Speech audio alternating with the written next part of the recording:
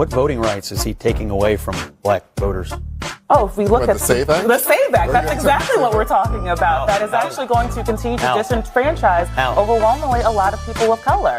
There are so many civil rights organizations that have run the data. If we look at the way that it is going to disenfranchise black voters, it's the same reason why Chuck Schumer called it Jim Crow 2.0. So, this is the same president. If we want to continue... You haven't said how yet. I am talking about it. It's the way that you're putting new poll taxes on this when you're making people have... That's what we can call them now. It's kind of an idiom, right? If you want to say that people have to prove that they are citizens, that they have to prove with a voter ID, the reality is you're layering what is a constitutional right for the American people and making it harder for people to vote in this country, and it's going to disenfranchise black voters. Concern you that you're making all these claims? You've yet to lay out how it's hurting anyone, but 76% of black voters think we should show an ID to vote. 80% of Hispanic voters, 83% of the American people. Are you saying that black voters The are SAVE too Act dumb to isn't know just, what's good for them? I mean, the it SAVE Act sounds isn't just pretty, about... sounds pretty condescending to me. The SAVE Act You get 3/4 of black voters who want voter ID. But to be clear, the SAVE Act is not just about ideas. The SAVE Act is about what? Of citizenship. So what? So it doesn't. I actually. It also makes it very hard for married women who. I was just going to say, we talked about this before. It's not. It actually, there's an argument to be made that red state voters, women, poor white voters could be just as. I know you think they're dumb too, don't you? I mean, that's the thing. I hear these arguments. I've heard Democrats all week long. No, please don't. No. You listen. There's a deflection from talking about Donald Trump's racism. I'm actually right there. You should be thinking about your constituents or your. Yeah, I think they're smart enough to figure out how to register to vote. Abby. Hold on. Most Americans don't have a passport. Many Americans don't have access to their birth certificate. Many women, a majority of women who change their names for marriage have to provide additional proof that they've changed their names in order to register to vote. I have heard Democrats make these same arguments. Respond to the substance of what I'm saying. I am. And as the opposed substance to is this. making this about something that it's not. You're saying, it's not just about voter ID. married women, also about black who has voters, access and rural people are too stupid to figure out how to register to vote. That's so offensive. That's not what she said. Let me offer the proof. Let me offer. Are you saying they can't figure out how to vote? This is the exact same argument. Because y'all got false narratives out there, and y'all should be ashamed of y'allself. Y'all black. Y'all are black. And y'all sitting up here beating and attacking on a black woman that's in power. Y'all should be ashamed of y'allself. So shut up, bitch.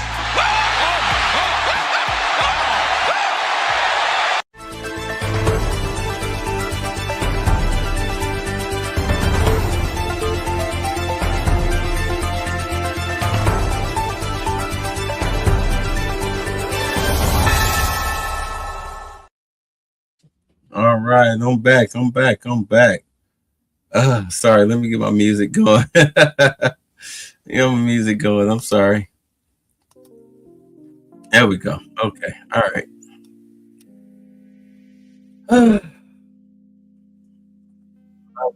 I left y'all off. I was going off on my phone because I'm just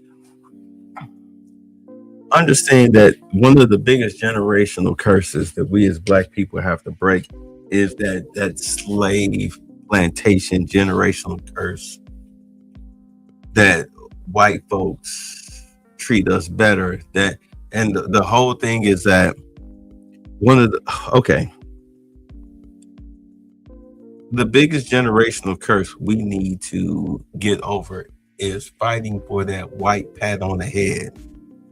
How do you sit here and cry and scream and just so hard say that, oh, white folks is racist and they the devil and they the mayonnaise people and all of this goofy crap.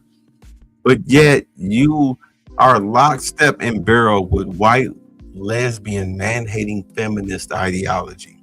You know, the people who are the descendants of slave masters and overseers. How do you fight? Why do you fight so hard for their ideology with this? See that holding up that Antifa sign? That's white, lesbian, man-hating feminist ideology. That's overseer and ideology. Overseer ideology. How do you fight so hard to support that? Why is your black ass out here in the streets fighting on behalf of white overseer ideology? Why is that a thing? Explain that to me.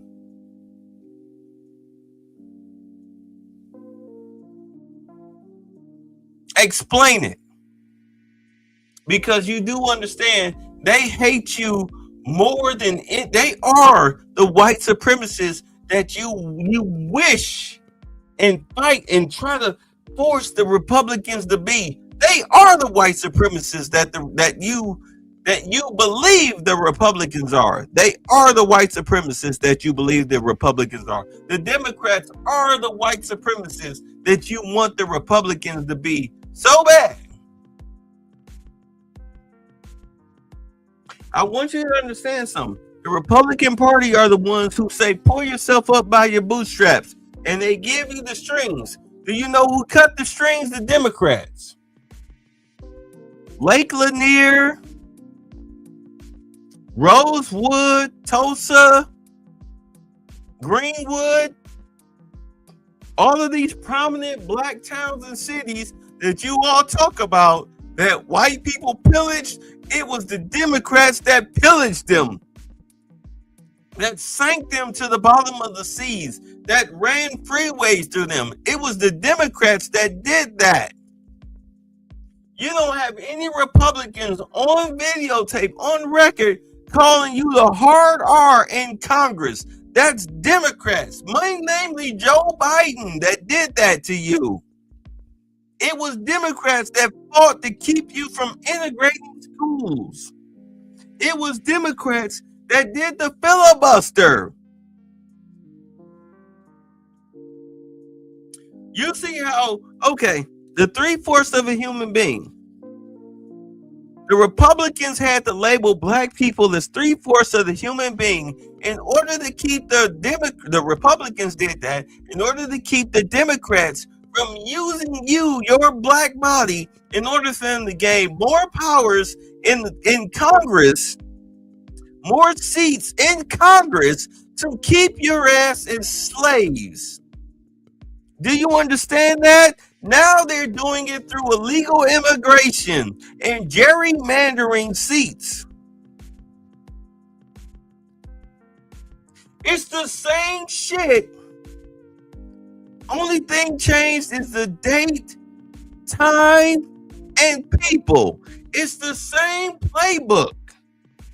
For those of you who claim to be students of history, you're very fucking stupid. You're painfully stupid. Your little YouTube daddies and granddaddies ain't telling you this. You know why? Because they're fucking stupid. They're not students of history. They're students of fucking feelings and black victimhood. They're students of black victimhood, but they're not true students of history. They can talk about history, but they won't tell you the true history. They're using the same playbook, the same tactics with illegals that they used with you when you were a slave. Through their legislation that the Republicans fought against. It cost Abraham Lincoln his life to free you from slavery.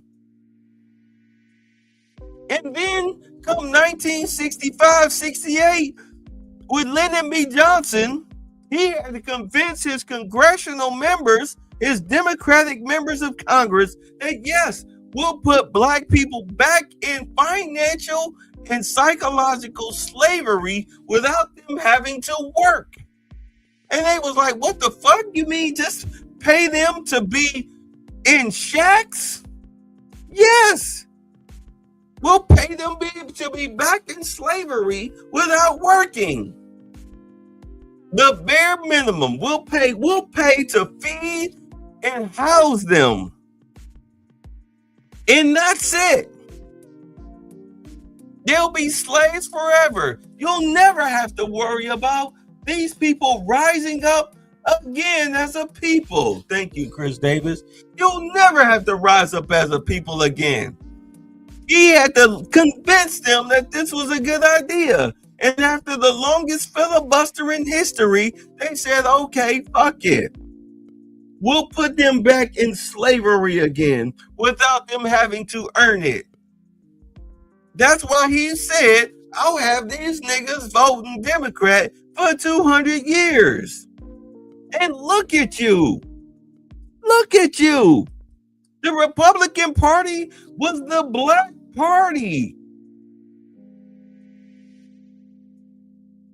It was originally your party. They fought for you. White people died for you in the Civil War. You shed blood for your own freedom through the Republican Party. And look at what the fuck you've become. A bunch of mamby-pamby bitches. Y'all worship Kevin Samuels, but Kevin Samuels was trying. You notice nobody posts any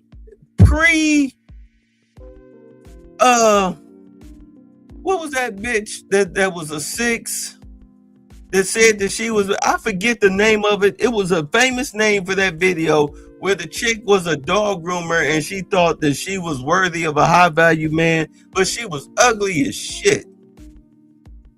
That was the video that launched Kevin Samuels into black male manhood red pill fame. But nobody posts any videos before that when he was telling black men, yo, buy some dress shirts, put on a tie, wear this type of cologne, read these type of books, do these type of exercises, etc., etc., etc. Because black male improvement was not on black men's mind. They just want to bitch, moan, and cry about what they mamas did wrong to them and taking it out on the modern female in the dating world.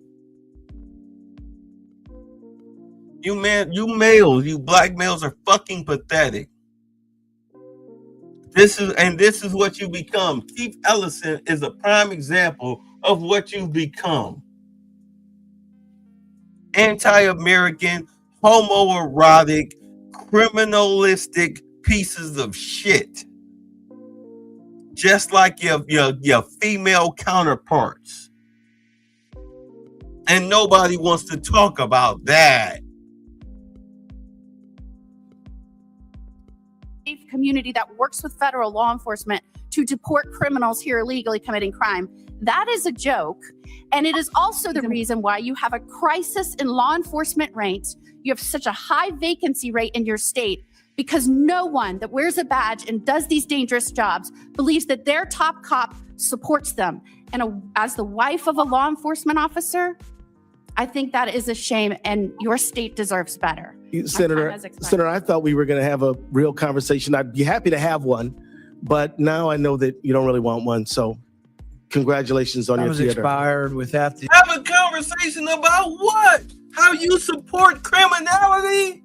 How you're a corrupt piece of shit that takes money from foreign entities to overthrow governments in the United States? City by city by city?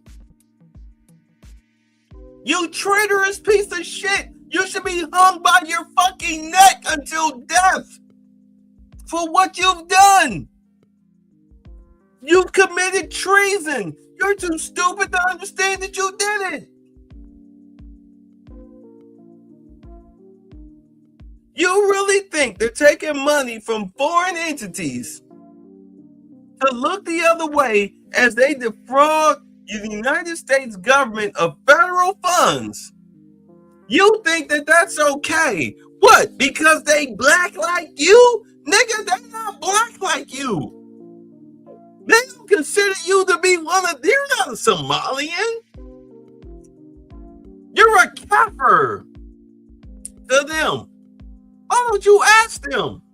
Why don't you have somebody that call themselves cool, one of them? Hey, so what do you think about black Americans? Why don't you have them ask a Somalian what they really think about Black Americans and then get back to you with the answer?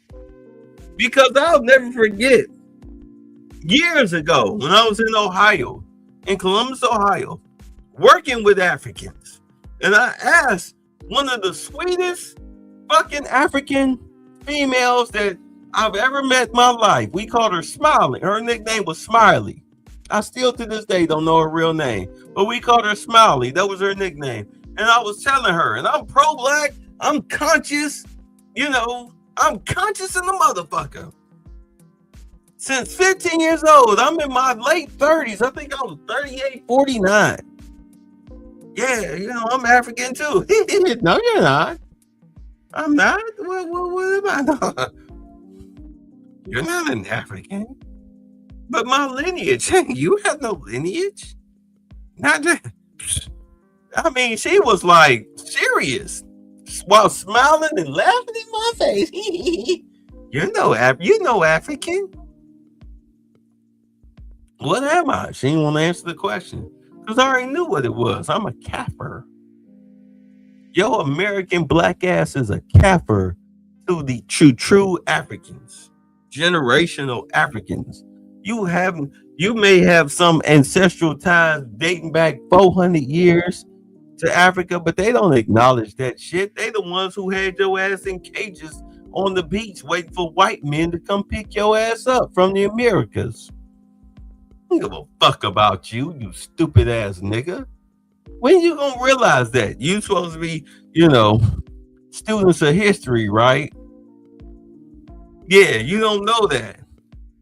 The Africans sold your ass to the Europeans, had your ass in cages on the beach. When them slave ships pulled up, I got 600.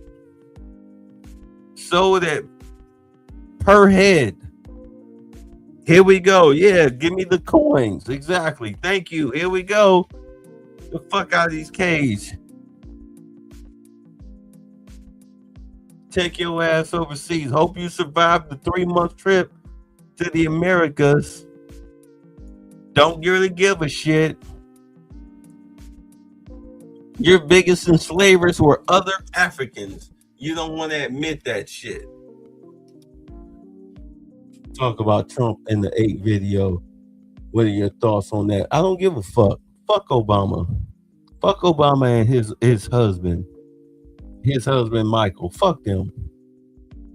They knew shit for black people. Yeah, that's as far as I'm going on that. And if you see the whole goddamn video, then you know that shit, all of them were made fun of. The whole Democratic Party was made fun of. So now what? I don't get caught up on that silly ass, goofy ass emotionalism shit. Fuck the Obamas. That's where I sit with it. You got a problem with that? Cry to your goddamn therapist. Oh, I forgot you black. You can't afford a therapist. But go make a fucking series of YouTube videos crying about it to other motherfuckers about it. Maybe they'll validate your feelings. Anyway. This concludes our first panel. I'd like to thank our witnesses for participating in today's hearing. We will now transition to our second panel momentarily. So we're going to use the same order. Do you have the second? We'll get you on. Okay, the run of show. You fine do this once they get settled. Just a couple minutes. Yeah.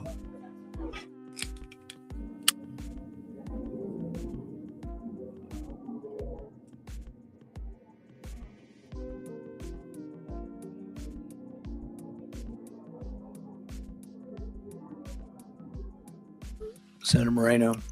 Thank you. Mr. Niska, I'll start with you. Just a basic question, just to kind of level set. We can have the three of you just answer decently quickly. Do you think that people who are here in this country illegally, meaning they either entered illegally or overstayed a visa, should be deported? Yes, simple yes or no. The rule of law, yes. Mr. Ellison? Do they have Simple yes or no, nigga. You get your microphone.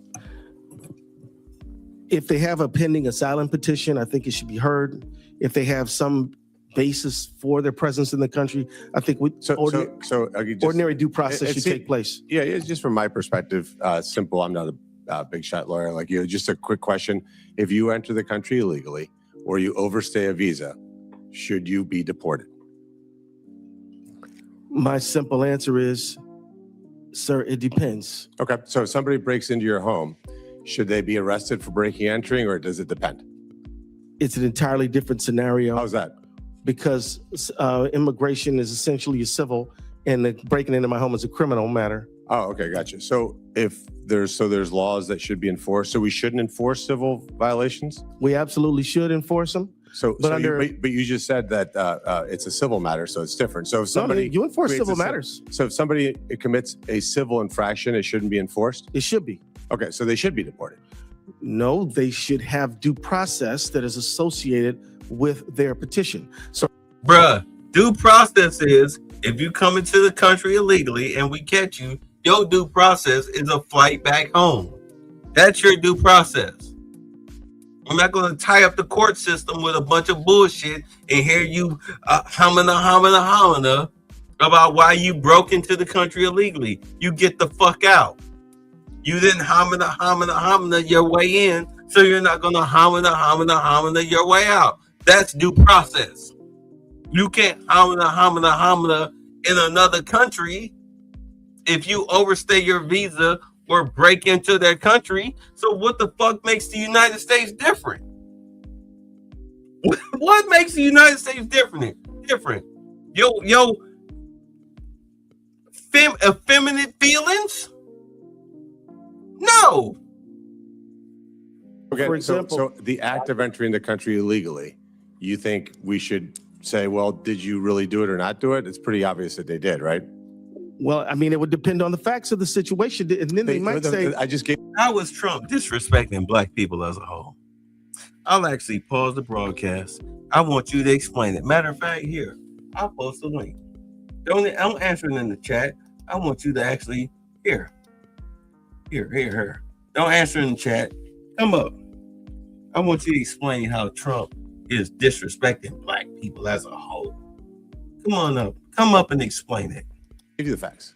They entered the country without permission. But Senator, what if they had a good faith basis to say they would be persecuted in their home country and subjected to real oppression there under international law? There are provisions for them to make a case. That's a phenomenal point. Mexico and Canada, do you consider those to be safe countries or no? Generally, I do, but there are certain generally you do? Well, I mean, I was either they are or they aren't. Don't insult your neighbors to the north. No, I love my neighbors to the north. Well, so is it a generally safe country? Generally, yes. So then somebody seeking asylum could certainly be safe in Canada and Mexico, no? Now, so like if somebody we No. in Mexico, which is another country I truly admire and think it's a wonderful country. But there have been cases of persecution, people who have legitimate fear. People aren't safe in Mexico? Refugees cannot be safe in Mexico? Some might not be. And I think Maybe we shouldn't have a free trade agreement with them then.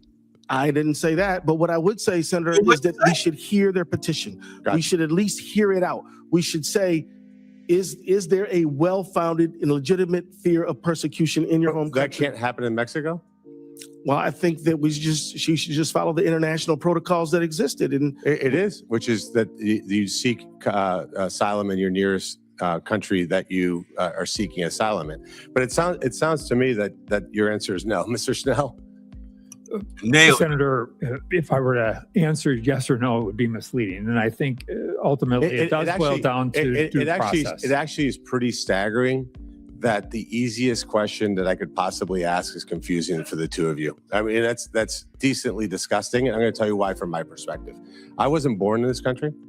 My mom and dad had to follow the rules to bring me and my 6 siblings into the United States. And I find it disgusting that the two of you guys want to reward people who skip the line, pay drug cartel members to smuggle them across the border, are coached to say exactly the right words when they hit Border Patrol. And by the way, the people who do that, the people who are from my neck of the woods, from South and Latin America, get abused, get raped, get held at gunpoint because people like you say, oh, it's okay, maybe we'll allow them into the country when we should have a very simple policy, which is you can't enter our country illegally and you can't overstay your visa.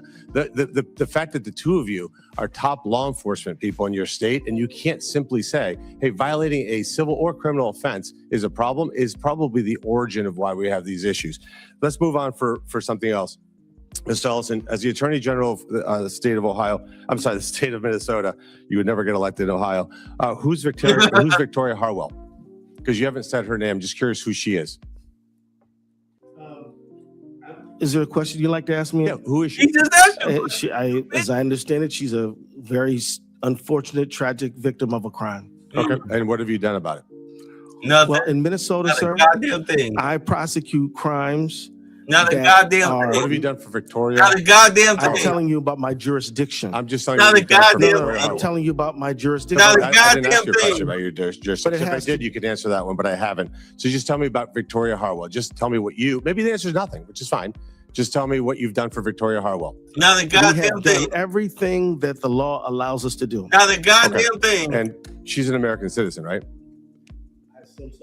You haven't even bothered to look into who she is? No, sir. What I'm telling you is that I don't know. I mean, No, sir, what he her did not. nationality is. It doesn't mean I don't know anything. No, sir, he did not. He don't give a shit. It means I don't know that. Well, thank you for your concern for the Harwell family. It's obviously pretty sad that the Attorney General of the state of Minnesota has not even bothered to understand who she is. And you haven't mentioned her in her testimony, but you certainly know who Renee Good and Alex Preddy are. I do. Yeah. So Yeah, of obviously course your you do. priorities are Shit. clearly obvious. Tell me about Temple Israel. What happened there? Well, my dear friend of mine is That would be the lead answer. rabbi at Temple Can you Israel. just answer my question, please?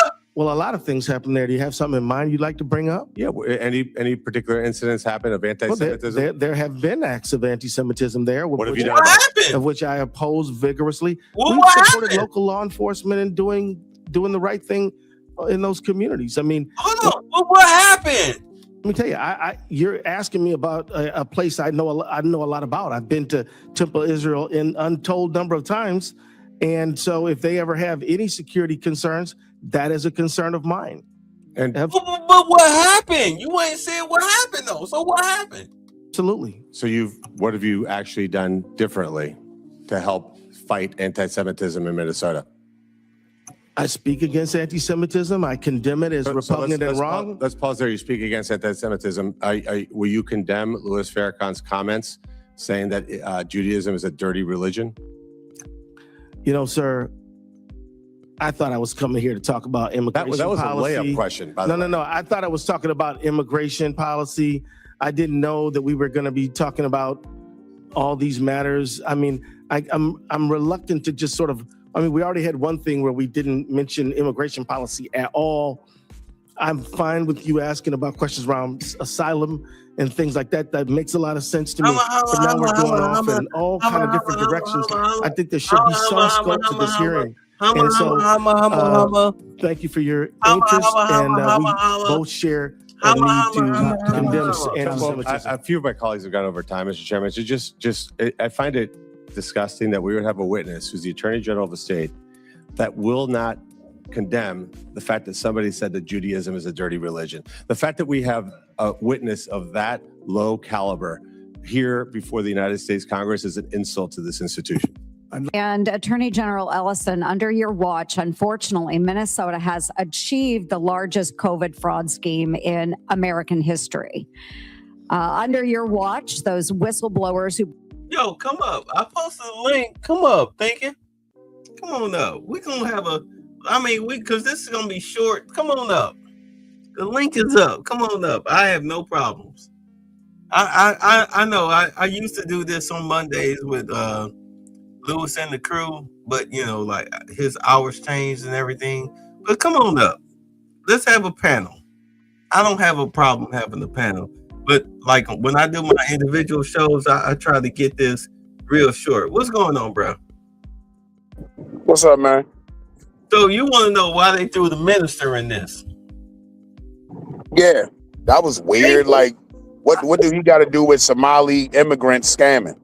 Nothing. They just want to see where he stands with, as far as like, okay, like Because understand that the Nation of Islam is really an offset of Judaism.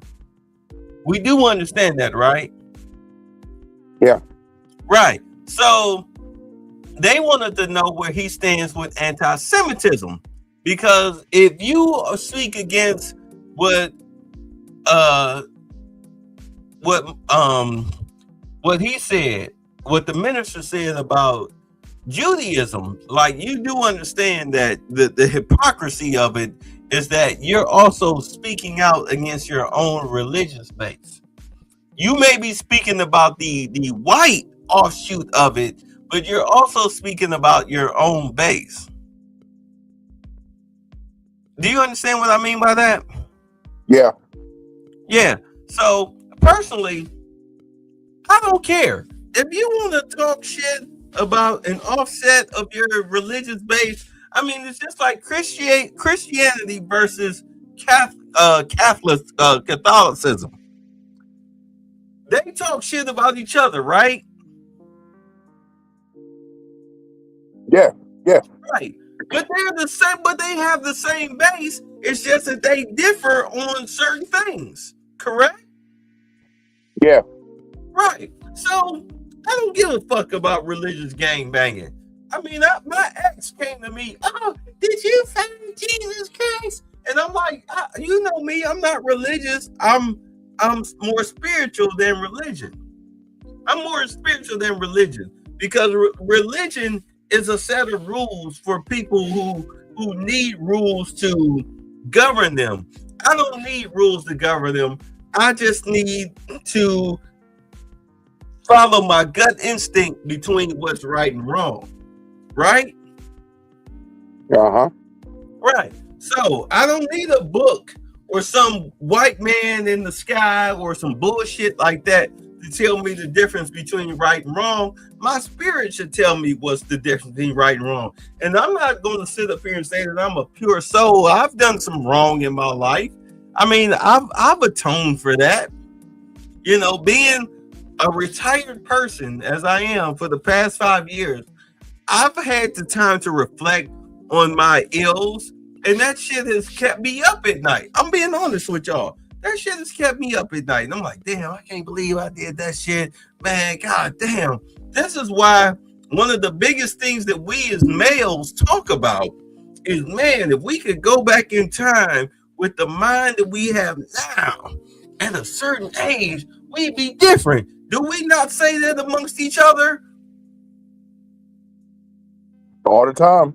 Right. But that's the same shit that religion will give you. Like, man, okay, man, if I'd only known this shit when I was at a certain age and followed the good book. Yeah. I mean, I grew up in the church. I grew up in a Christian church. You throw me if you quote me a biblical scripture, I can break it down to you because I've been to the Sunday schools, going to church on the Wednesdays and the Saturdays, and then going on a Sunday, and you know, and polish the pews and all of that shit. I've been through that as a child.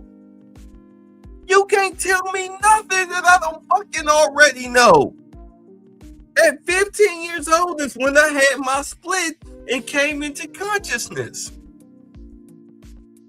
Consciousness being another form of education outside of the Bible that was Afrocentric. That's what consciousness is. Thinking outside of the biblical book, thinking outside of religion, and learning about the spirituality, your Africanness, your true sense. That's what consciousness is. Developing your common sense. People don't understand what consciousness is. It's developing your common sense. You're not tied to a political party. You're not tied to a religious sect.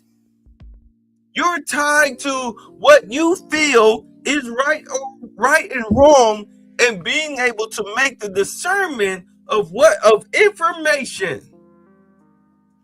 That's what consciousness is. The discernment of information. Do you understand what I'm saying? Yes. Yes. You go through this shit. I started at 15. I'll be 55 in September. 25, 35, 45, 40 goddamn years of consciousness.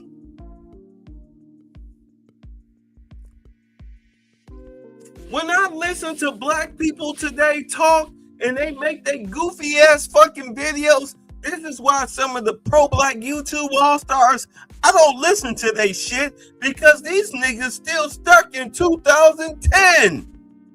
Am I making sense? Yeah. They still stuck in victim mode. They still stuck in, oh my God, white people trying to do this to me and that to me. Nigga, you control your own fucking destiny. How do you not understand that? I wish I knew that I had control of my own fucking destiny when I was 15 years old. But I wasn't taught that at 15 years old.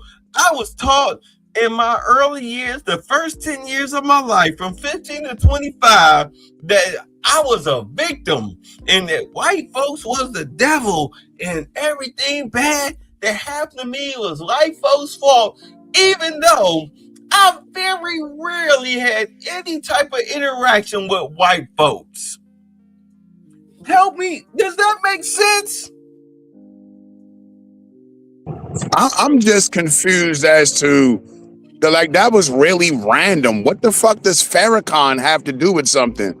You see, I'm sorry. This one I gotta bring up the Epstein shit. Like, no. Wait. Before you go there, what the hell does Farrakhan got to do with Minnesota at all? Hold on. I'm asking you a direct question.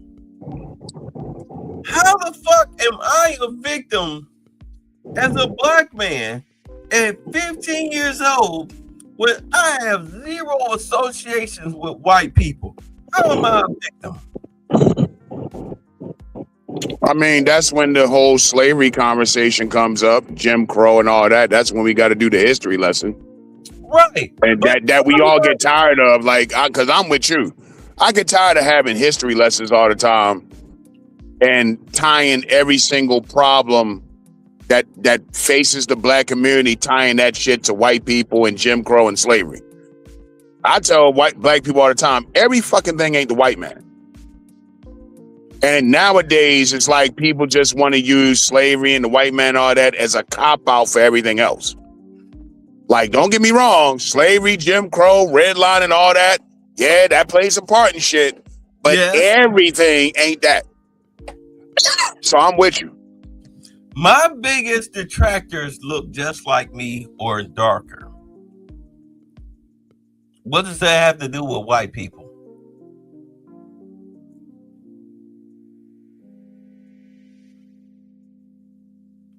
Jobs that I've been fired from was because of black people.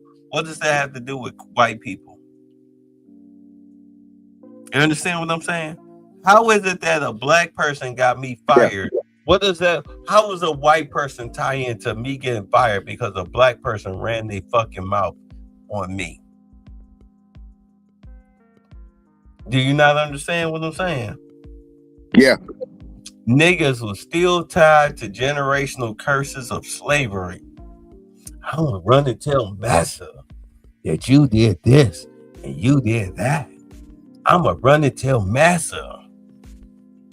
I'm serious. If I was to really look at the jobs that I was fired from, not the ones I quit, but the ones that I was fired from in my early 20s down here in Atlanta, of all places, it was because I had black people running to tell Massa what the fuck I did. Do you understand what I'm saying here? Yeah. I'll never forget. My father was at the VA. He was hospitalized for a couple of days. All right. I had to bring him his phone charger and something else. I think some clothes or something. You know, because when they took him out of the house, he was like in the t-shirt and his underwear. So I brought him some pants, his shoes, and some socks, and his phone charger. This was during the COVID epidemic. So I brought him his stuff in a bag, and I said, hey, look, I need to get this to, my father, blase. Oh, he on 7th floor. That's the COVID floor. And I had a black guy. This motherfucker went into a full-on step and fetch it routine. Do you hear me? A full-on step and fetch routine. Oh, let's go for. Oh, I can't go there. Oh my Lord. Oh my God. Oh my Jesus. Oh Lord and Lord. I mean, this nigga had a full-on meltdown, and I'm sitting up here looking at him like, you should be exterminated from the black race. How dare you act like this? And a white doctor came in. He said, excuse me, sir, what's your father's name?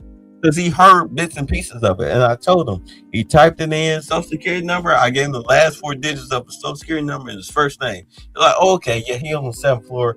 Yeah, we can get somebody to do that. Meanwhile, while he doing this, the black Negro behind him with his slick back hair is damn near going through all types of fucking step and fetch it convulsions behind this doctor. Are you hearing me? Yep. I'm painting the picture for you. Oh Lord, no. Oh my Jesus. Oh my God. Oh. This was a male.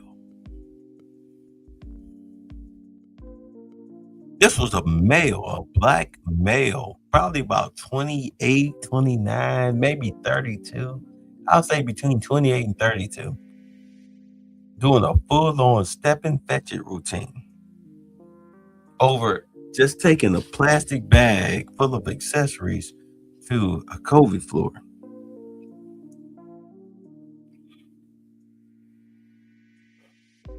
This is a widespread psychological epidemic across the United States. You have a lot of black males who have that effeminate ideology that's running through their veins. They have YouTube channels with thousands of followers that have that effeminate blood running through them. Am I making sense here? Do you know what I'm talking about? Yeah, I see it every day. And it fucking irks the ever-loving shit out of me. Because you sit here and you make all these fucking videos about black bitches being horrible to you, but not one video about black manhood. And the one that you suck the dick of, you call a godfather, you pay zero attention to his black male improvement videos. Please help me make that make sense. When he told you to wear certain colognes, dress this certain way, talk this way in interviews, all of that shit, why aren't you circulating those videos? And to be honest, the reason why you don't do it is because there's no money in it. And also because, let's be honest, they offend you.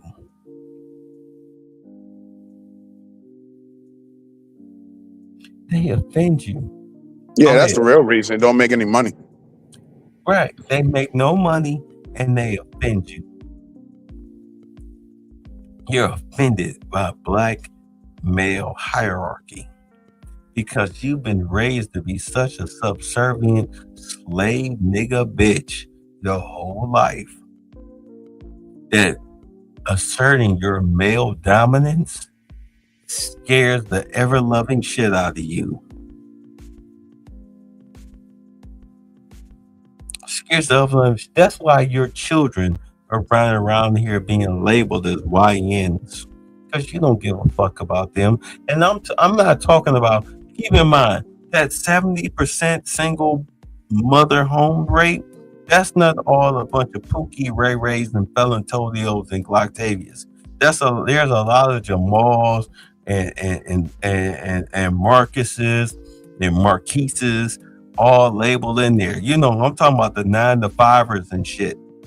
Am I making sense here? Absolutely. Right. There's a lot of dudes who out here paying child support that don't give a fuck about their kids, that don't raise their fucking kids to be worth a shit because they don't give a fuck. They had a baby by a raggedy bitch and they don't give a fuck about those kids. They just pay their child support. They don't even have the kids over for the weekend. And those that do have their kids over for the weekend, I've said it years ago, as my failed Manosphere channel has stated, just because you have them over from Friday night to Sunday morning don't mean that you've overridden a whole week worth of effeminate programming. Your little 2.5 days ain't enough, nigga. Thank you. Thank you.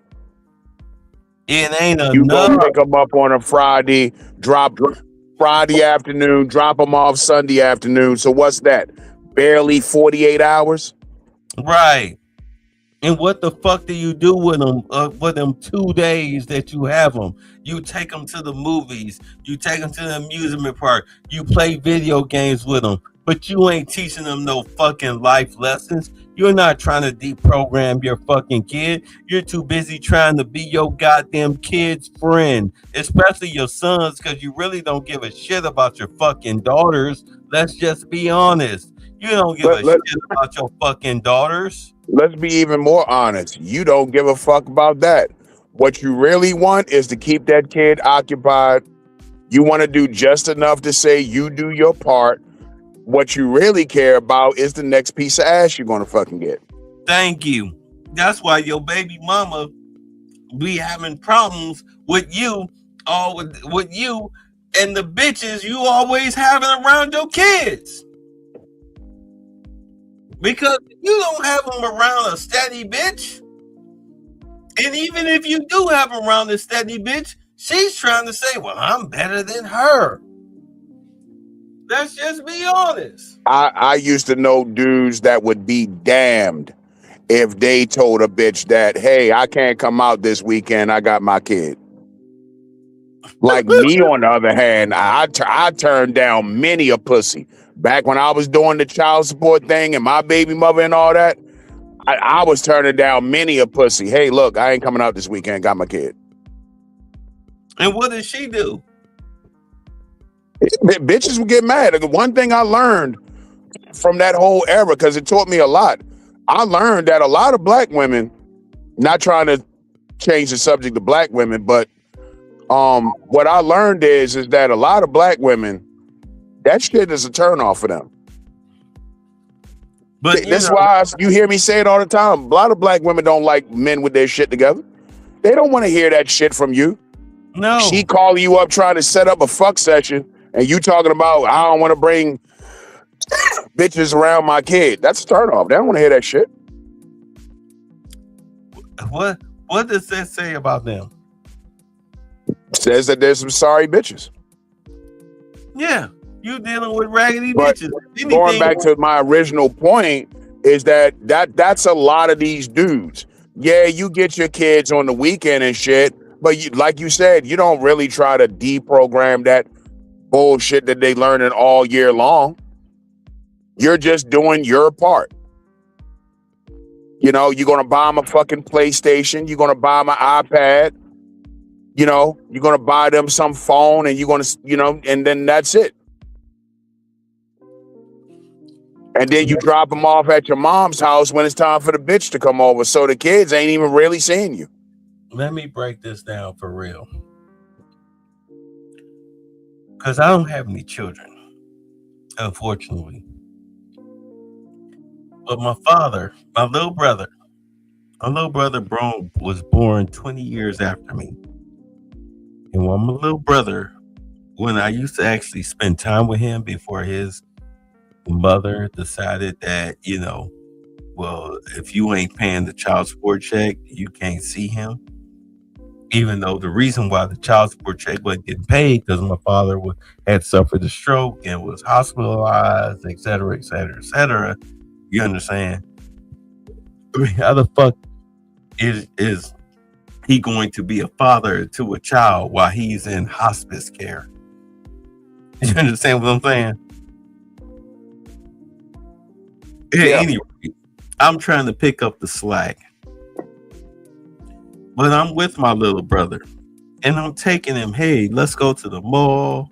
Let's do this. Let's do that. I'm buying them gifts. I'm picking up my father's slack. And trust me, it was tough. It was tough. But my thing was that I decided when my little brother was 10, I met him when I was 3. And when he was 10, after being in our lives for 7 years, I mean, every weekend, faithfully.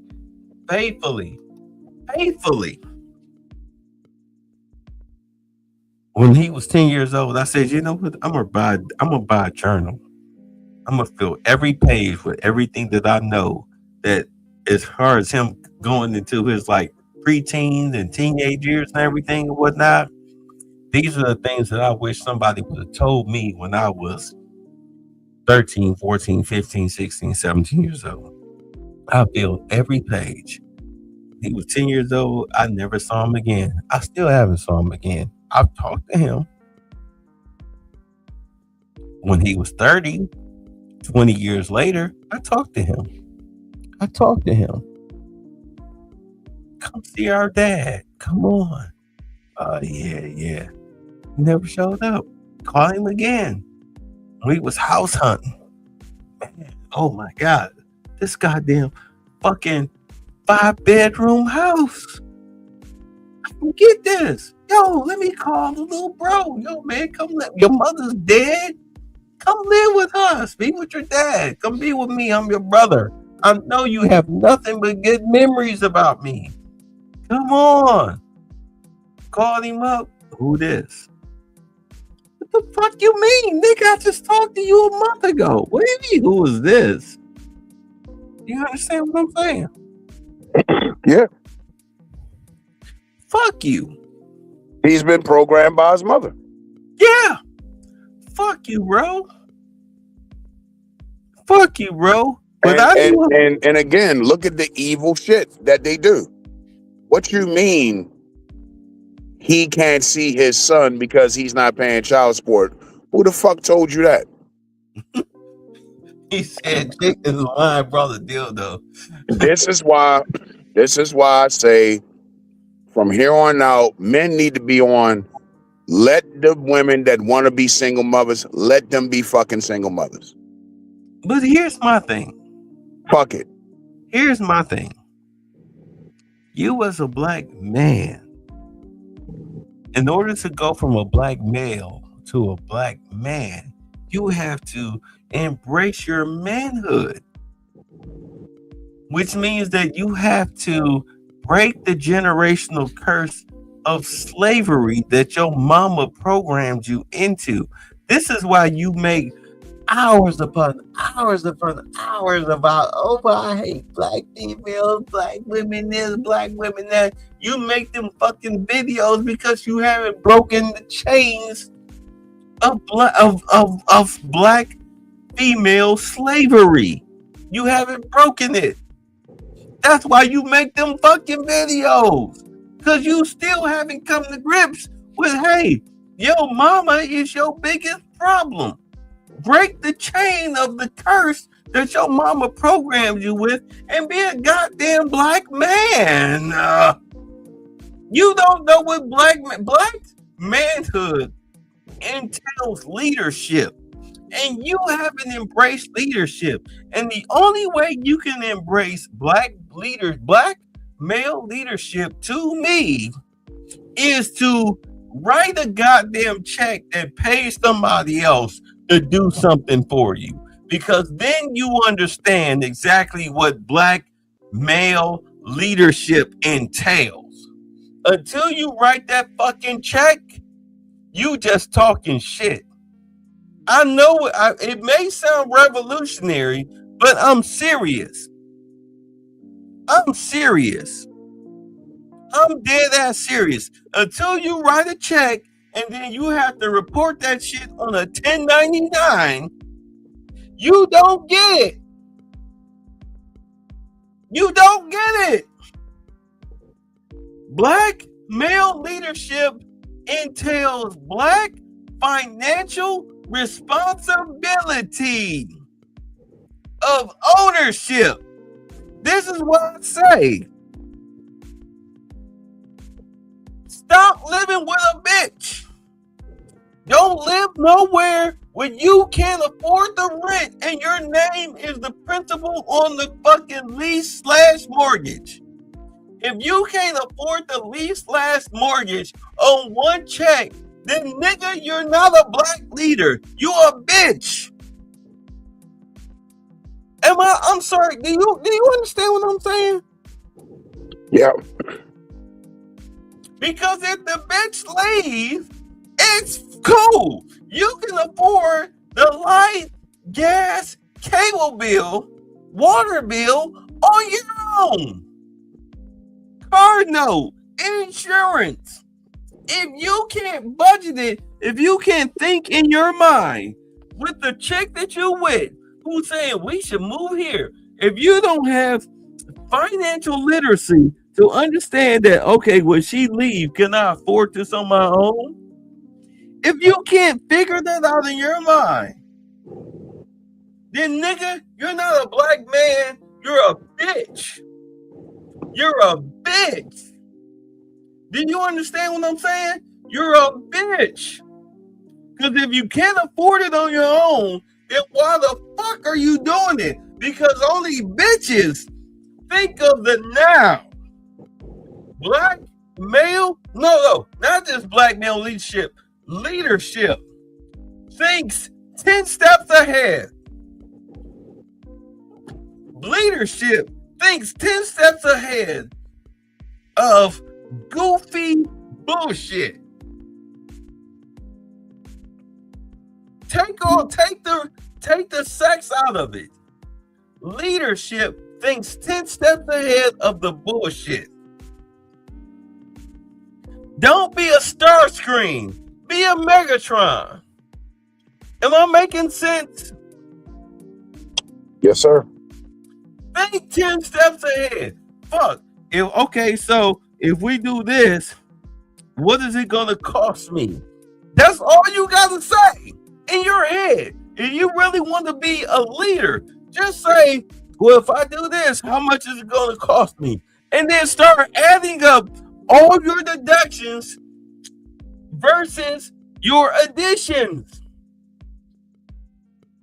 Addition versus subtraction. And if it comes out to be a net negative, then by yourself, then guess what? Do you do it or not?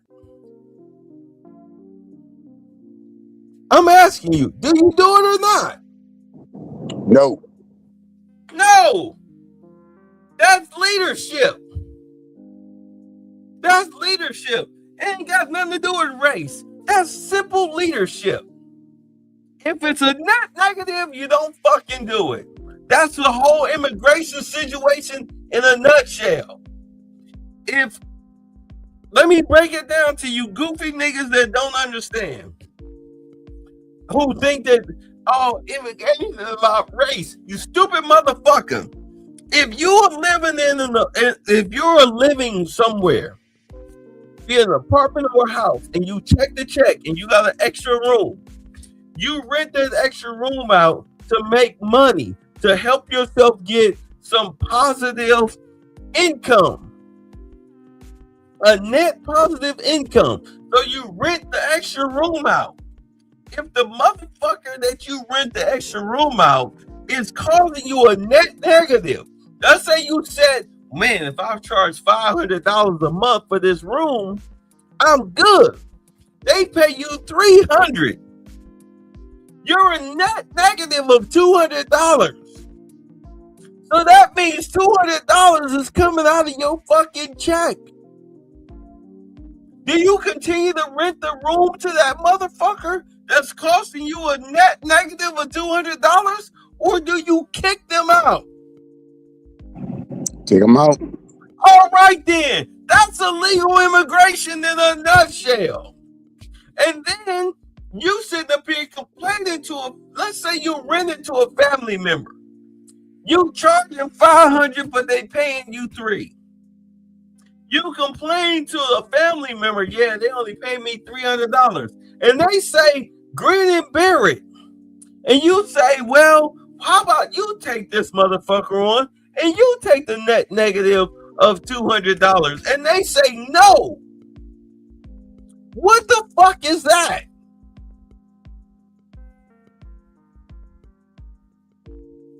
What is that? That's bullshit. That's bullshit, exactly. So that's the that's liberals. The current Liberal Party. You're the federal government. You're taking a net negative of $200 per person. You're trying to kick these people out of your apartment. And the Liberal Party is saying, no, you can't do it. You say, well, then you fit the bill. And they say, no, we don't want to fit the bill. Then they go, fuck you. Get them out. You don't tell me what to do with my motherfucking property or my money. That's explaining it the nigga way. Here's the best way I can explain illegal immigration to you. The government is taking a net negative of $200 per person. You trying to keep them here because you think it's about racism, but you don't want to cover the $200 that I'm missing per person. You don't want them to live with you. These niggas shut the fuck up talking to me. Do you understand what I'm saying? Do you get it now? From a nigga perspective, do you get it now?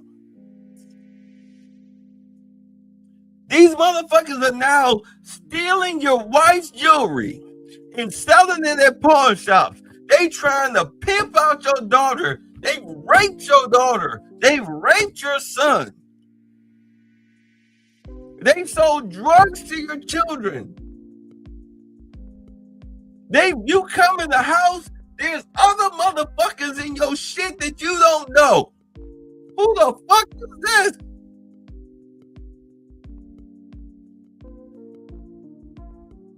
Do you not understand it now? Do you not get it? Do I really have to break it down to nigga economics for you to understand what the fuck I'm talking about? When it comes to illegal immigration, do I have to break it down to you in that way so that way you can stop listening to CNN thinking that this is about race when it's 100% about economics? Do you not get it now? When you're the very fucking bottom of the fucking every metric in America. You're the pieces of shit that people throw their shoes away when they step on. Yo, black ass, you're a piece of shit. They value illegals over you. Do you not understand it? Do you not get it? You've had true black scholars, not these motherfuckers running around here with their garbage degrees lately talking about how dry they dick is and why black women don't love me. Fuck them niggas. The scholars, the black educated PhD doctorate scholars of the 90s that we used to listen to told your ass 40 years ago that illegal immigration period, was the bane of your black ass existence. They appear to take everything, all the benefits that's meant for you. They're here to take it. White folks will give it to them white liberals will give it to them before they give it to you. They value them over you, over your American-born black ass. They fucking hate you. They'll give it to the fucking Somalians, the Ethiopians, the South Americans, the fucking Karens, before they give it to you and say, fuck you, when you complain about it.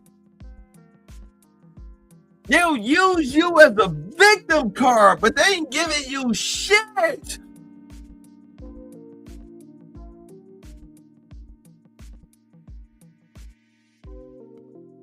You're a useless idiot. You're a useful idiot.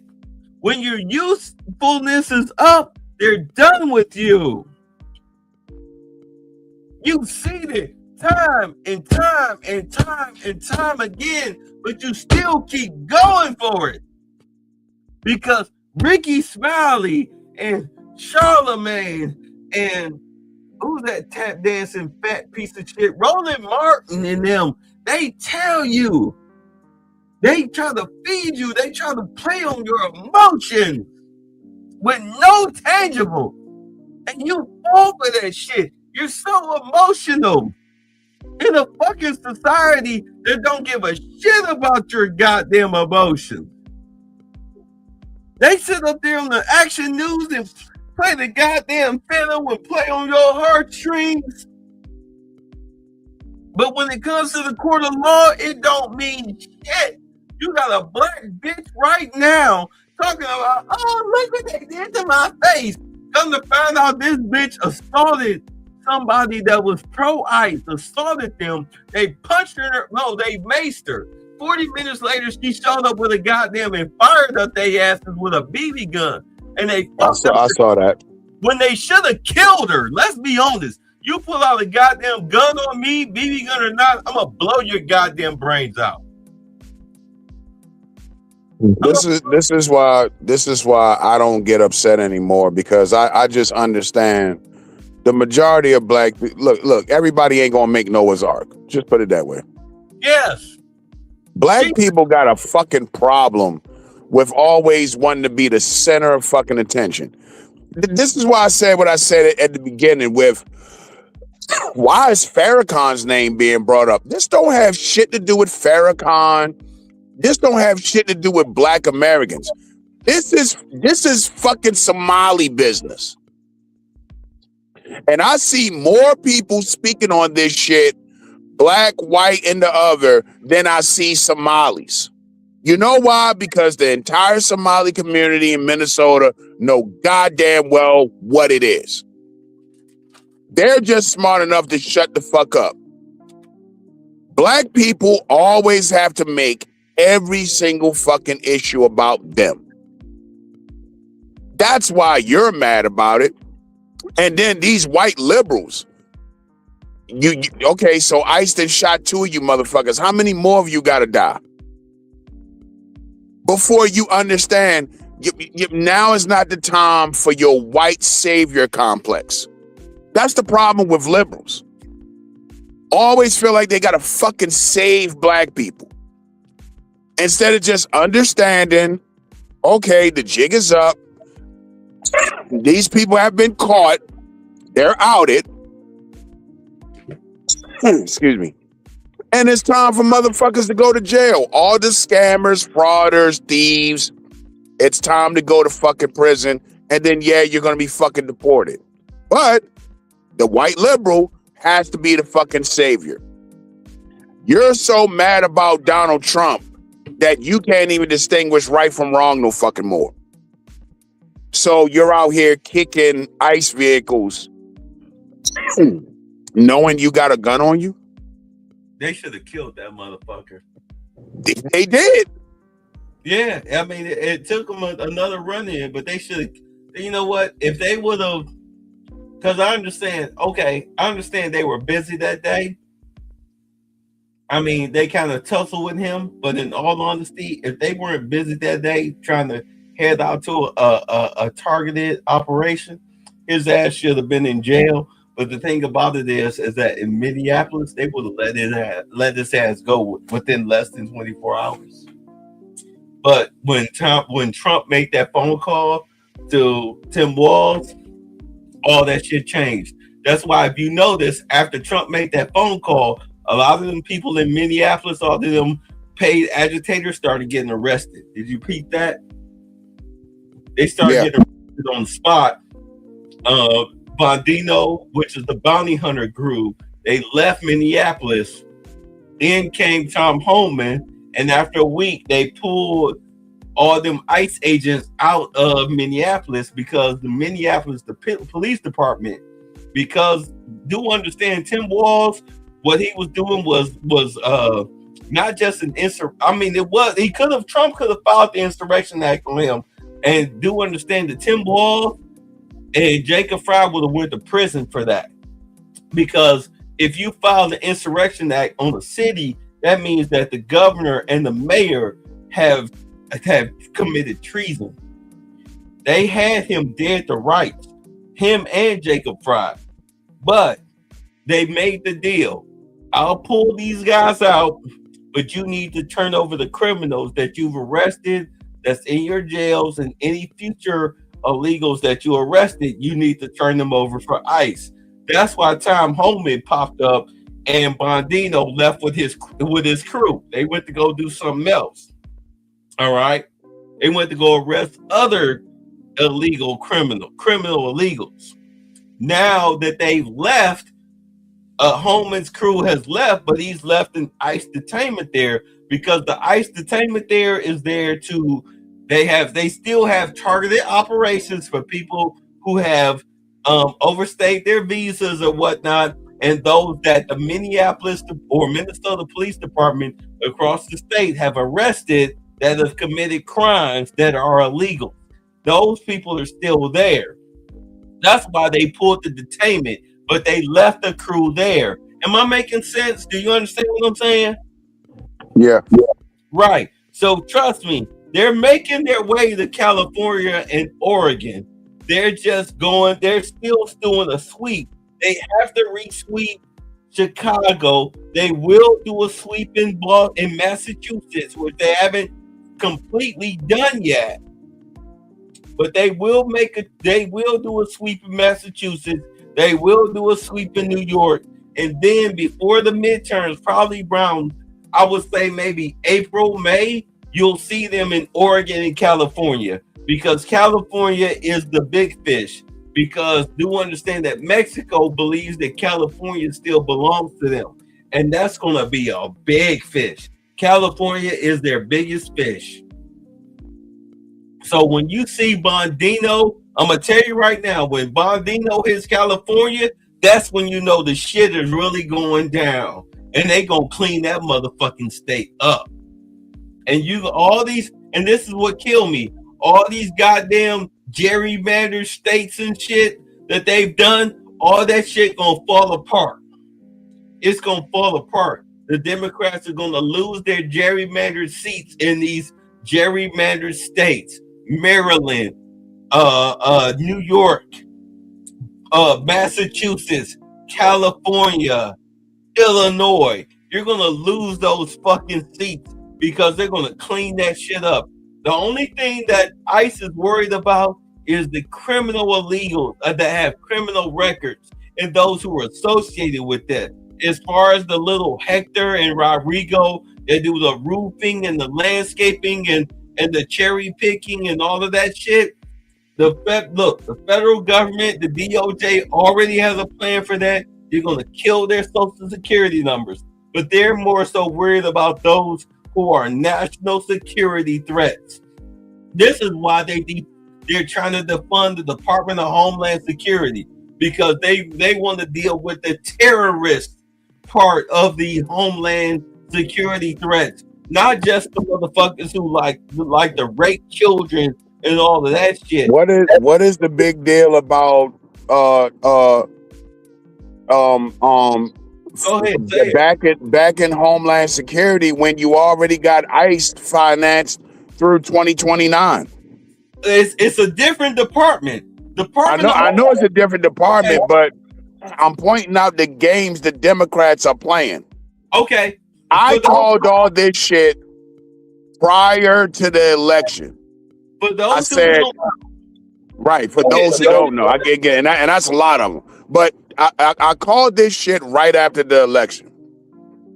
I said the next 4 years the Democrats don't really have a plan, right? You notice they don't really have nothing else to run on, right? You can't say, well, we just got to get Trump out of it. You can't say that this time because he can't run no more. So what they're going to do now is just create chaos all across the board to scare the shit out of y'all, to make y'all say, oh, we don't want to get Republicans back in because look at all the bullshit from a Republican presidency. And you niggas fall for this shit. You niggas fall for this shit. Y'all fall for this. Here's the plan. The plan is to get control of the House. Do you understand? Not the Senate, but the House. The Congressional House. This is what they tried to do. This is what the Democrats tried to do back when we were slaves. This is why the Republican Party had to label us as 3/4 of a human being. Because the Confederacy was trying to label us as whole human beings and trying to use us to count as a whole vote. Do you understand? Am I making sense? Yeah. Okay, here's a history lesson for those of y'all that you won't get from your little Democratic niggas that y'all listen to that call themselves all types of, fucking sages on this shit. When the Republicans label us as 3/4 of a human being, it was to kill the Democratic Confederate / vote concerning Congress.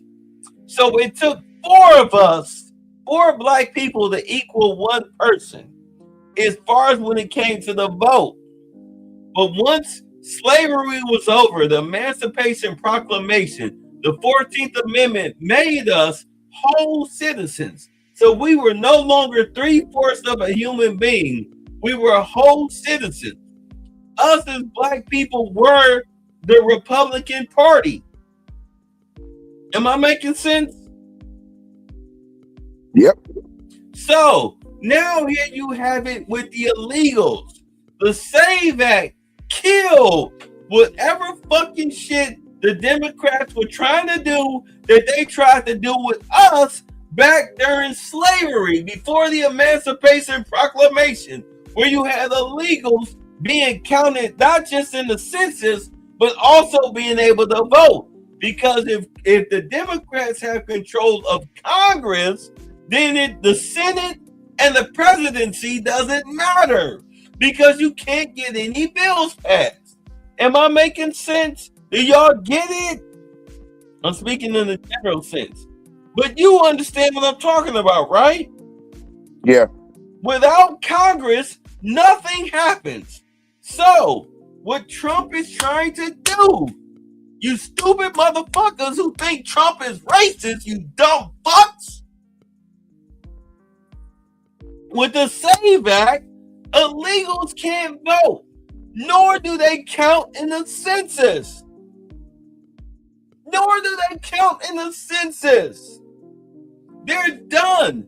The federal government is erased thanks to Doge. Remember, Elon said we got millions of people over the age of 120 years old that's collecting Social Security. Those Social Security numbers are dead. They cut them off. This is why you have millions of illegals that are leaving the country through the CBP Act. That the federal government, through Trump, has went from letting illegals in to now, here, look, we'll pay you damn near $4,000 to get the fuck out of here.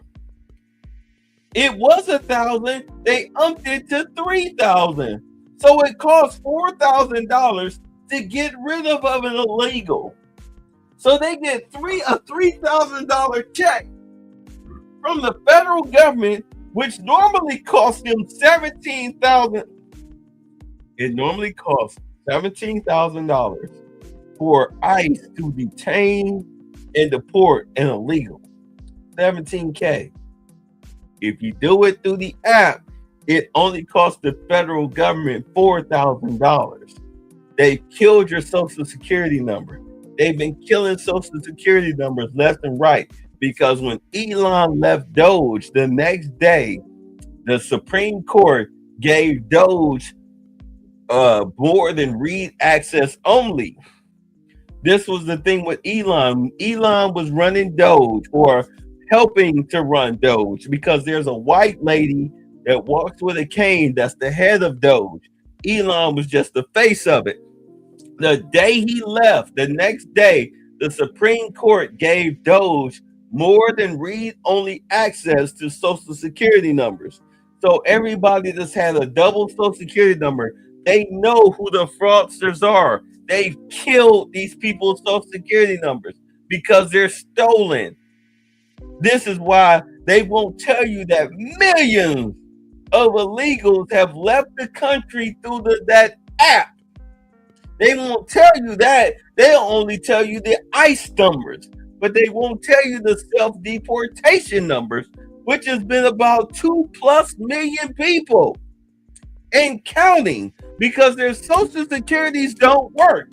Can you buy a stick of gum without a Social Security number in America? I'm asking. Technically, yeah. If you have cash, yes. Do you have credit? Technically, yeah, but I get your point. You can't open up a bank account. You can't get a on-the-book job. You can get some under-the-table shit. You can't fucking get a car loan. You can't fucking rent. You can't rent a home. Like, yeah.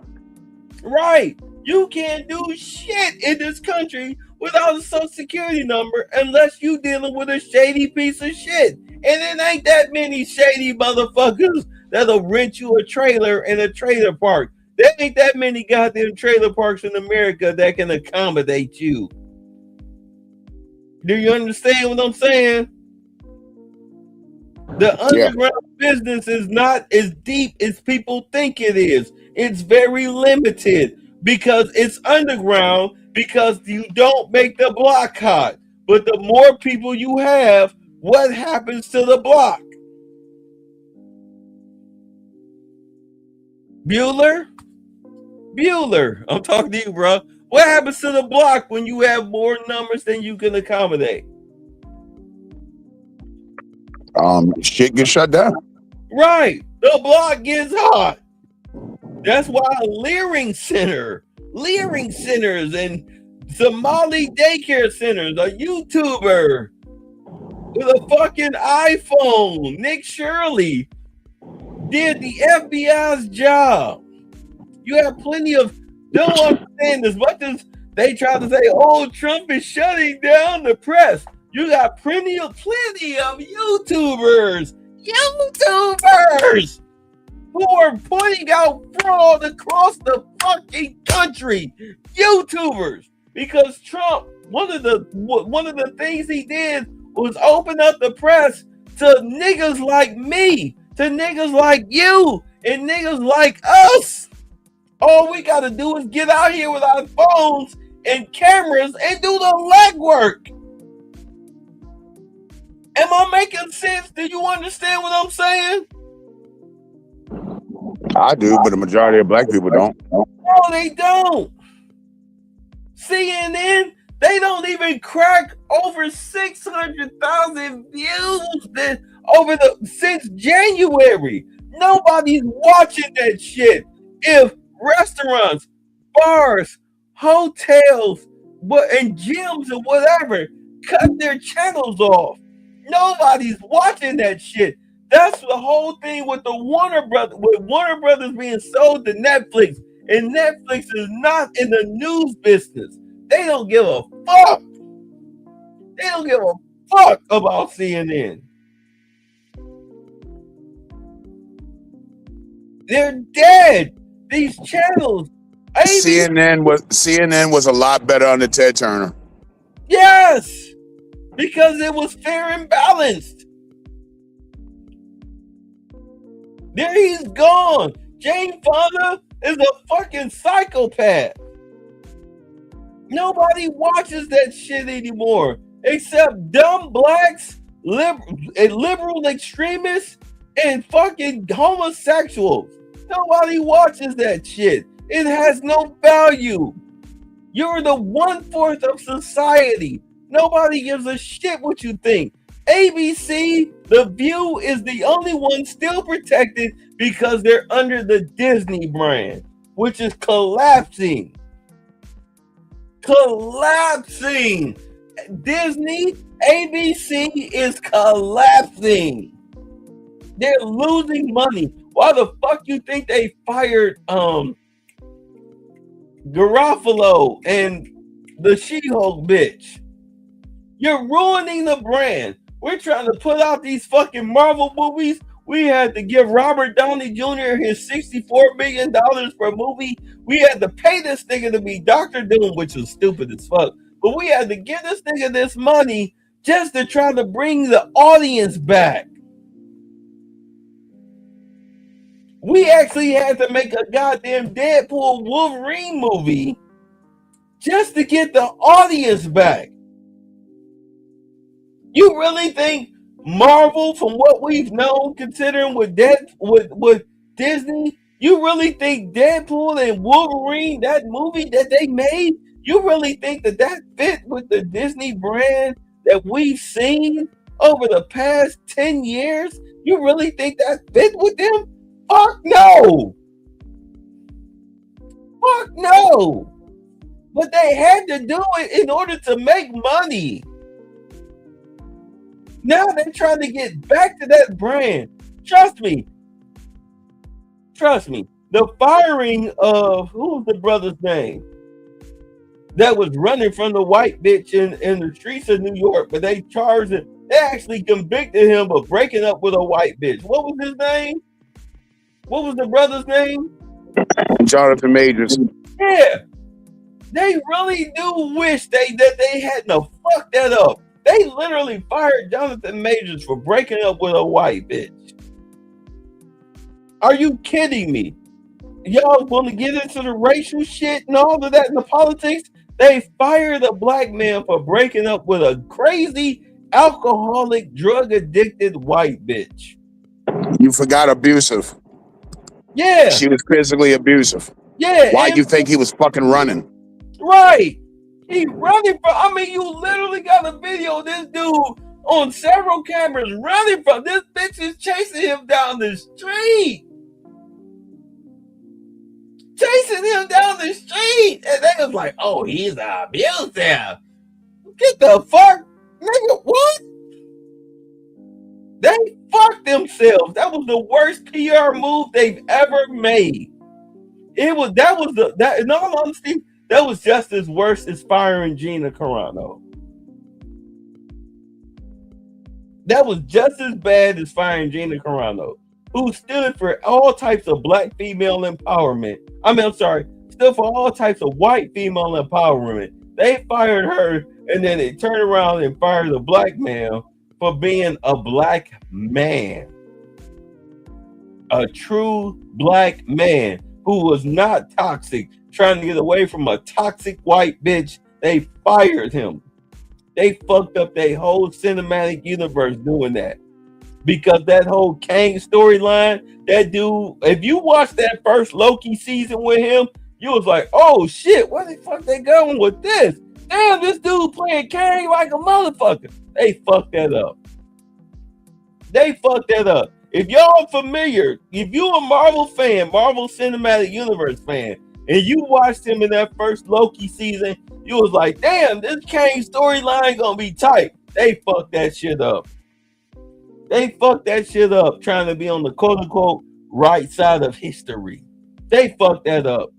This Robert Downey Jr. is Dr. Doom shit.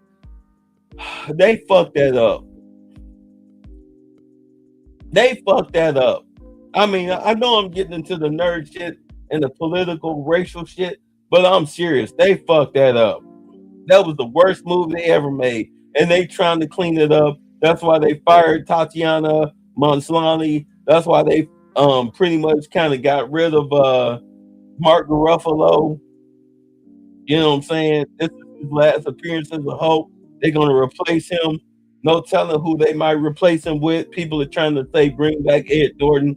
But Ed Norton is a nightmare to work with. That motherfucker think he know better than the writers and shit. But we'll see. We'll see. We'll see. But they trying to get as much non-negative publicity for these Marvel movies as they can get, because they know that Marvel is the only thing that will get them out of their financial pitfalls.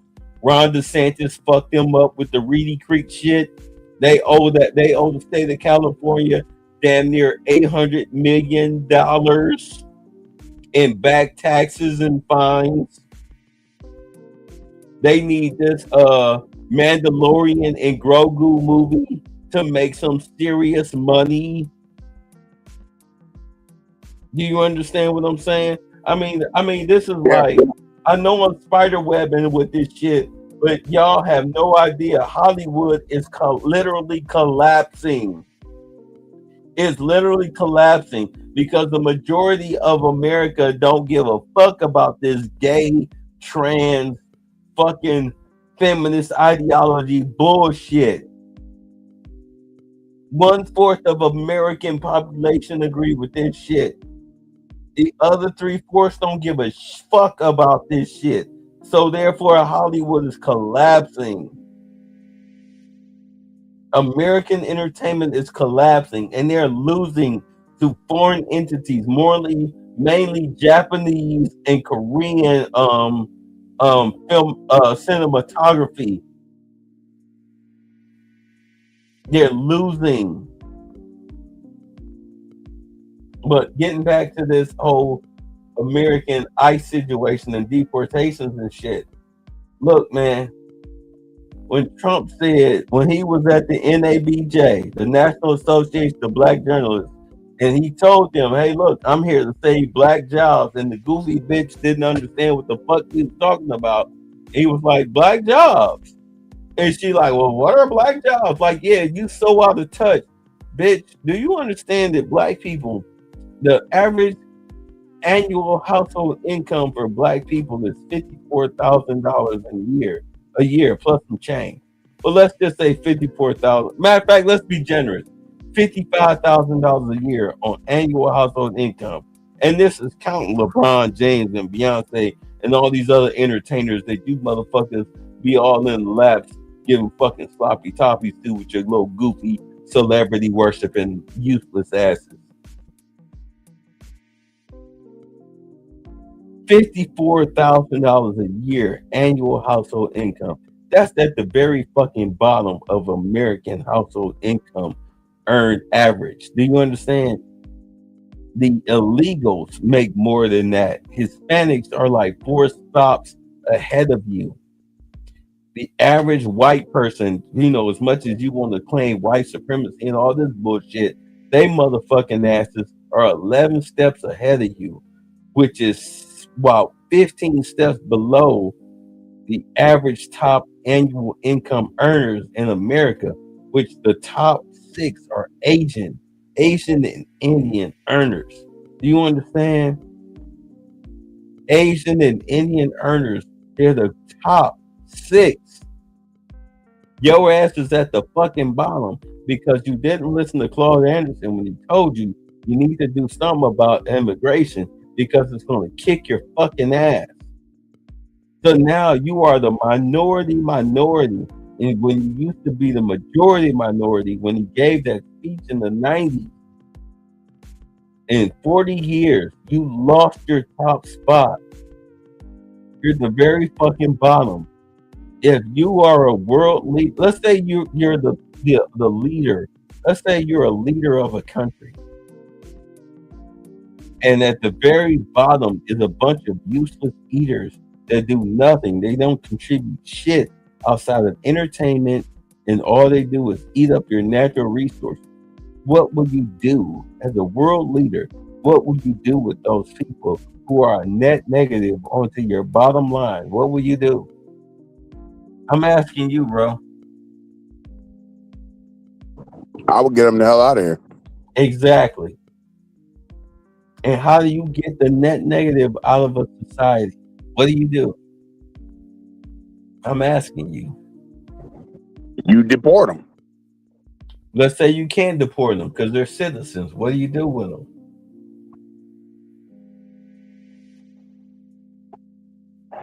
You can't deport them and say, oh, well, shit, now you're talking about something else.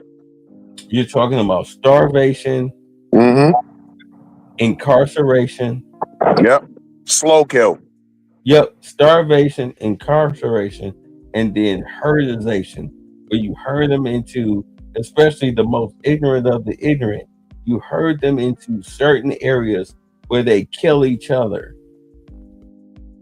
And those that are left, you use them as useful idiots in order to fund your campaign ideology. What does that sound like to you?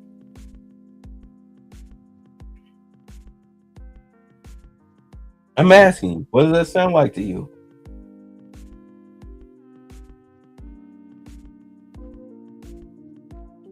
Hello? No, my fault. I was doing some work stuff. What'd you say? If I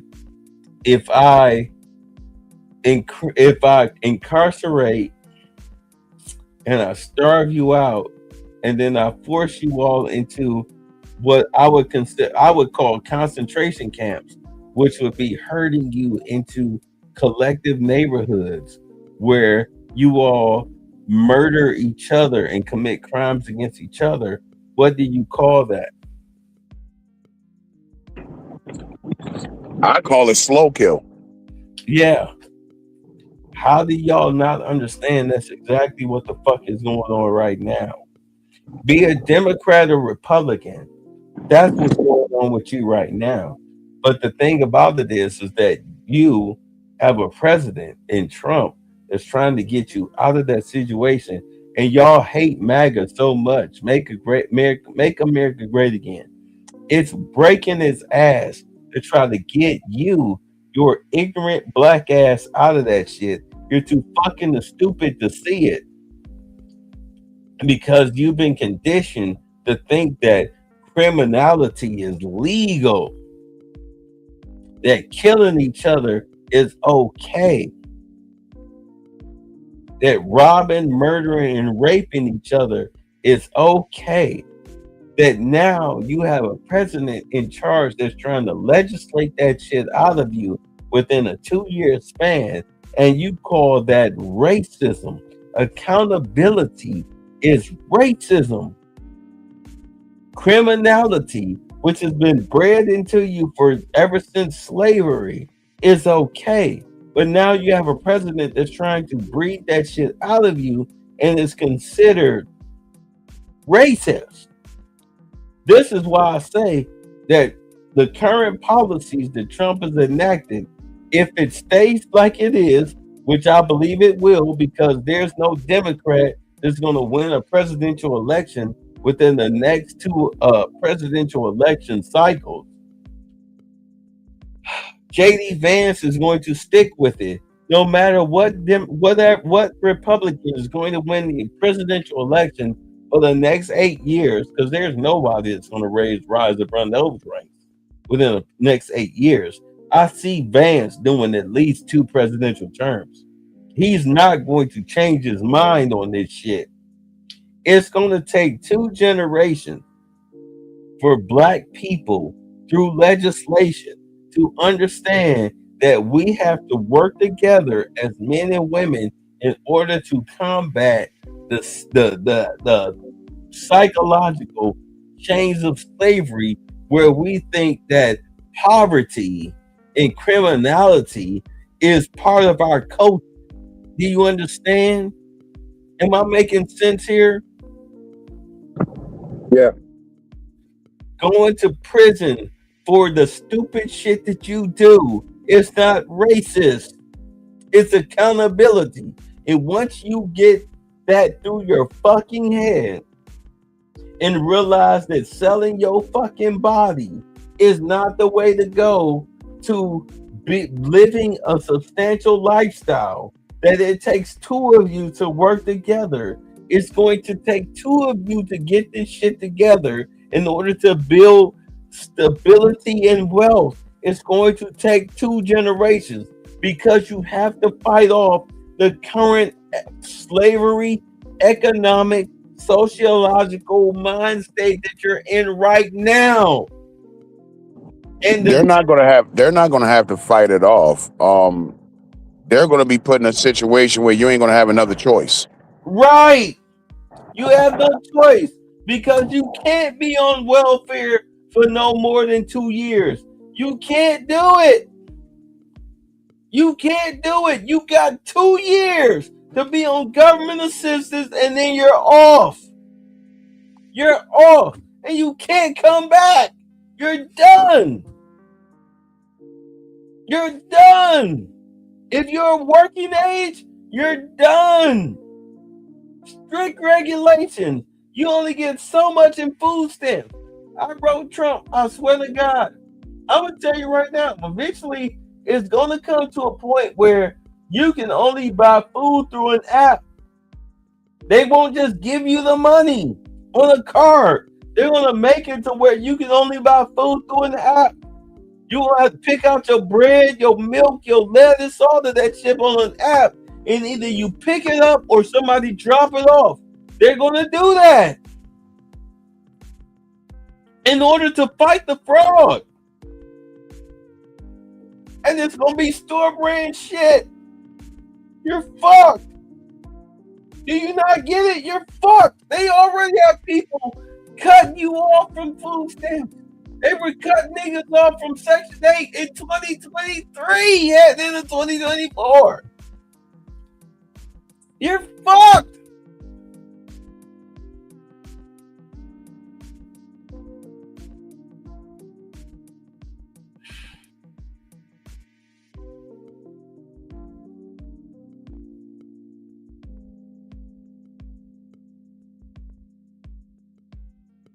But you'll have these goofy ass niggas sitting up here on YouTube and tell you that this is racist.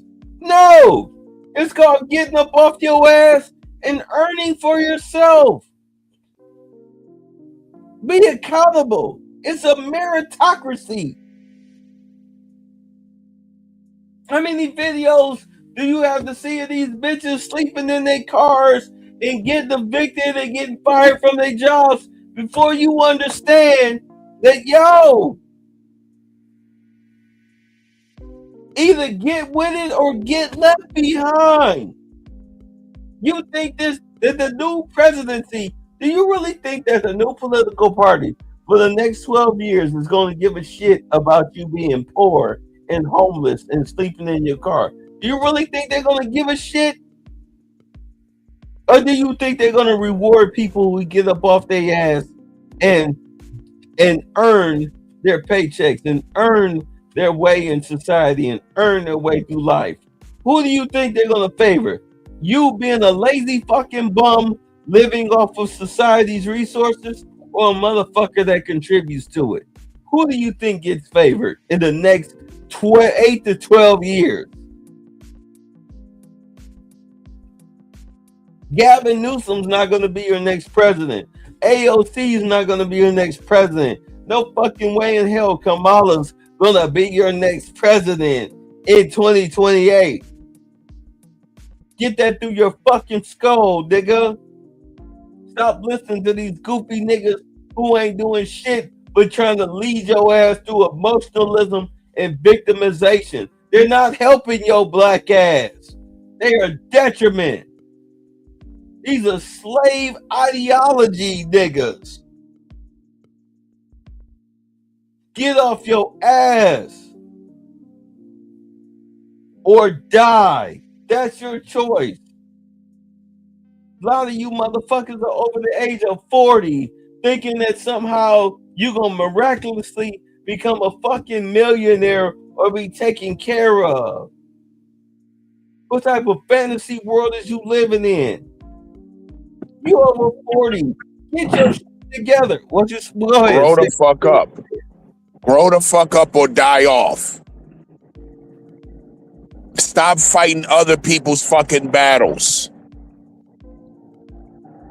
Stop considering yourselves social justice warriors when half of you motherfuckers can't go to the market with your own money. Stop having kids before you got a bank account. Understand the ball game is fucking over. There's women all over the internet crying in their fucking cars, talking about my food stamps got cut, my rent vouchers got cut, my daycare vouchers got cut, and everybody's so fucking surprised and shocked at this. What the fuck don't you understand? Donald Trump said this. He fucking said it. And if you sitting around praying, wishing that a Democrat wins, and you think all of this shit is just gonna magically come back, guess again. America is broke. Wages are flat across the fucking board. AI is putting people out of work.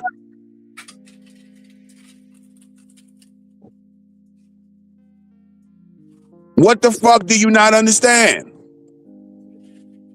But black people all over YouTube with the same fucking dating conversations. You know, I'm just going to go ahead and say it, and I don't care who's black that's going to get offended. You niggas love to talk about Black Wall Street and shit. And yeah, man, we need another Black Wall Street, and we need to support black business. Let me tell you niggas something. The reason why you had a Black Wall Street, and get ready to get mad. The reason why you had a Black Wall Street in Tulsa, Oklahoma is because the white man made you have it. They didn't want your fucking money. White people back then didn't even want your fucking money. You had black businesses and black schools and black hospitals and black every fucking thing back then because you didn't have a fucking choice. Well, a lot of you niggas are about to get your wish. The days is going to come back where niggas ain't going to have a fucking choice. You're not going to have a choice but to stick it out with that baby daddy. And oh fucking well, he cheated on you.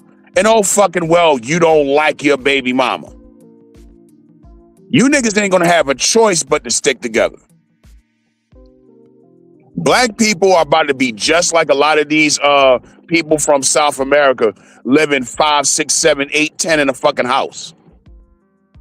That's better than being homeless.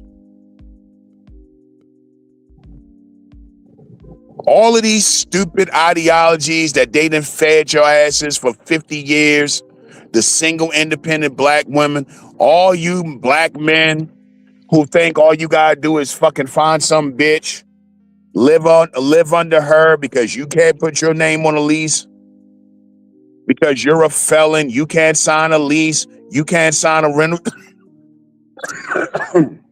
you can't sign a rental agreement. You can't sign for a car loan and shit because your credit and everything's fucked up. But you don't have no legal income. My white girlfriend, my white wife, she's gonna so good care of me because she's white. Yeah, you niggas is gonna be you gonna wish these days. You gonna wish for a food stamp. That shit is over with. What do you think they doing right now with RFK Jr.? Yeah, no sugary snacks, no snacks, this, that, and the third with the stamps. That's the beginning. The end game is no more food stamps. Bill Clinton, the Democrat, slashed welfare by 2/3. I remember back in the day when you would get a block of fucking government cheese. Why you think you don't see that shit no more?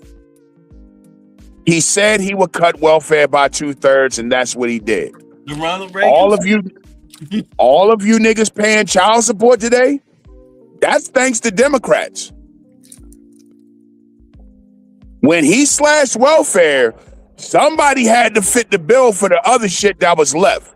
So a lot of you niggas started getting on child support in the 90s. So the states can make some of that money back for that those fucking rent vouchers and shit. A lot of you black women who bitch and complain about white supremacy, you are the fucking main perpetrators of white supremacy. The moment a black man piss you off, you run your ass down to some fucking government building and start signing paperwork to fuck over a black man. And now you bitches are on TikTok sitting in your cars crying, talking about there's no resources. Maybe if you didn't give that black man your ass to kiss, maybe he would be your fucking resource. Why do you need a daycare voucher when you got a whole goddamn father of your kid? Or maybe you don't know who the father is. Resources. And that's starting to be a thing. That's heating up. Mandatory DNA at birth. Black people better get it together. You better figure it the fuck out. One thing about those black people in the old days, no matter how bad shit got for them, no matter what fucking city got burned down, whatever, black people found a way to figure it the fuck out. You niggas who think the solution to everything is make you a TikTok video and bitch and complain about something, all of you niggas who want to stick your head in the sand like an ostrich and I'm just going to talk about dating and how much should a date cost and all that shit because you don't want to talk about real shit, you niggas are going to get left behind. Like I said earlier, everybody's not going to make Noah's Ark. These motherfuckers, say what you want to say about white supremacy. These motherfuckers are going to take it back to the days of you niggas ain't going to have a choice. Oh, the nuclear family is definitely making a comeback because you ain't going to have a fucking choice. So go ahead and keep depending on Keisha. And you think everything's okay because Keisha paying $8 for her fucking rent because a fucking rent voucher taking care of the rest. Keep on thinking everything's okay because you living under a fucking woman. When that rent voucher goes, bro, you're gonna go. And all of you bitches that's not 100% sure about who your baby daddy is, you bitches better start being more careful with your damn vagina and who you want to bust it open for.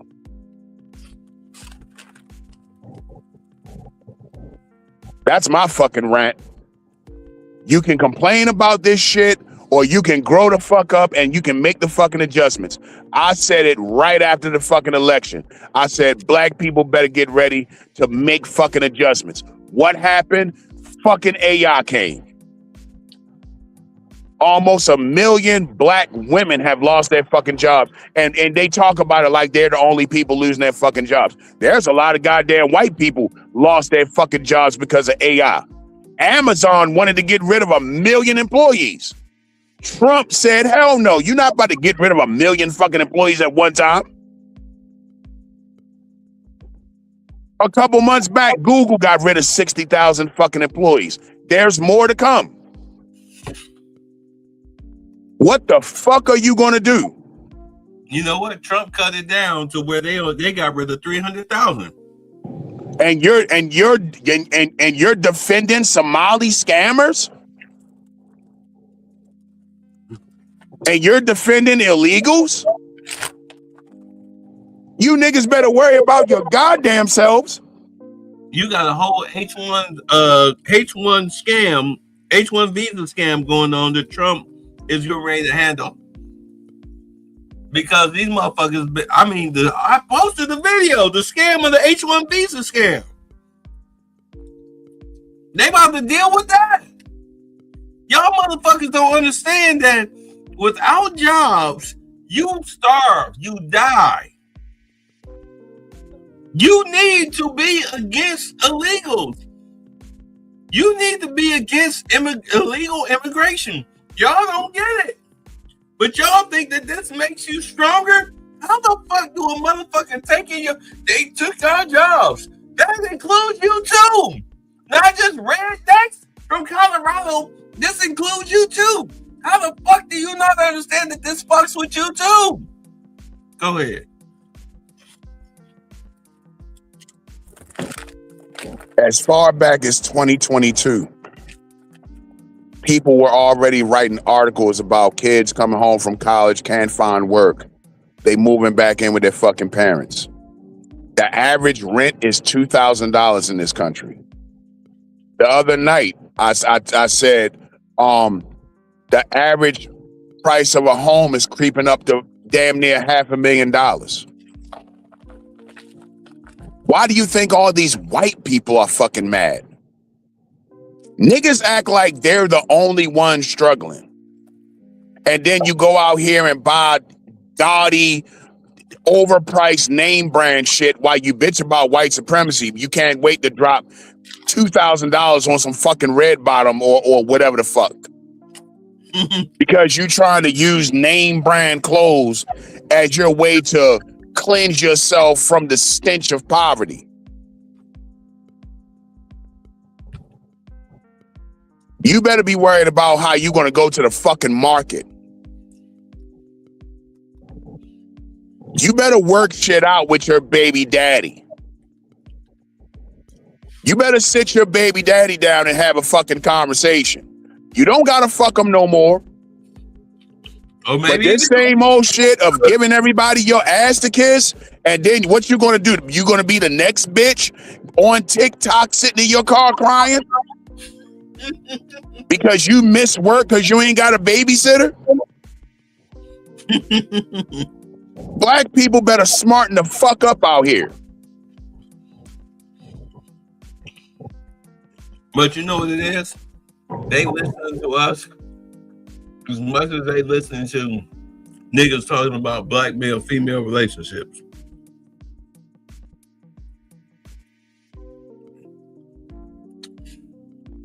But my thing is this. It's not so much about black male-female relationships as it is about economics. And as far as I'm concerned, as long as you marry before you carry and you get the right type of degrees, because to me, the right type of degrees is dealing with technology as far as like coding and whatnot. You're done.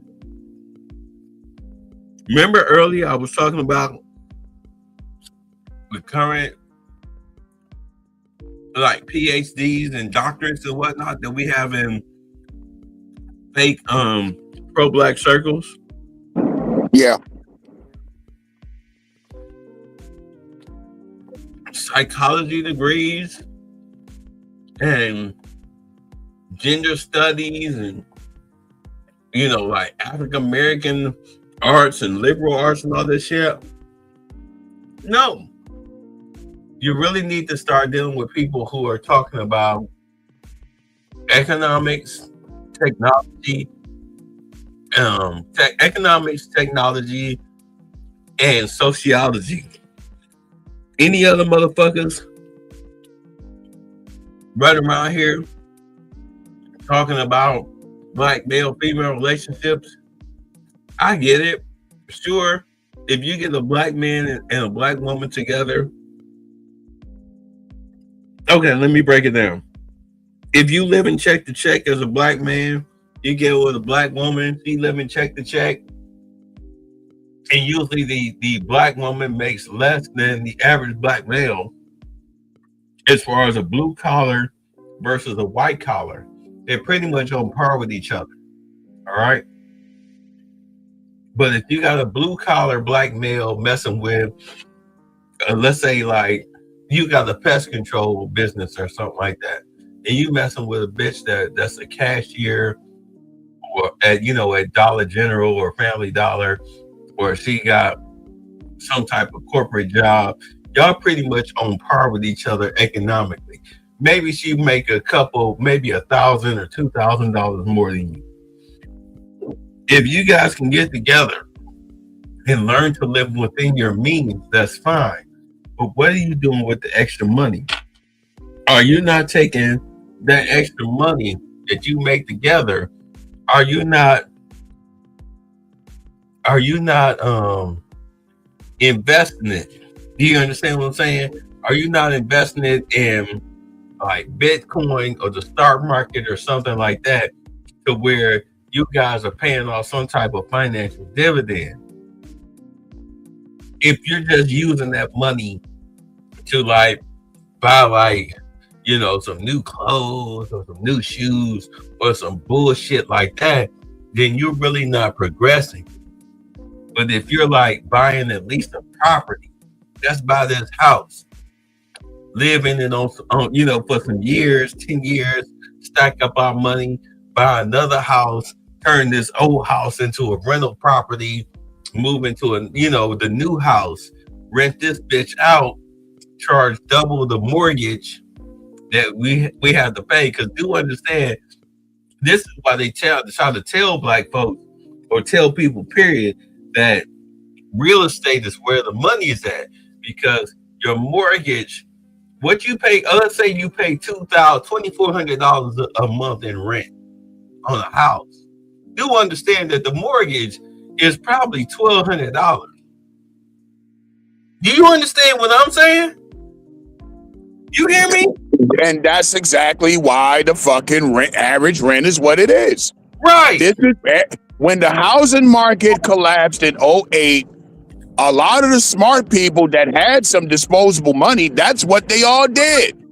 This is why the whole renting game has changed. Back in the day, hell, all it took was a fucking handshake with a landlord.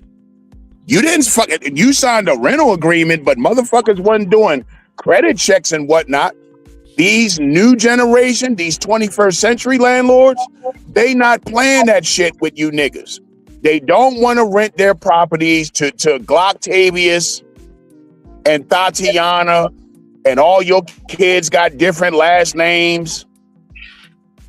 You know what I'm saying? And motherfuckers got to come repair the house because the fucking cops did a raid at 4 a.m. and broke the fucking door down and all this shit. That's what everybody's already doing that. That's for sure. This is why the rent is what the fuck it is. But they charge you double what the mortgage is that the bank is charging. If the bank is charging you $800 a month in a mortgage, they gonna charge you $1,600 in rent. So therefore, that extra $800 goes into their savings account, and that's why when you break something, and they say tell us automatically, if you got a good landlord from rental, they have a motherfucker out there within the next, if not the next day, 2-3 days to get the shit fixed, because that's coming out of the rent that they've collected from you. That keeps the profit going. Why do you think that every 6 months or whatnot, whoever is renting the house to you, they have an inspector come by to make sure that you're taking good care of the property? What was you gonna say? I was going to say that a lot of these landlords nowadays, they have it in the fucking lease that you're making basic repairs. There was a time when you didn't lift a finger and you rented. This is why I don't understand black people nowadays and this whole notion to run out and buy a house any fucking way. A lot of you motherfuckers are better off in that fucking apartment complex because at least you don't have to do shit. You get you and your man, y'all together. You can get you a 1-bedroom. Starting off maybe around 800, basic, not the greatest shit, basic apartment. Might have hardwood floors. You might have a laundry room on the property, cable ready. You feel me? Central air, maybe a balcony, but at least you don't have to pay a water bill. At least you don't have to fix shit. And then baby moms get pregnant. She get pregnant. Okay, you go to the rental office. You tell them, look, when the lease is up, we want to upgrade to the 2-bedroom.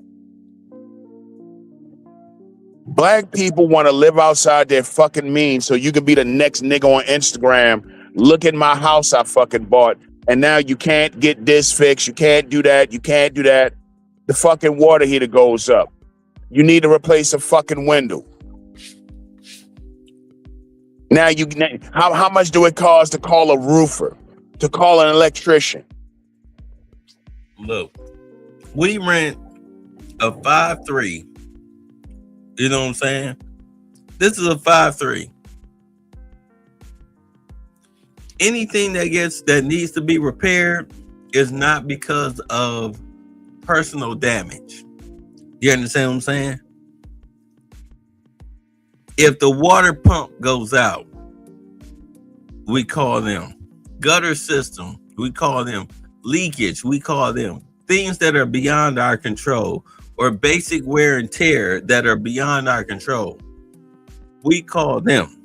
They get it done. Subsidiary of BlackRock is who we lease through. Subsidiary of BlackRock. This is why I know about the whole rental thing. Trump, that when he signed the executive order, I'm like, okay, yeah, we're through a subsidiary of BlackRock. I studied this. I said, who the fuck? When we changed over management companies, I had to Google it. Who's this management company? I'm like, oh, they a subsidiary of BlackRock. But they come out here. Do you understand what I'm saying? But they let us know what we're in charge of. If it's beyond our control, they don't charge us. If it is, they charge us. You know, like if we break a window, they gonna charge us for that. You know what I'm saying? But ain't nobody breaking the windows out here. You know what I'm saying? But average wear and tear, gutter cleaning, water leaks. You know what I'm saying? That's beyond our repair. I get it. I understand how it goes. But if you are a black person and you trying to build equity, home ownership is where you build equity. You can do it by yourself. I can do it through the GI Bill. Right now, I can go out right now because my father got that good Vietnam GI Bill. I can go out right now, buy a house, don't even have to live in it, rent it out, and charge double the mortgage, and just collect. Just collect. How many black people know that they can do that? A lot of black people know they can do it, but most black people can't fucking afford it. Why not?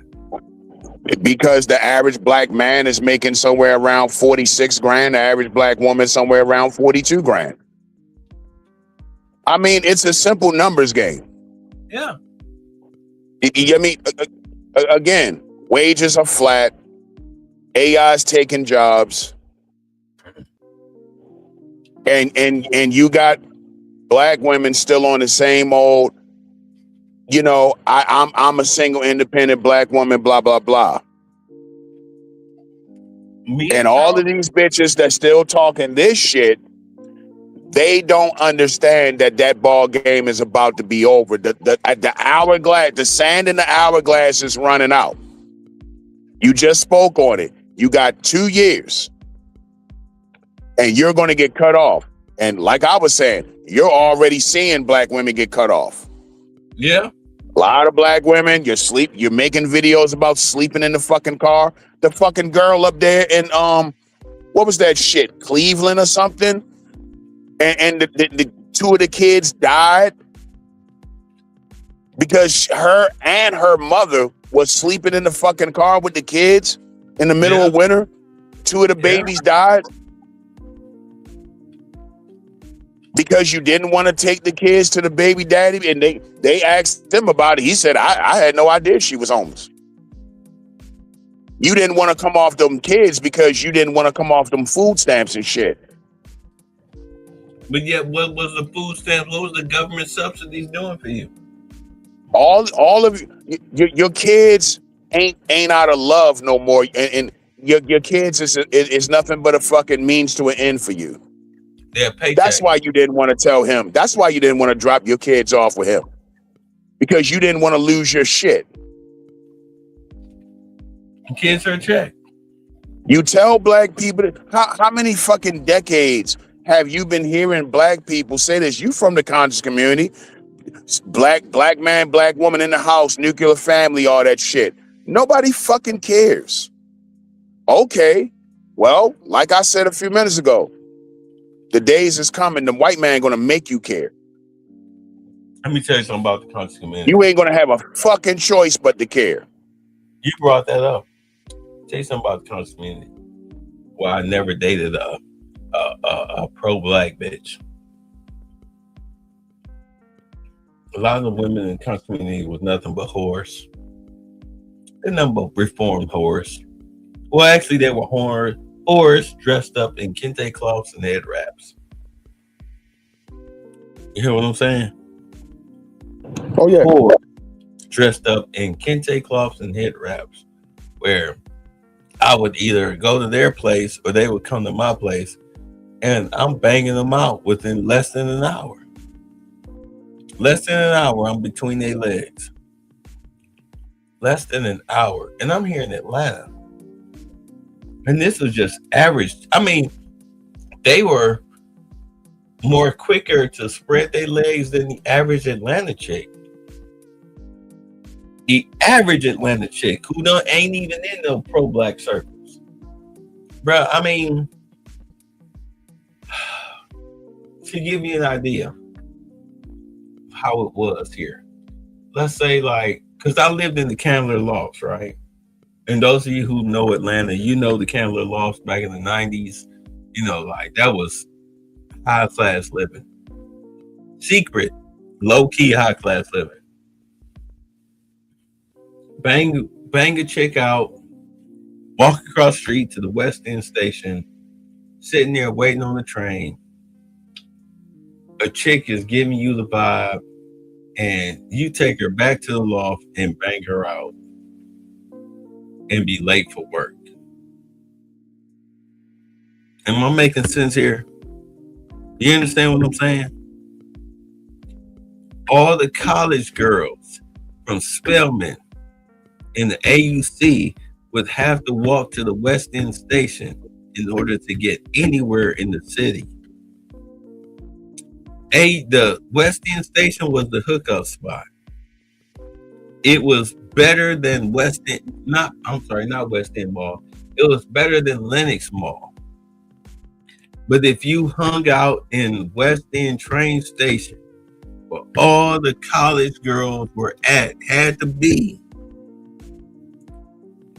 there was a 99.9% chance, unless you talked your way out of it, there was a 99.9% chance that there would be a Magnum wrapper on the floor. That is, if you practice. Yes, fish in a barrel. Fish in a barrel, and you're loaded with a goddamn shotgun and a net. There's no fucking way you would lose unless you were a super lame. You would have to be fucking Clubfoot. What was the hero that Damon Wayans played? What was the hero that he played in the movies? Blank Man or whatever? Yeah, Blank Man. Yeah, you would have to be Blank Man in real life not to get your dick wet.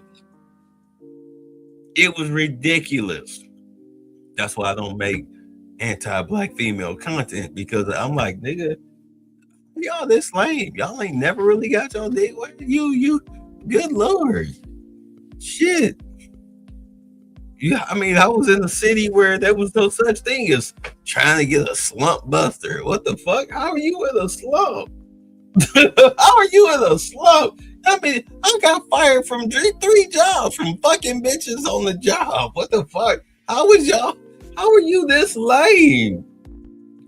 You a failed manosphere channel. Yeah, because I don't understand how y'all niggas complaining about why bitches don't love you for hours upon hours upon hours every night. I don't get it. You can't be this much of a loser. Are y'all really this much of a loser? That this is all you can talk about for night after night after night for hours on end? You guys are losers. You're losers. When's the last time you dipped your wick in a candlestick? What the fuck? Good Lord, you're pathetic. See a therapist. I'm sorry, I had to get off on that. But Eventually you get your fill. And it's not a part of your lexicon. So, I mean, once you enter the age of really like 35, you really should start thinking about your money. You really should thinking about your economic survival. Because usually after the age of 35, you should be pretty much kind of setting your career. You should stop thinking like a 20-year-old or a teenager, and you should really be at your adulthood stage and start working towards the betterment of your future and your life. You're over the age of 30. Unless you have some type of financial commitment to family, you should not be living in a 2-bedroom garden apartment. I hate to say it. If you're a single man, okay, let me be 100% honest. If you are a single man or you're with a female that you call your wife, that's contributing to society, to your lifestyle, there's no fucking way over the age of 35 you should be living in a 2-bedroom garden apartment. Am I making sense? Well, you heard what I said earlier. I don't see what the problem is.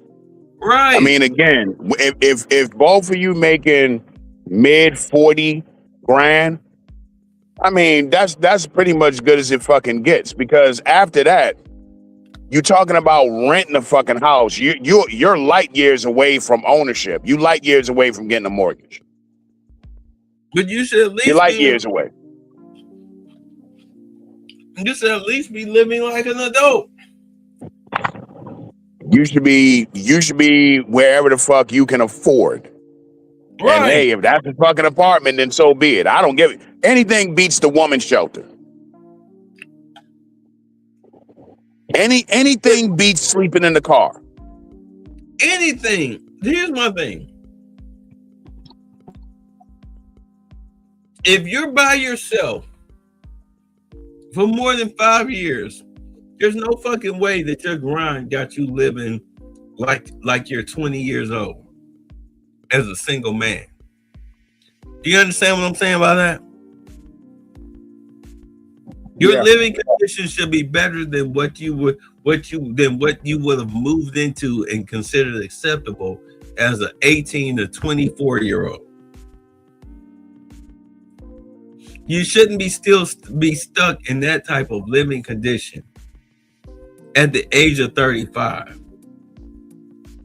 If you have another person that you're in love with, or a female or whatnot, that's contributing to your household, there's no fucking way that the two of you should be living like you're 18 to 24 unless she is a drain on your resources. Am I making sense? Yeah. Because I get it. I mean, I know you guys. I talk to you guys and whatnot. Trust me, there's several of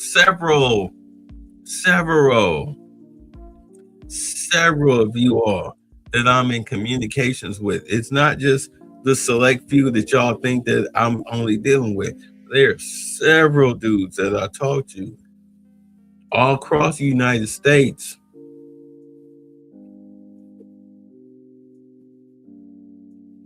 And I get y'all situations, but I get it. If you living with a parasite, I understand that. Sometimes you gotta suffer your way through some shit. You know what I'm saying? For whatever years, you gotta suffer through some shit. And then once you get through your suffrage, then I know that you guys are gonna fucking be like eagles, spread them wings and fucking fly. I get it.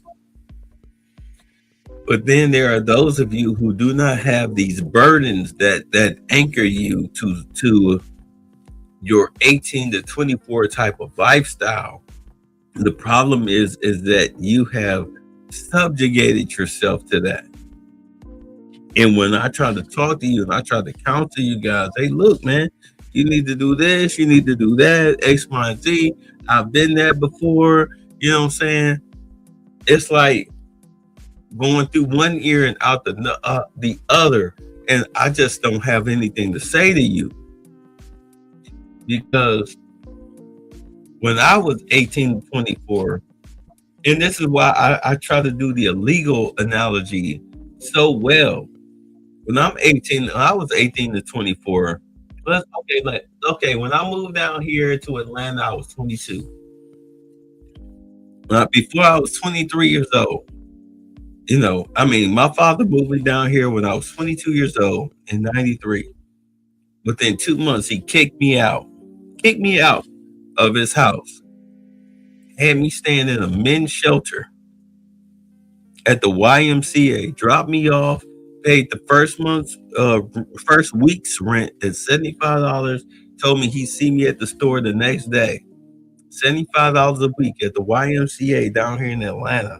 I stayed in that bitch. After that 1 week, I was already up and out. I wound up moving into a rooming house, okay, which was $150 a week. I had a job. I'll pay my rent, boom, boom, boom. From there, I wound up getting my own apartment. And back then, apartments was like, you get a 2-bedroom garden for like between $425 and $450 a week. So boom, I'm in the apartment, 2-bedroom garden. I know they don't cost that much now, but I wound up moving in a bitch. She didn't, with 3 kids, the bitch didn't want to pay her rent. I wound up getting behind. I moved out. But I moved to another apartment. Do you understand? I'm just giving y'all the history because, I understand that, I've made statements in the past where it seemed like that, I'm some privileged kid living off, family money, but I'm not, because the family was doing, the money was there, but I didn't get to see a lick of this shit. Do you understand? Not a fucking lick. The most I've seen the family money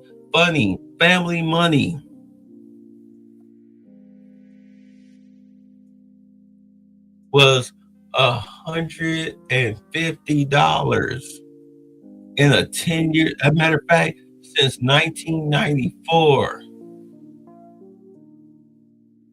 $150 since 1994. We talking 7-figure income. I've seen $150 since 1994. Do you not understand the fucking grind that I had to be on to be where I am right now? You dumb motherfuckers. I ain't have to. There was no such thing as a fucking privileged and lazy shit in my fucking bones whatsoever. I went from one shitty apartment complex to another, moving in with a single goddamn mother. Yeah, moving in with a single mother of 3, divorcee of 3, who almost had 2 of my kids over a 3-year span. This bitch, it didn't work out. I got the fuck up out of there because this is why I say don't never live nowhere where your name is not the principal on the lease. Because every single goddamn day since I moved in, this bitch was microaggressive, disrespected the living shit out of me to the point where I couldn't take it no more. After 2 years, my fucking birthday came around. I come home, this bitch did some shit. That's why I laugh at nigga who want to call me bougie. Right, there's no fucking bougie bone in my fucking body. I come home on my birthday, 10 o'clock at night. I cut off work. I get off the corner, Beecher and Cascade. I get off the fucking bus. I see my father's car in the parking lot at the fucking bar that was right there. I go in, I have a drink with him. Hey, happy birthday, son. Thanks, Dad. It's 10 o'clock at night. I have a drink with him. I come home to my bitch, her 3 fucking kids. I come in the room and this bitch done smeared all types of fucking herbal shit all over my TV and shit. Mad at me over nothing. I don't even know what the fuck she was even. I was 25. I have no idea what the fuck she was mad at me about to this day. But I see my herbal shit, CKLS tablets, cracked them open, smeared them all over my fucking TV screen. Don't know why. To start an argument. And because they had a drink in me, I said, fuck it, we gonna argue about it. We argue about it. She kicked me out. I sleep in the store. I come back. You need to have a U-Haul truck. She done took the day off from work. I come back an hour later with a U-Haul truck and 2 of my homies. And the bitch mad.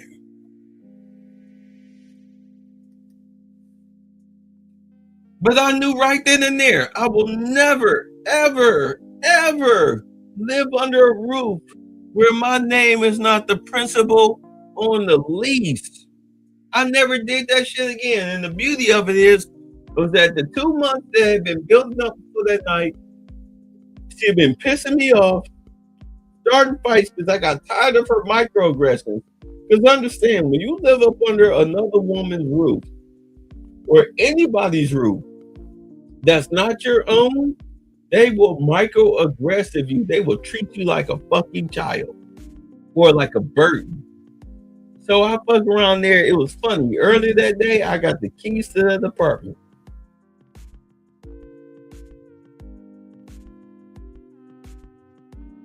And she started that fucking shit with me. I got that U-Haul.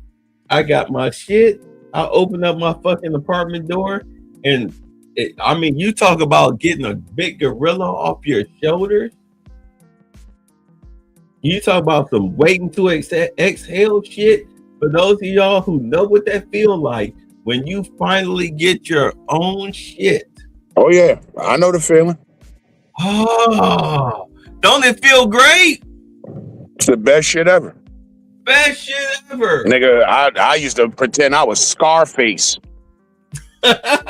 Sitting at the desk with a pile of coke. I used to feel great. You don't give a fuck what nobody has to say. Because unless they are feeding, fucking, or financing you, you don't give a fuck what they have to say.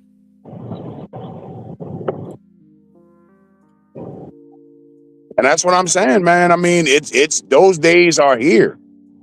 Like all that dumb shit that people be on that. I'm telling you, like a lot of you niggas, man, y'all depend on these chicks. Like you just heard the man. And when them rent vouchers stop, that bitch will turn and look at you. And all you got is dick. You don't have nothing else. And she get that fucking letter in the mail talking about the rent vouchers then stop. Dog, you're out of there. The first thing she gonna do is look at you. Hey, so the rent due, we owe the landlord, X amount of money. These hundreds of dollars. Yeah. I don't have it because I'm a weak ass bitch ass nigga. And all you got is a DoorDash gig. And that rent is $1,700. That rent is $2,200. Let me beg niggas on the internet for money. I've been telling niggas for years, man. Yo, black men, you gotta stop this shit thinking everything about your fucking dick. But hey, who am I? You're on your own. Hey, everybody not gonna make the arc, man. Okay, look, sucker will say homosexuals are in trouble. No, they ain't. Homosexuals will prostitute themselves out. They toot that ass up to anybody that want to fuck it. Just like these pretty bitches, they toot that ass up to anybody that want to fuck it. You understand? They'll fuck for that rent. If you pretty enough, they'll fuck for that rent money. You'll always. Yeah, but see, these bitches are too dumb to just go ahead and be full-time fucking prostitutes and call it a day. They still want to play the fucking dating game. They want to go out here and fuck Gloctavius that don't give him shit, but hey, he's sexy because he got a lot of baby mamas and he done did some time. And then they want to fucking go play with this nigga over here because he'll come out of his pocket a little bit. You bitches better make a decision what you gonna do. Look, it is always based on whoever the buyer is. It's always based on the buyer. Do you understand? It's based on the buyer. It's not based on the seller. It's based on the buyer. Supply versus demand. That's why you sit up here. The average chick on OnlyFans make $200 a month because they don't meet the demand. You supply it, but you're not meeting the demand. Am I making sense? Yeah. Yeah. You're trying your best to be a tease artist and trying to charge $50 for some bullshit. I finally did this, and the motherfuckers pay $50 and all they get is your bare back and you hold your titties or some shit like that, and you ripping motherfuckers off. This is where that $200 average a month comes. No, you got to get buck wild with it. If you not a buck wilder in your private life, not online, but your private life, your rent ain't getting paid. You sleeping in the car, bitch. Unless they repossess it. I'll do you one better. These bitches better get off this digital shit and take your ass out here in the real world and stop playing around with the shit. If you're gonna be a prostitute or not. Be a full-fledged. All this fucking begging niggas for cash apps every fucking day. Ma'am, go out here and sell some pussy. Or get a job, one or the other. Nothing worse than a black man begging for the kindness of strangers for their daily bread. Yeah, I'm gonna put the phone down. I'll be right back. Go ahead.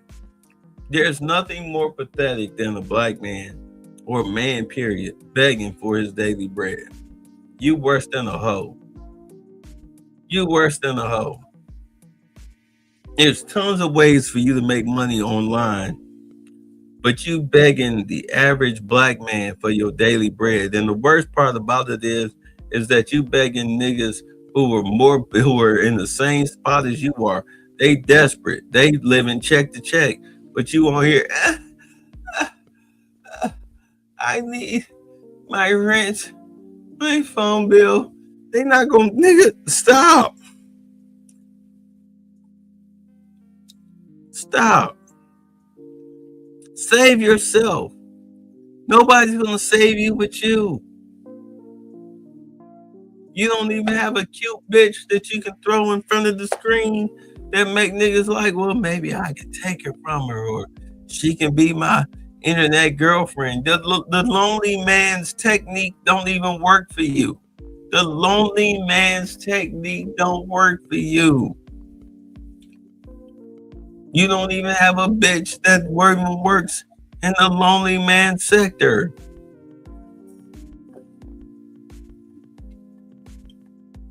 You're a failure. You're a failure. Your bitch is a failure. You're both failures. You fail.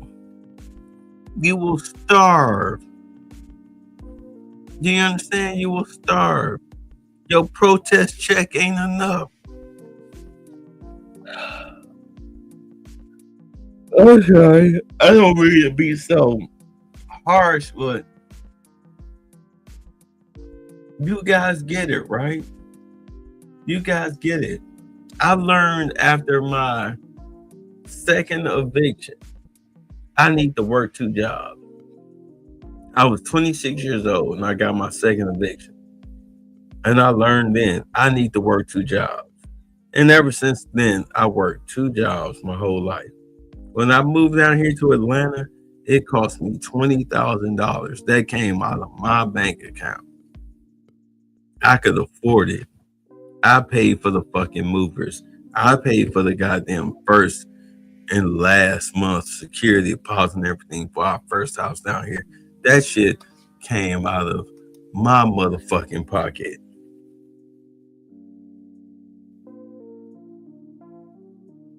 I had to build this shit. It was not hard. It was hard. It was not easy.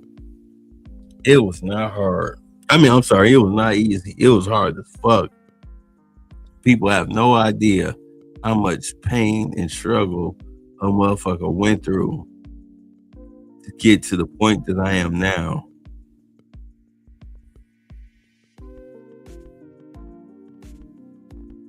Nothing was handed to me. Absolutely nothing. Ever in life. Ever in life. I don't talk about this, but when I was 18 years old, I was 18 years old, I was going on 18. My great aunt had passed. She had left the house to me, my Uncle Larry, and my Aunt Betty. But my aunt had swindled her using stolen credit cards in her name. So we only got $5,500 a piece, 3 of us, because the bank, the creditors will take all the money. But my cousin, Shirley, who was an accountant at the time, she wound up getting benevolent to where we all got $5,500 a piece. That helped get me through school when I was in college when my aunt died.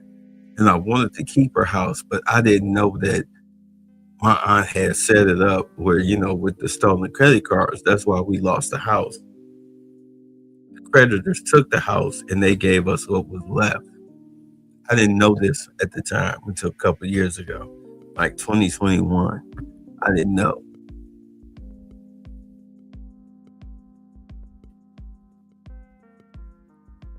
I had the majority of that money stolen from me. Okay? I had the majority of that money stolen from me. But I rebounded from that shit. You understand? Working, I think at the time, I was in Columbus at the time. I didn't know that had happened when I moved to Columbus. Moved to Atlanta, down here to Atlanta the first time. I'm thinking that my father, with the money that he was making with Culture Communications at the store, I would be straight. No, that was all a lie. He gave me, I'm serious. This is why I say $160. When he came to see me in Columbus, I was in school in Columbus. He showed up. He gave me a check for $150. That $150, I used that check to buy my bus ticket and pay for like my clothes and shit. Because they charge you for luggage. I used that ticket and that money to pay for my luggage to move my ass down to Columbus. I can't remember how much I had, but it was, $150. You going from Columbus to Atlanta, you got boxes and suitcases and shit. It ate up the bulk of that money. So I didn't have any money really left when I got down here. They had me working like some odd job shit, which didn't work out. Even though they had the store, I wasn't working at the store at the time, at least not for pay. So one day, my stepmother got sick of me living at the house because, when I moved down here, I moved down here on their fucking wedding day. My father and my stepmother's wedding day. You talk about the fucking, and keep in mind, I didn't know where this shit. I didn't know this shit. He picked me up from the bus station He tell me I got a little brother and all of this bullshit. I mean, shit, this was surprising to me. And that, yeah, you know, me and Uma, we getting married and all of this shit. And I put up the house and he gave me some African clothes. Almost some put this shit on and whatnot. And I'm sitting up here smiling like, what the fuck is going on here? And he's getting married. I mean, this is shit that he threw on me as a surprise. At 20, I think I was 21 years old. What the fuck? I was 22. What the fuck, nigga? I had no fucking clue what I was going on. I got a sister now who just had a baby with some African nigga. I mean, what the fuck is this shit? And then 2 months later, I'm getting kicked out of the house, living in a fucking rooming house and shit. I'm like, what is this shit? I had no fucking clue. I was green as fuck down here in Atlanta at 22 years old. I mean, think about it. How cognizant were you of life at 22 years old? Yeah, that's how cognizant I didn't know what the fuck was going on. I was just winging it.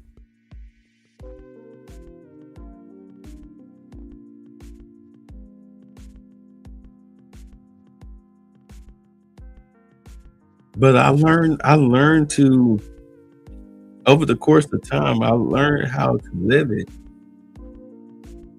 When I moved out of that rooming house after a week, the YMCA after a week, I was living in a rooming house.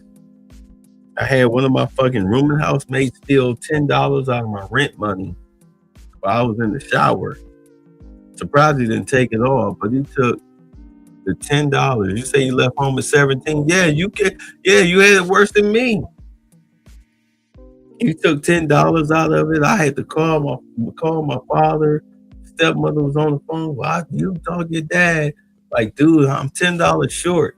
And that was like pulling teeth. I was working at a Hardee's. If you lived in Atlanta in the 90s, you remember that Hardee's on Cascade and Ralph David across from the Checkers. You remember that Hardee's? Hardee's is gone though. It's a beauty supply store. I was working at that fucking Hardee's. I looked up and he was there and he gave me the $10. Yeah, $160. That was the last time he gave me a fucking dime. I paid my rent at the rooming house with that.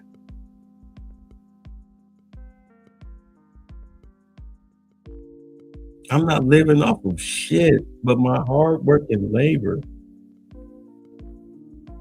Luckily, I was able to strike it big. And my fucking investments are doing well. Life is hard.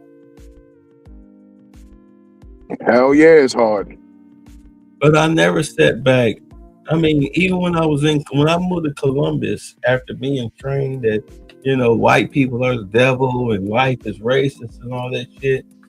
And I used to do like my Bitter Truth Show videos, which I started in 2007. And it's funny because the first video I did, it was about Jason Black talking shit about this African chick. And that video went viral. And I started making videos after that since 2007.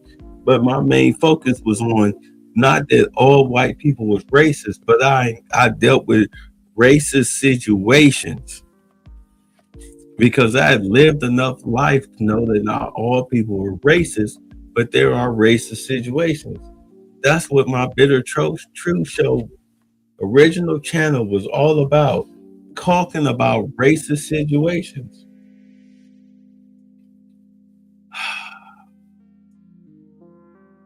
And I think it was around 2022, 2023.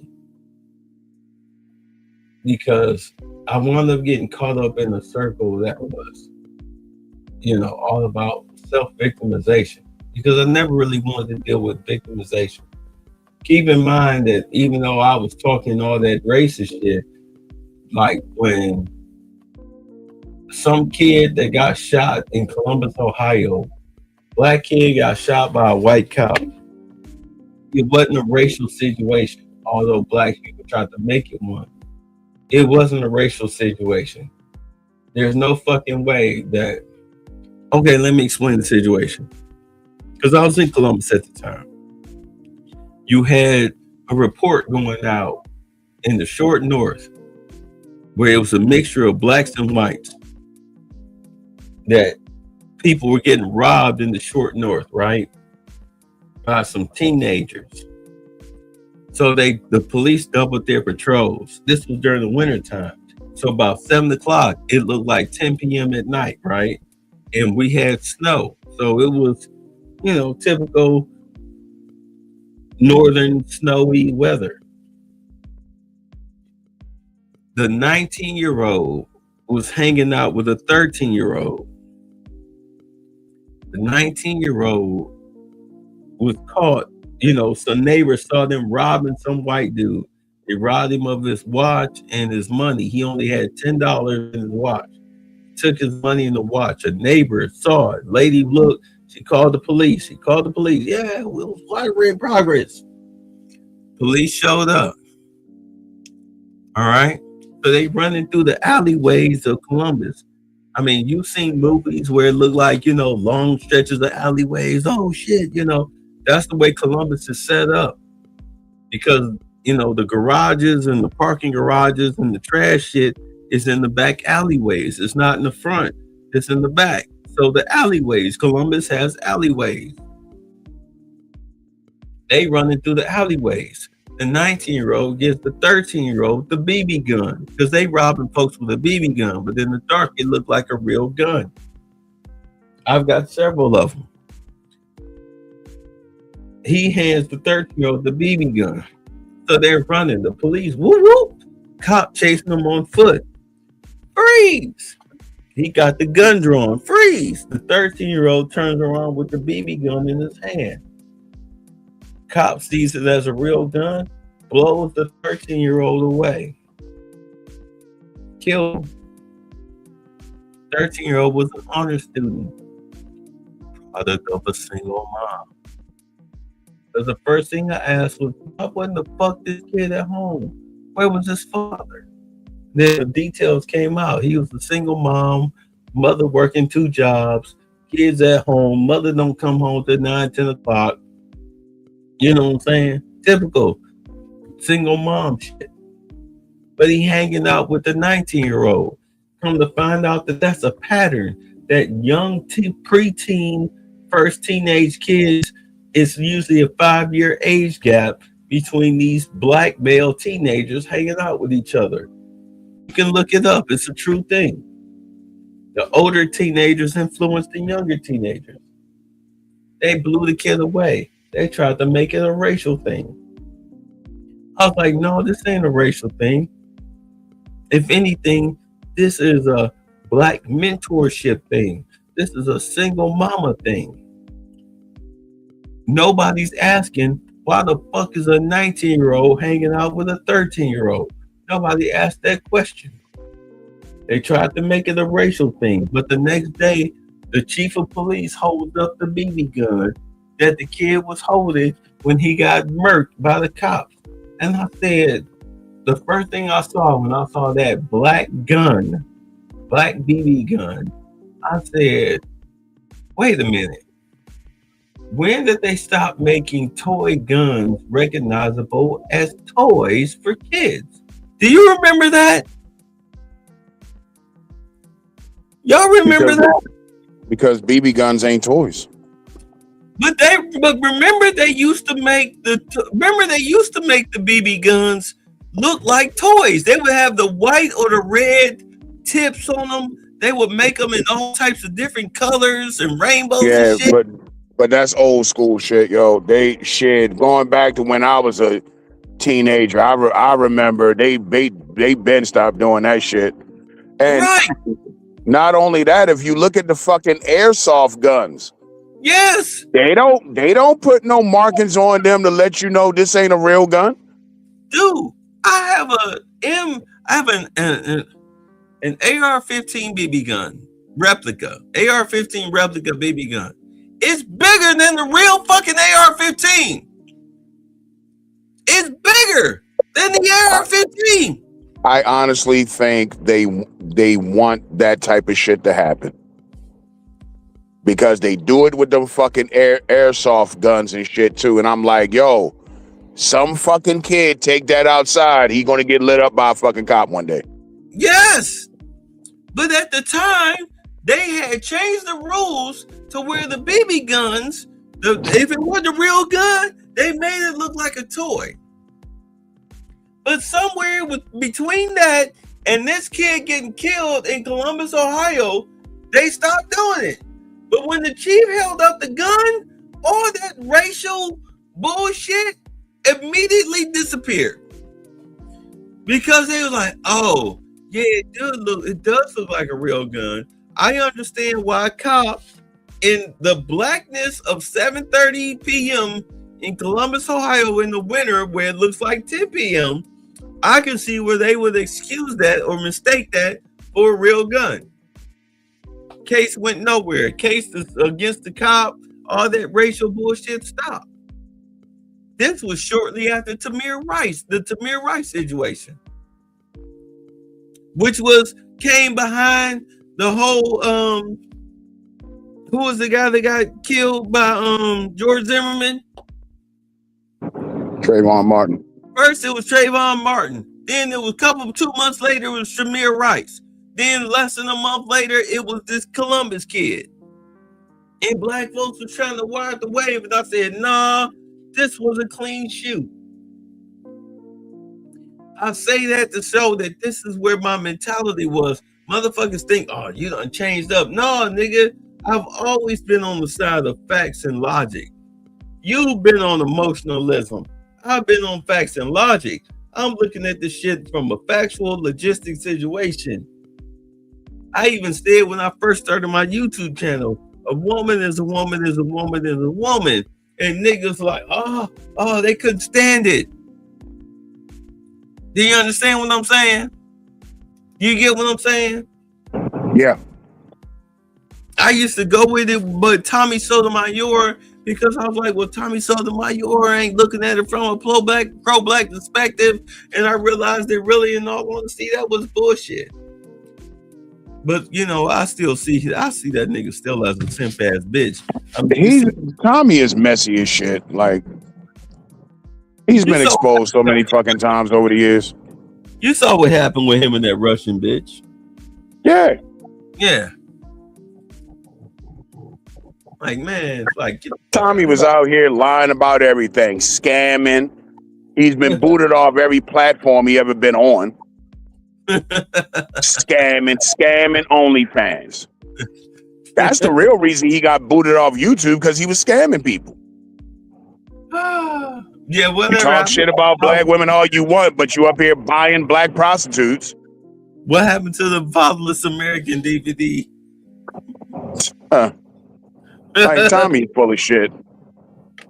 Oh, speaking of Tommy, you see what's going on with Tariq? I mean, not Tariq. What's that dude's name? Umar. Yeah, Umar. Fucking the DOJ has picked up his case. I blame Pan-Africans. Huh? I blame Pan-Africans. Y'all talk a lot of shit, but here's the Prince of Pan-Africanism. He trying to get a school up and running. Why didn't y'all get together and give Umar the money and get the fucking school up and running and call it a day? Because you know what?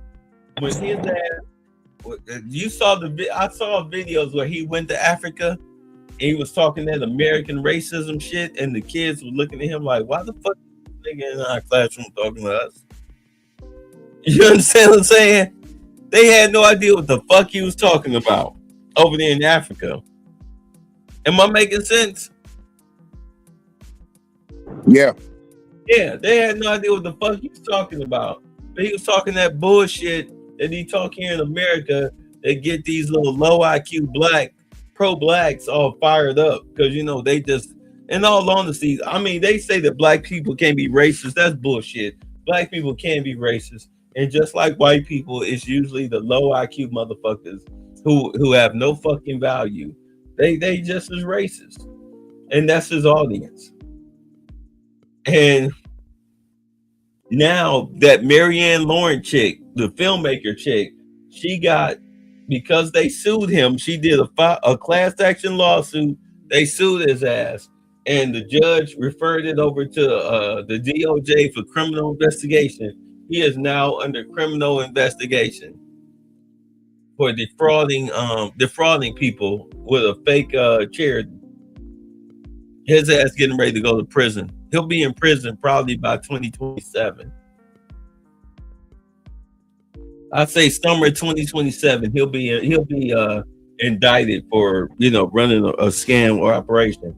And all the Pan-Africans are going to run for cover. And I told you so. I been knew he was a scammer. Shut the fuck up. You niggas supported the fucking hell out of him. Even if you never donated no money, you niggas pumped your fucking fist. And that's the shit with Pan-Africanism. You never fucking do shit. All you do is buy your little fucking red, black, and green flag from Amazon, made in China or made in Vietnam or some shit. Wave that around. And run your motherfucking mouth. You don't do shit. Nobody can ever point to you anything that this Pan-African shit has ever done. You can't show me a Pan-African fucking lemonade stand. Let alone an actual business or an actual fucking school. But everybody bitch and complain about Tariq Nasheed, and you bitch and complain about, that nigga fucking a white girl and all this dumb shit. Can I be honest? Shoot, it's your show. I think the day that we shut our doors, like when we sold the business to our cousin, he wound up shuttering the business. I think that was it. I think 2001 was it. I think that was the end of this shit. I think we were the last bastion of black consciousness. I'm being dead ass honest. I think we were the last bastion of black consciousness that was taken seriously. Because what happened after us? Brother Polite, who's the other nigga up north? Who's the other nigga up north that Umar got into it with? Oh, you talking about Dr. York. No, not him, but his disciples. But who's the nigga up in New York that... Sarnetta? Yeah, Sarnetta. You had Polite, Sarnetta, and motherfuckers like that, who pretty much kind of like was trickling off of our steam or whatnot. I mean, you saw what happened to all them dudes. They all kind of fell off and shit and whatnot. But us shutting our doors, that was the end of it. That was the end of it. I mean, so Umar is like the last, he's like the last bestial of trying to pretend of, he's the conscious pretendian, which to me is really just pro-blackness. Pro-black, he's the last of the pro-black scammers that are out here that people actually halfway take seriously. Am I making sense? Yeah. Yeah, he's the last of the pretendians. That's why, like I said it on Charles' panel, and I'll say it here again for the third, fourth, fifth time. When I talk to y'all, and you've been there, I've seen you in the chat. When I talk to y'all like you guys are behind the counter. You're not customers. I don't lecture to y'all.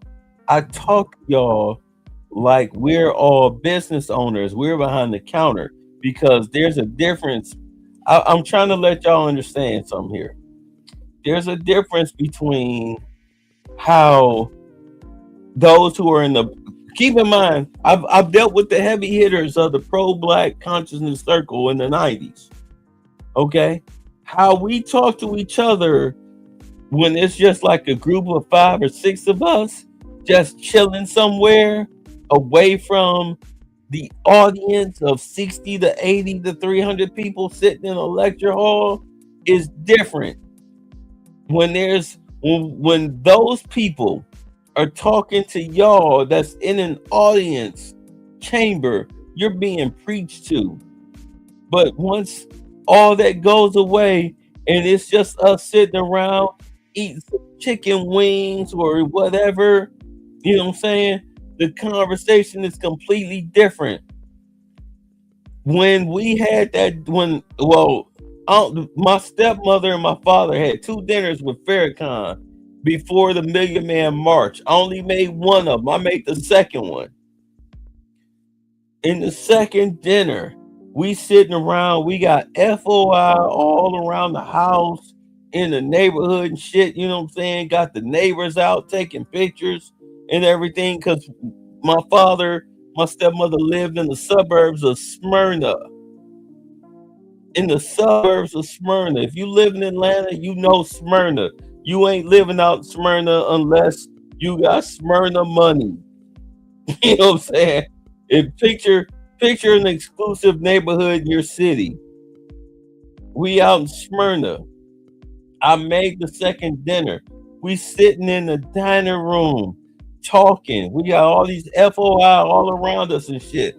But the conversation was different than what he stood up there and preached to you motherfuckers on tape when he got an audience full of niggas sitting up there in their FOI uniforms and shit. It's a whole different conversation. We talking about leadership and where the direction of where black people supposed to go. It ain't no fucking lecture. Do you understand what I'm saying? Am I making sense? It's not a lecture. It's a one-on-one talk. Hey, look, let's brainstorm here. What the fuck? It's a brainstorming section. It's like having CEOs and corporate motherfuckers and boardroom motherfuckers and executives sitting around talking. That's what these conversations be about. Phil Valentine, Khalid Muhammad, Leonard Jeffries, all of these people, we sitting around having brainstorming sessions. So when I talk to y'all, I'm trying to have brainstorming sessions with y'all. This is why I get so frustrated, because y'all be saying the stupidest shit. When I be out and about in these streets, y'all say stupid shit. Or on the internet, y'all say stupid shit. And I be like, hold on. No. Who the fuck told you that this is X, Y, and Z? No. It's ABC, not X, Y, and Z. You're missing the fucking mark. So when I talk to y'all on my panel or on Charles's panel or whatnot, I get frustrated because I expect you, based on my regular interactions in my conscious community, for years, damn near 10 years, I expect y'all to be on the same wavelength 15, 20, 25 years later. But instead, I'm dealing with y'all like y'all are customers. You're still in the fucking pews. You're still stuck on fucking stupid where I gotta talk down to you. And I find that listen to me. I find it insulting that I have to talk to my people like y'all are fucking stupid. And the only reason why I gotta talk to y'all like y'all are fucking stupid is because of the shit y'all be saying and doing in real life and online that says to me, you're fucking stupid. Y'all supposed to know this shit 30 years ago. How are you still falling for the same fucking bullshit that I knew was bullshit 30 years ago? And you my age. You're over the age of 40 and you still talking like you 20. You still have a mindset that you're 20. And I get it. The leadership that you niggas be up under be niggas who be around my age or older, who are misleading you. They still talking to you like you fucking stupid. So therefore, you stupid. They give you stupid nigga information because they stupid niggas with stupid nigga information because they listening to stupid motherfuckers. They have no individual intellectual thought whatsoever. And it bugs the shit out of me because I'm like, you supposed to know better. How you supposed to be a student up under cultural communications? How you supposed to have been the student up under us and you talk like a dumb motherfucker? How does that happen? Because they are dumb motherfuckers. Exactly.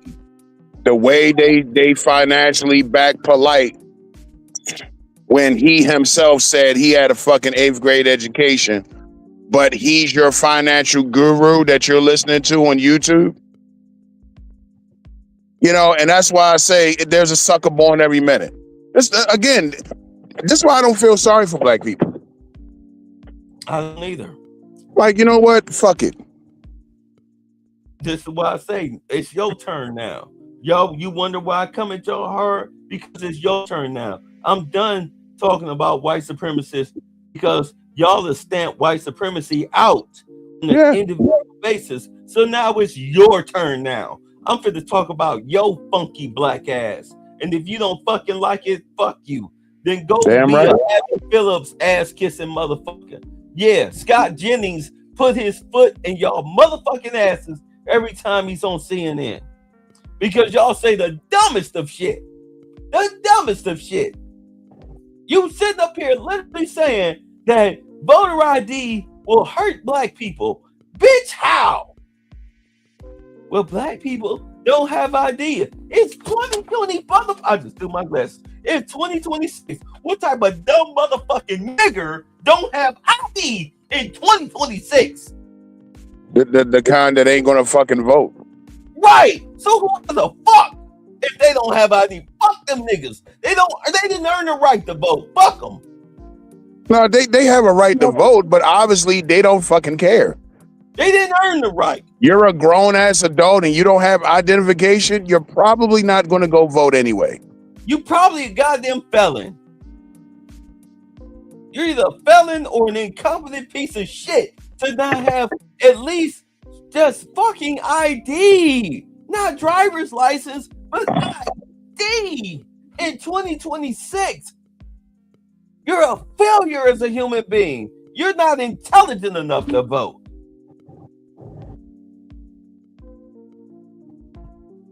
And somehow I'm supposed to believe that in 2026 that black people don't have the right, you don't have ID to vote. God damn it. That's when what's that bitch named Kathy Hochul, the fucking governor of New York, was talking about black people and computers. Oh yeah. Made the fucking video where he was like a caveman. Fucking, he making fun of what she said. He acting like a caveman. And he running around a modern office space. And he see the laptop and he, he act like a wild monkey or whatnot. From 2001, The Space Odyssey, didn't know what the fuck a laptop was. I mean, bitch, is that what y'all really think? These are liberals, keep in mind. This is where you fucking Democrats think of black people, and as black people, these are the motherfuckers that you vote blue no matter who, and you call Republicans racist? You call Republicans racist. You think the Democrats are your fucking friends when they think that you too fucking stupid to know how to work a computer or even know how to have ID to vote. If you don't think like them, they call you the hard R. These are the descendants of slave masters and overseers. They got your ass in modern day slavery through the social welfare programs. So somehow the Republicans are the racists and the Democrats, you give them the biggest fucking pass in the world. Never mind that every 4 years, when it comes down to election, black men are always bitching, moaning, whining, and crying about how they never mention you, and then when they do, they want to give you weed and a finger up your ass, talking about some prostate exam, and that's enough for you, man. If you don't please fuck off with that shit.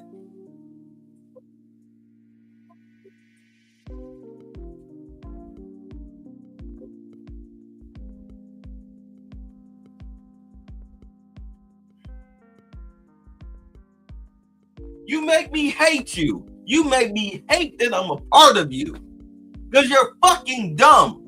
How dumb do you have to be? How fucking dumb do you have to be? How fucking stuck on stupid do you have to be? You gotta break that generational slavery curse where you waiting on white people to tell white liberals, white Democrats who want to hang you from trees and have you pick cotton. You gotta break that curse of wanting to be subjugated by these people. That's the biggest generational curse that black people never got out of, is being subjugated by white Democrats.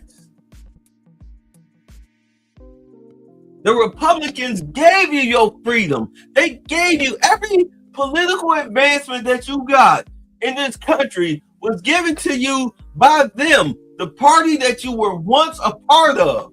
And once the Democrats decided to give you niggas welfare, you did the whole party switch. I have these niggas vote Democrat 200 years.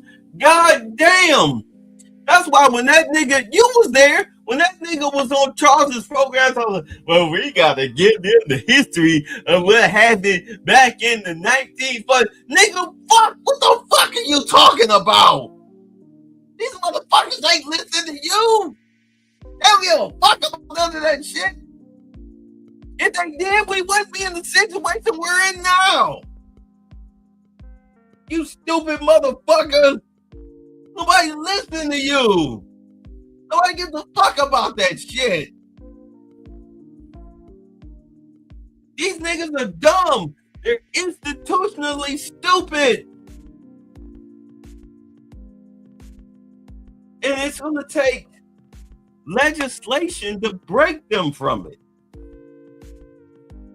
It's going to take legislation to break them from it. Would you write me in the private chat?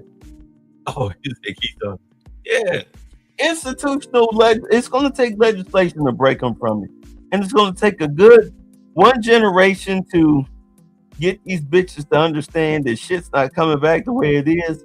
And the second generation to get these bitches to understand that we got to work together in order to fix this shit. The next generation coming up is going to be prostitutes.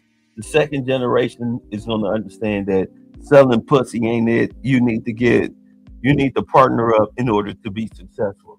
That's why I say it takes 2 generations. You still here?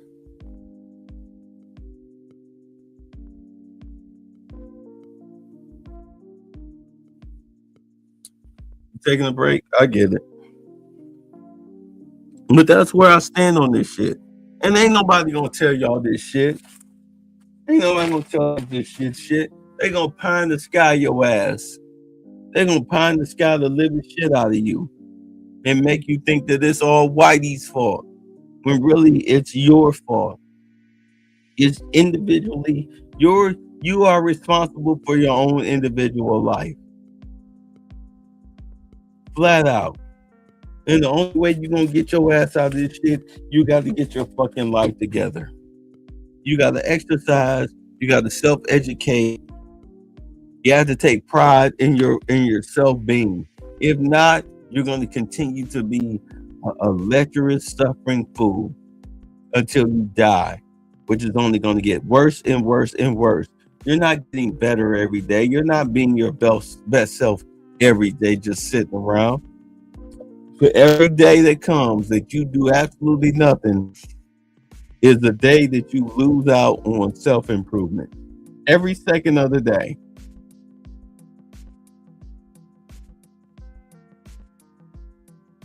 And the older you get, as much as you cry about all these women not doing anything, let me tell you something, you in the same boat. The older you get, the less healthier you get. Why do you think some of the biggest people that you see sitting out here in the streets, outside of gas stations and corner stores and all this shit, is old black men begging for change? That's you. You're looking at your future. You're looking at your future. I'll never forget, I was in high school and I was with my father. We pulled up to the Trent boat in Cleveland, Ohio. There was a bunch of niggas standing outside bumming people for change and shit. He said he went in the store, he grabbed our footlongs and everything and fries. He came back, he said, "You see them dudes right there?" I said, "Yeah." He was like, "Those are dudes who didn't do shit with their life.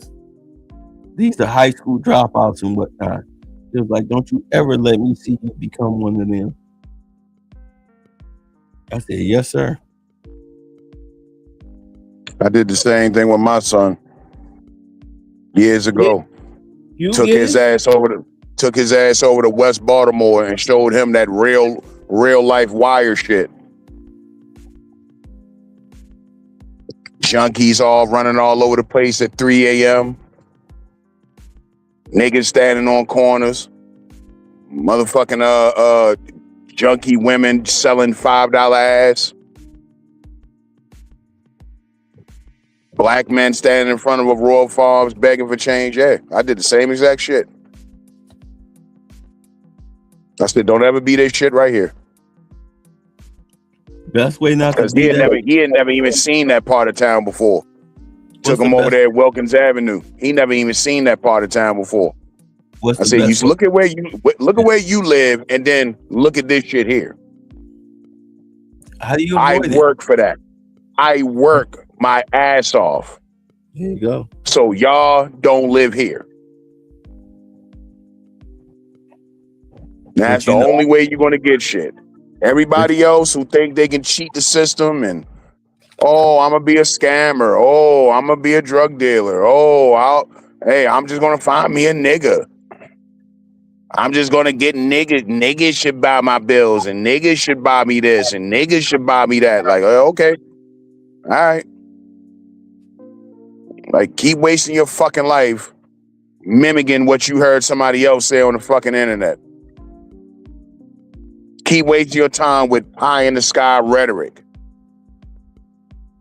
All these fucking, you know what I mean? All these different ideologies that never go any fucking where, because black people can't get off their ass and get shit done. You can't get 5 niggas together and accomplish shit. How you gonna get all black people together? Well, if all black people came together, you know, and we can go to Africa and we can buy some land. Nigga, y'all, but how long have y'all been talking to buy some land shit?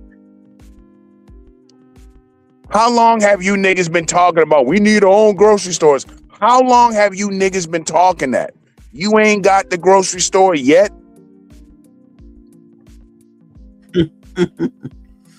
Umar and his school. Reparations. Oh, yeah, man. All we gotta do is just stand on business and, like, nigga, y'all niggas don't even have a plan.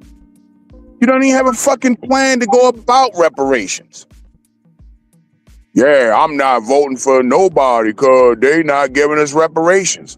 Well, why should I, if I'm the politician, why should I care about what you're talking about if you just told me you're not going to vote for me?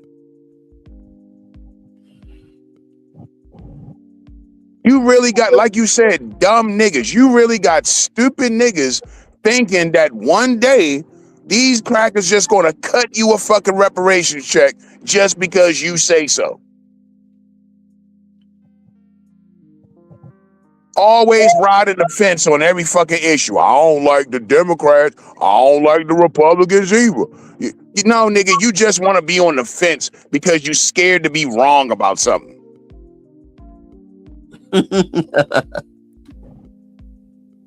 You want to fucking ride the fence on every fucking issue. Scared to death of fucking Trump. I saw a video the other day. Motherfuckers up here talking about Project 2025. These niggas is still terrified of Project 2025. Why? What the fuck did they say in it? What the fuck did they say they was gonna round up all the niggas? What are you niggas so afraid of?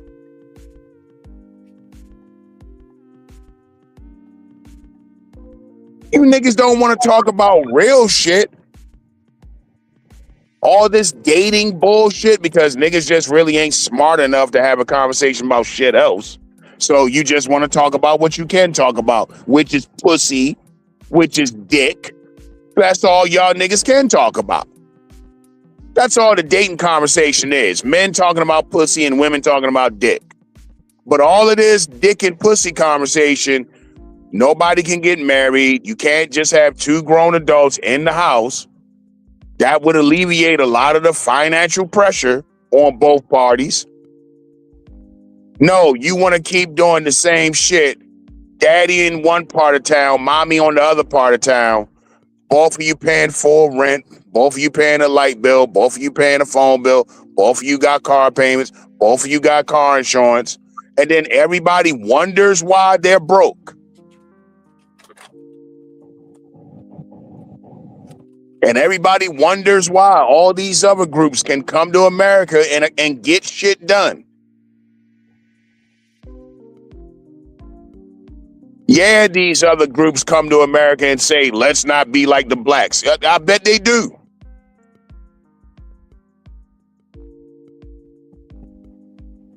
But you don't want to have that conversation, so you just want to, hey, I'm too good for the Cheesecake Factory, or oh, my ideology is the best ideology. Oh, it's the Hebrew Israelites, it's the Moors. Nah, it's the Nile Valley. Nah, it's the this, it's the that. Got motherfuckers out here still trying to blame Christianity for everything. What the fuck is it about the black community in 2026 that tell you Christianity is the fucking problem? What, the birth rates? What, the out-of-wed babies? The bastard kids? The 30% of black men that get a paternity test find out they're not the father? The murder rates?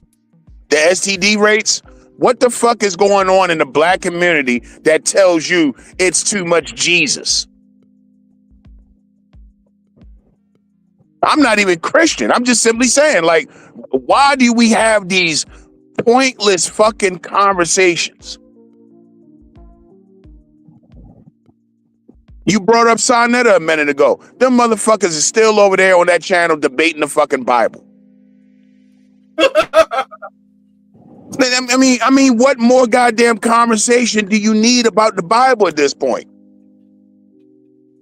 Don't you already have your mind made up? The Bible, the white man's book, and, niggas shouldn't be Christian. Well, what the fuck y'all still talking about it for? You haven't moved on yet? You haven't got a new subject yet?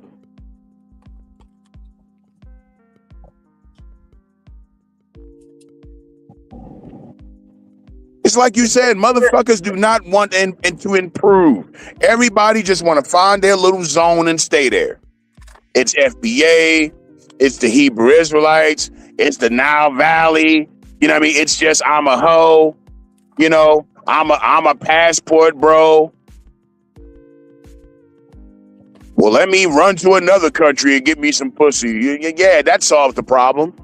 Again, black men and pussy. Everything is pussy. Can I be honest? Go for it. When my father passed, I'm heading to Japan because I want my children to be raised by a tiger mom. Because education and intelligence is the key to being successful in this world. Because understand that a capitalist society is the best society to live in. You can't tell me any other society is better than capitalism. Because capitalism is a merit-based society. Everything else is based on slavery. Tell me I'm lying. Facts.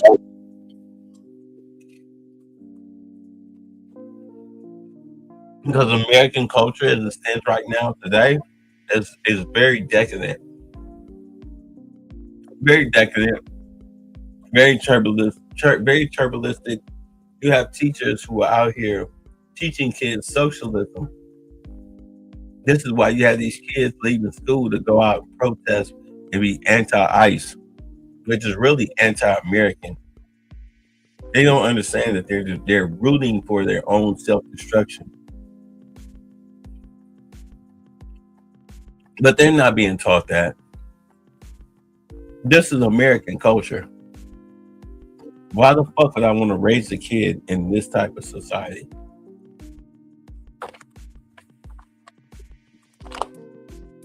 Why do I want to do it? Oh, don't misunderstand. I'll definitely make sure that my kid knows everything about Black American society. But when they use that dual passport, they decide to come over here, they already know what to expect.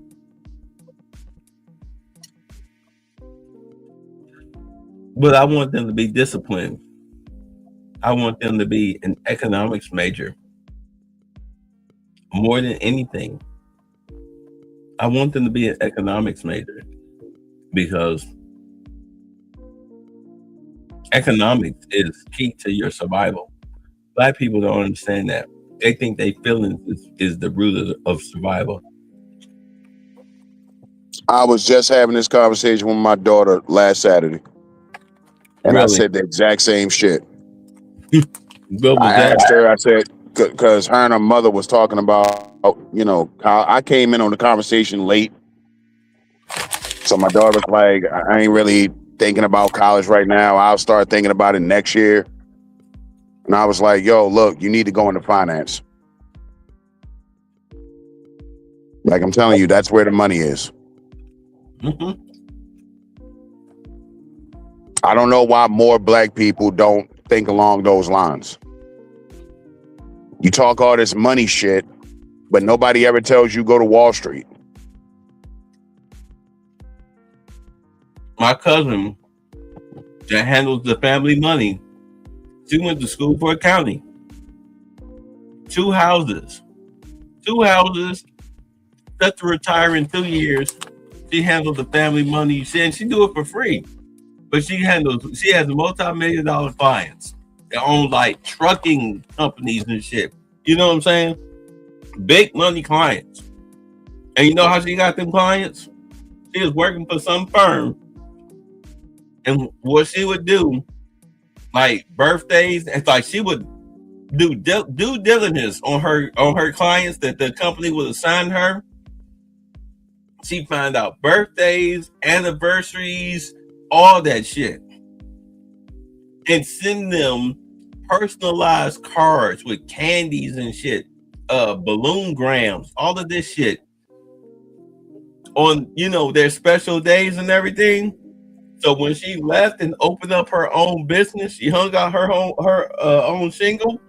She told me this. She said when the clients would call, yeah, where's, you know, such and such, you know, where's Tanya? Oh, she left. You know what she is?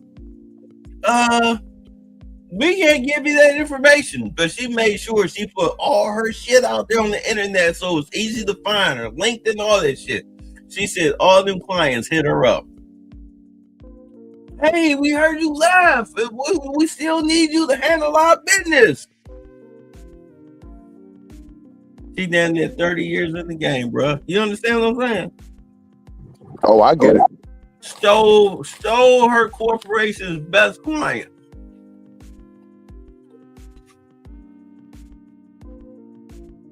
Stole her corporation's best clients. She worked from filling out a W-2 to filling out a 1099. Motherfuckers don't understand the power of that.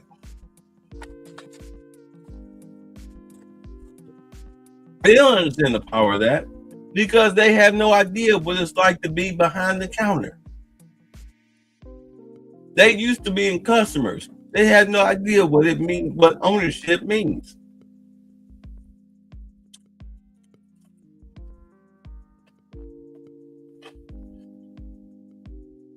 Economics, to me, outside of information, economics is the biggest thing that destroys us as a people. because we have no fucking idea the value of a dollar and what it's really None worth. at all. At fucking all. I talked about it earlier when I talked about all the name brand shit. I've never owned a pair of Jordans. For what? You niggas, it's just like Woody Harrelson was saying in White Man Can't Jump. You want to look good first, win second. Yeah. You niggas can't wait to go out here and buy a goddamn chain, buy some $400 jeans, buy those ugly ass Yeezys. A lot of this high end shit is ugly as hell. I've been on Louis Vuitton's website. A lot of that shit is ugly. You don't care because all you worried about is you can't wait to tell a bitch the price. Red Bottom, Birkin. I remember I had this buddy, this chick. She was a bus driver. She was up here talking about Birkin. I'm gonna give me a Birkin bag. Like what, bitch? For what? Like yo, you're a fucking bus driver. You drive a fucking bus. For what? I think fuck no. We don't understand the value of fucking dollar. Hell no. I was just about because to say, you listen to assholes on YouTube. The biggest. We need to start a business. The biggest thing my parents ever taught me, the mother and father, and my stepmother, was the value of a dollar. They taught me the value of a dollar. I've known that since as long as I can remember. It was the value of a dollar. I remember. I'm serious. I'm gonna drop this on y'all. I'm in elementary school, kindergarten up to like second grade. My mother and her boyfriend at the time, longtime boyfriend Howard, they would go over my math. That like my mother bought flashcards. They would go over my math with me. If I got it wrong, I would get my ass beat. I kid you not. Yeah, I grew up like that. I got a math problem wrong, I get a whooping. I taste the leather strap. I'm in kindergarten getting my ass whooped because I don't know what 5 + 3 is. You understand? I grew up like that. But I learned through that. I mean, trust me, I hated every minute of it. I still remember it. I've dealt with it. I'm over it. It's whatever. But over the course of time, it made me learn the value of a dollar. And that just because you have $20 don't mean you got to spend the whole $20. Am I making sense? Yes, sir. You got $20. Movie ticket is $1. Popcorn, juice is 50 cents each. How much money should you walk out of the theater with? $18. If you come out of the movie theater with less than $18, you got swindled. Somewhere you fucked up. You got greedy. Every girlfriend I've dated was not a materialistic bitch. I never liked materialistic bitch. Y'all call them spider makeup weave. I never fucked with no bitch that wore spiders, makeup, or weave. All of my girlfriends were plain Janes who respected the value of a dollar. Y'all niggas be sitting up here making tons of videos over these fucking glamorous prostitutes and why they don't love you. Because they're glamorous. Fake prostitutes. Right, fake prostitutes. Not even fucking prostitutes. Yeah, of course they don't love you. You can't afford them. You cry. No, they're not even glamorous bitches. These bitches just throw on blonde wigs now and start calling themselves baddies. Right. And show me your kitchen, bitch. You crying over these raggedy hoes. I mean, that's why I'll never forget. I asked this nigga. I remember I asked the niggas. I said, "Yo, show me the last 5 bitches you fuck with." You know they didn't do it, right? I said the reason, like a lot of y'all niggas crying about bitches. Show me the last 5 bitches y'all dated. They didn't do it. You know why? Because they don't have 5 bitches that they last dated. Because they was trash. That's why. Yeah. Fat bitches, raggedy bitches, what they call them, practice girls. Y'all niggas was dating practice girls. This is why you see them raggedy fucking scabbly ass looking bitches that you wouldn't fuck at gunpoint running around here in Walmart with 2-3 kids, and you'd be like, ooh, who fucked you? More than what? They got different daddies. Oh my God. Oh my God. That's why, you know, they laugh. They say, you know, show me your baby mamas. Like, hold on. No, bitch, show me your baby daddies. Who fucked you? Who fucked you? Who fucked you to where they nutted in you? Let me see these niggas. Oh. These be the niggas that be on YouTube crying about bitches. Oh no. You know what I'm saying?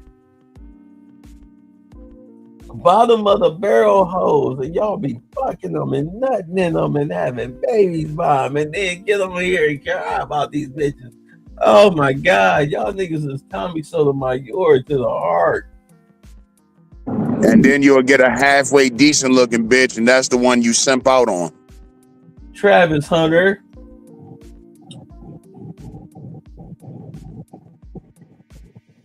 Travis Hunter ass niggas.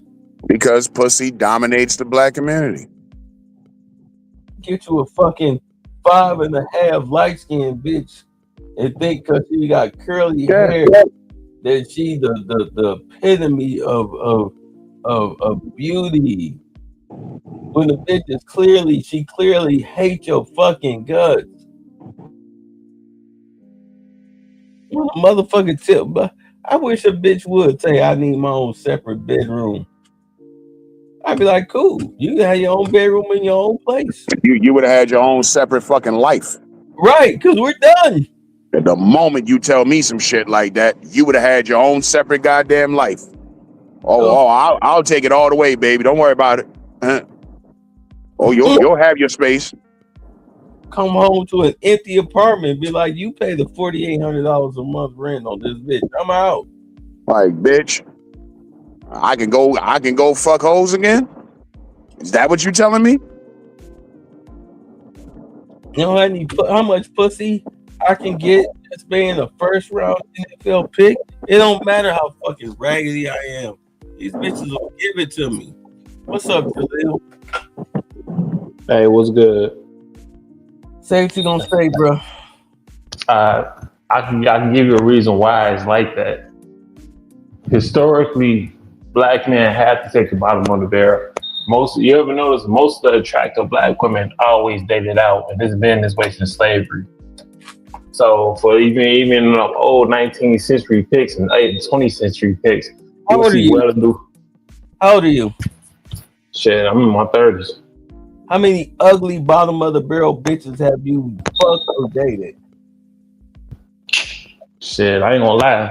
I'm different though. I'm kind of like, I got an athletic build. I'm like 6'7". Most black men ain't like that. Okay, so how many bottom of the barrel raggedy bitches, baby mama bitches have you fucked and dated? 0? Yeah. And that's because of what? Personal choice, or you had no choice? I mean, I had decent women checking for me. Okay. So it was personal choice. Yeah. All right. The problem is, and I'm saying, I hear what you're saying, but my problem is that you have a lot of brothers who are bottom of the barrel Negroes, and they nut in bottom of the barrel bitches, and this is why you see them concave ass, fucking pigeon knees, concave knees, pigeon-toed ass, raggedy big back bitches, and you wondering with 3-4 kids, and you be wondering who the fuck that. You know what I'm saying? I understand, it's epigenetic. A lot of niggas deal with what they can't deal with. You got to be a special type of nigga to get decent women. And it's fucked up as it is, because in other communities it's not that way. I can see fat, chubby Mexican dudes with fine women all day. Same way with white dudes, but in our community it's different. You got to be a special kind of nigga to get halfway decent enough women. What would you define as a special type of nigga? I don't know, like have a certain aesthetic, maybe be hood, maybe have a certain look. Hey, in some cases be light skinned with good hair and colorful eyes. I'm 5'7". I'm brown skinned. I don't have curly hair. I don't have light eyes or anything like that. I'm average looking as fuck. I rate myself as a 6. I've never dated or fucked a raggedy bitch. Is it because of quality or I have standards? I have standards. Yeah, but not only that, you have high self-esteem. A lot of brothers don't have. They come from households where they self-esteem and they masculinity been stripped for them by either their mother or their environment. I can go with that. I can take that. That's a valid answer. You came from a household that your self-esteem and your self-worth was built up. A lot of niggas don't come from that. So when you feel shitty, you carry yourself in a shitty manner and you accept shitty situations, right? Go ahead, I'm listening. You're right. Yeah, but for the longest, most black men had to take the bottom of the barrel because we was. Wait. What the fuck is that beeping sound in your background? Please don't tell me that's the smoke detector. No, that's an alarm. I gotta get the shit set off. Man, go fix your goddamn alarm. Are you kidding me? How the fuck do you listen to that and not have Chinese water torture running through your brain? I gotta figure out how to do this shit, but it's not no alarm. It's a smart alarm and shit. Figure out how to fix it, man. I don't see how the fuck you can live with that. How do you live with that? Good Lord. Shit. Can you still hear it? Yeah, I'm here. I would shoot the goddamn. I would blow that shit up if I could fix it. I'd throw that shit outside. Man, don't crucify me, bro. Oh, if I could fix that shit, there's no fucking way that a battery change or some button pushes would not fix that. And oh my God, how do you live? I can't do it. Shit, the shit don't really bother me. Like, I didn't heard the worst noises in my life, like shootouts and shit. So little things like that don't really bother me. Look, I grew up on the east side of Cleveland. I don't want to hear that shit. I'm an adult. The second I moved out of Cleveland, I was so glad not to hear that shit no more. I don't want to ever hear that shit no more. How the fuck is that your comfort level? Hey man, shit don't get to me. I mean, nah, for sure though, but you gotta realize we like top of the line black women, whenever they get a chance, a lot of times they date out. And they go for the most average, basic ass non-black dude. Anything that's non-black is overvalued. I'm gonna say this right now. I don't give a shit about what some chick I'm not fucking is doing. I understand, but what does that leave you with? That leaves you with average and below average. No. Well, statistically speaking, black women not even dating out like that. Let me break it down to you. Because I had to break this down to black females. I'm gonna break it down to black males. 0.0001% of black females within a 1 mile radius of where you are. You know 0.001%. It ain't like every black female that you see when you go to Kroger, Walmart, the gas station, corner store, whatever. Hey, how you doing? I'm such and such. No. You see them and you keep stepping. They do the same shit. It's no different. So to sit up here and say, well, I'm left with this. No. You are left with what you choose to pick. Flat out. You pick what you pick. Not only that, 80% of black women are overweight. And they all bullshit. Look, I hear what you're saying, but look, when I go out, them bitches are invisible to me because I know what I like. I like them slim to medium build with no weave, no spider makeup weave, okay, and no tattoos, no ghetto. Fuck, you can spot a ghetto bitch from a mile away. I see regular, plain Jane chicks everywhere I go because that's the aesthetic that I look for. Anything else makes me frown up. It makes me frown. Do you understand what I'm saying? If you train your mind to look for a certain aesthetic, trust me, it's just like if you buy a certain car. Let's say you buy an Audi. Suddenly you see Audis everywhere.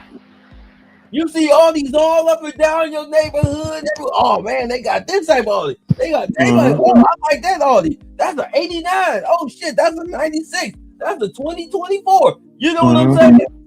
If you train your mind to look for a certain type of chick, that's what the fuck you gonna see. That's what you're gonna be attracted to. But the thing about it is that black men do not train themselves to like what they like.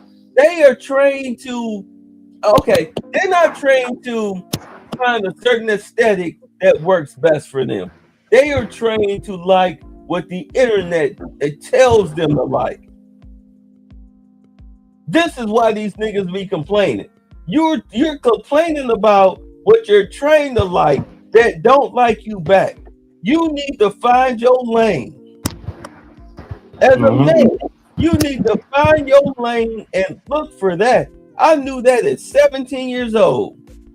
After running a fuckload of hoes in high school, at 17 years old, it clicked. This is what I want as a wife. I want a chick that ain't, because keep in mind, when I was, weave had just started. You know, that hair-headed shit, that had just started when I was in high school. All right? Bitches didn't wear spiders makeup weave when I was in high school. They just started fucking around. Weave was a new thing, and I thought that shit was disgusting. So all of that shit that bitches wear now, the tattoos and all that shit, is an automatic turn off. I've been engaged 4 times. Not one of my 4 had that type of aesthetic. They were pretty cute plain Janes that knew how to cook, that knew how to clean. They kept a clean spot. They had income. They could take care of themselves, and they wasn't raggedy, nasty, lazy hoes. Am I making sense? It makes perfect sense. Right. It makes perfect. But I disagree with the internet thing, though. I think black men tend to we the only group of men that's browbeaten by our women on what we should like. We get, like, if you date a girl with a certain complexion, are you colorist? You date a black woman that's. But I'm telling you, a lot of black men follow behind black women. We're in the matriarchy. Do you give a shit what a bitch has to say about your choice in females? I don't, but I know a lot of niggas that do. Well, then weak ass niggas, are they not? Yeah, they are. Okay. They are. But I'm saying that's how a lot of black men think. They're browbeaten by their women into voting Democrat. They're browbeaten by their women into going for this instead of that. But like you said, we're in the matriarchy. That's bullshit. They're not browbeaten. They're not browbeaten to voting Democrat. They vote Democrat because that's what their fucking mothers and fathers did. Like, I mean, that you. That's an extension most men, from the women to your family. Wait. Men fuck. Remember that video? I told you this big thing. Now he lost the vote, and that's a youngster. How the fuck you 30 giving a fuck about what your mama talking about? Ain't that why we move out of our mama's house? Yeah. Yeah. Like But once then you once vote once I move Republican, out you your get house, socially lady, I don't ostracized. really give a shit what you talking about. Men fuck who they can fuck. Period. You fuck who allows you to fuck them. You fucking fat bitches because that's who allows you to fuck them. I choose my bitches. I choose my bitches. You don't choose. You can choose me all you want to. Maybe I might give you some dick, maybe not. But who Ain't no woman nowhere gonna browbeat me about who I'm gonna put my dick in. Exactly. The hell? I choose who the fuck I want to spend my time and You the my money. minority. You gonna A tell lot of me these- what lot of I'm these gonna do with niggas- my motherfucking dick? You're the I'll fuck who I minority. want. You're the minority. A lot of these niggas. In fact, when you talk about the gay thing, the DL thing, I'll say that that's why you have DL black men, because the black community browbeats gays. You know what it is. Let a nigga find out you fucking with dudes. Everybody gonna call you a fag, and that includes women. Black women can pretend to be so fucking open and accepting and inclusive all the fuck they want. But we all know the real deal. Black women don't play that shit. I don't know about that. I've seen plenty of black women dance on gay dudes, get pregnant by gay dudes. Oh yeah. Yeah, trust so me. nah, bro. In certain cities, maybe you talking about Atlanta, DC. Let me tell you something, nigga. I'm here in Baltimore. Nah, they ain't playing that shit up here. You better be DL with it. You can't come out in this fucking city and openly tell some bitch you like niggas. Mm-hmm. That is not going to end well. Yo, you know how many studs I done fucked from 21 to now? That's a whole different story when we talking about gay broads. There's a big double standard when it comes to when it comes to men and women in the black community. Mm-hmm. And not only There's with a the gay huge double thing, standard. it's easier for a lesbian to get a quality black woman than a black man. This is the preference system. Non-black men at the top, other black women at number 2, retrobate black men, hood niggas, which I ain't gonna lie, I used to be that, but I don't do that no more. Then number 4, the regular everyday black man. You're at the 4th of the list. You at the 4th of the list. Those other 3 are preferred over you. You don't think it's a coincidence that a lot of black women have had a lesbian experience? A lot of, the same black women that say they want this in a black man, they'll go for a lesbian stud that don't match none of that. That's very simple. They go with black women ain't no different than black men. Mm-hmm. Black men fuck who let them fuck them, and black women will lay up whoever they got. Listen, I know chicks personally. Bitch got multiple kids, multiple different men, and now she laying up with a fucking bitch. Because at the end of the day, you need somebody to help you with them fucking kids. You know what I call black women will lay up with what the fuck ever. Oh yeah, black women definitely go back and forth between dick and pussy. This is the thing. This is what I call chicks who date studs. Normally they wind up having a kid, right? They just use the studs to eat the pain away. Yeah. And once they get over the heartache of the last boy or last dude that they date, that's when suddenly, the stud is crashing out over them because they done left the stud for, quote unquote real nigga. I was just getting ready to say that. Yeah. How many times have we heard that story?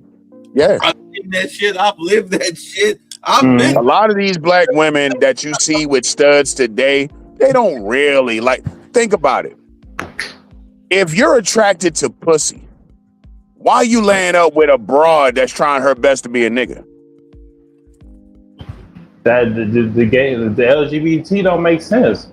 You know why you laying up with a bitch that's trying her best to be a nigga? Because you really like niggas. Mm-hmm. And studs pay. Studs will help you raise kids that ain't theirs. Through the nose. That's what these studs don't like to tell you. You studs be coming out y'all pocket big time. And not only that, and y'all be up there pretending y'all the quote stepdaddy with some other nigga fucking kid. I had a cousin stud, and I was telling her, like, yo, that's not gonna work, right? I'm gonna help her raise this baby. Like, yo, I'm telling you, like, nah, that's not gonna work. Didn't listen. You already know it ended up in complete disaster. I'm like, yo, I tried to fucking tell you. Like, you can't go buy your clothes in the men's department and then think you a fucking nigga. Nah, you just there to help her right now. Once she get tired, once she get bored with you, once old boy come back around, that's that. Try to tell her.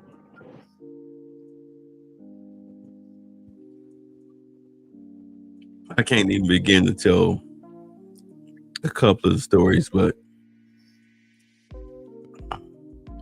I mean, you know how they talk about being caught on the downstroke? Yeah. And be like, you want to join in? Like, because I mean, what the fuck? You ain't gonna beat my ass. Hey, I got a quick question. Wouldn't it be a better idea for black men just to date out completely? Because I ain't gonna lie, with black women, it's kind of a screwed up deal. Well, I said not last year, but like back in 2020, actually 2024, because I had the Embrace Villainy channel where I dealt with body cam videos, and all I saw was us doing the stupidest shit. I said, you know, in all honesty, the way I really look at it is that after 1968, it probably would have been best for us to just dissipate ourselves through homogenization. You know what I'm saying? Like, because at that point, we had lost everything that we held dear.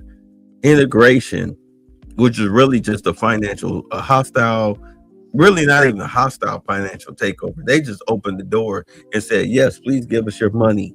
And black folks just, couldn't wait to be back up under master's care and gave all their money to white folks.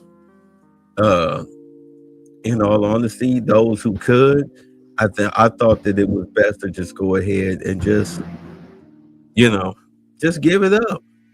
Because I mean, if you really when you look at the crime statistics, and when you look at who's actually like the actual mugshots and everything of who's committing a lot of these violent crimes and whatnot, and thefts and everything, if you notice, it's the poor, dark-skinned black. I mean, let's just be honest. And like I said, it's your turn, niggas. I spent 10 years Bitter Truth Show talking about racism. Now it's your turn. It's poor, dark-skinned blacks that have helped destroy society, from Jay-Z to the YN 13 years old on the corner. If I'm making any sense. Yeah, there's no tax bracket that separates the ignorance. It's all about mentality. And the biggest detriment to black society has been a slave mentality that has been totally fostered and indoctrinated into us by the Democratic Party, our former slave masters and overseers. We couldn't wait to be back up under their umbrella. And look at where we're at. Let me ask you a question. Do you think Jasmine Crockett is a good representative of black people? No. What about Hakeem Jeffries? I ain't gonna lie, I don't even know who that is. What about Cory Booker? Nah, I don't rock with him. I know who that is. Yeah, pretty much the same person as Hakeem Jeffries. Name a black politician that you would say is a good representative of black people. That's a Democrat. Well, I can't. I was gonna mention somebody, but she's GOP. Who? Pamela Denise Long, running out of Illinois for Senate. Okay, who else? Pick some more GOPs. Well, that's it. That's all I knew was Pamela Denise Long. Donaldson down in Florida. He's running for governor. What do you think about him? To be honest, I haven't paid attention to Florida politics. I kind of keep things like regional. Like I'll pay attention to the things going on in Texas and things that's going on in Illinois because I'm from Illinois. Donaldson is a soft coon. He is. He's a soft coon. He is. But would you rather have him or the bitch who got busted for stealing the hundreds of thousands of dollars? I would rather have Soft him. coon it is. Yeah. I'll take the soft coon. Because the one thing I will say, because trust me, I understand what Brian Donaldson is. I'm not fooled by anything, but who's mentoring him? Who's his mentor?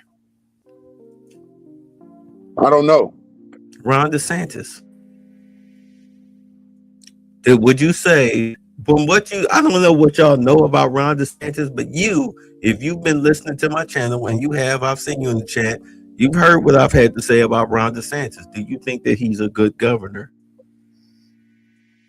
Yes, I do. Yeah. For those of you who aren't familiar, Ron DeSantis took on Disney. He made Disney cough up $700 million from the Reedy Creek. He dismantled their ownership of Reedy Creek. He got all that gay shit out of schools, all that trans shit out of schools.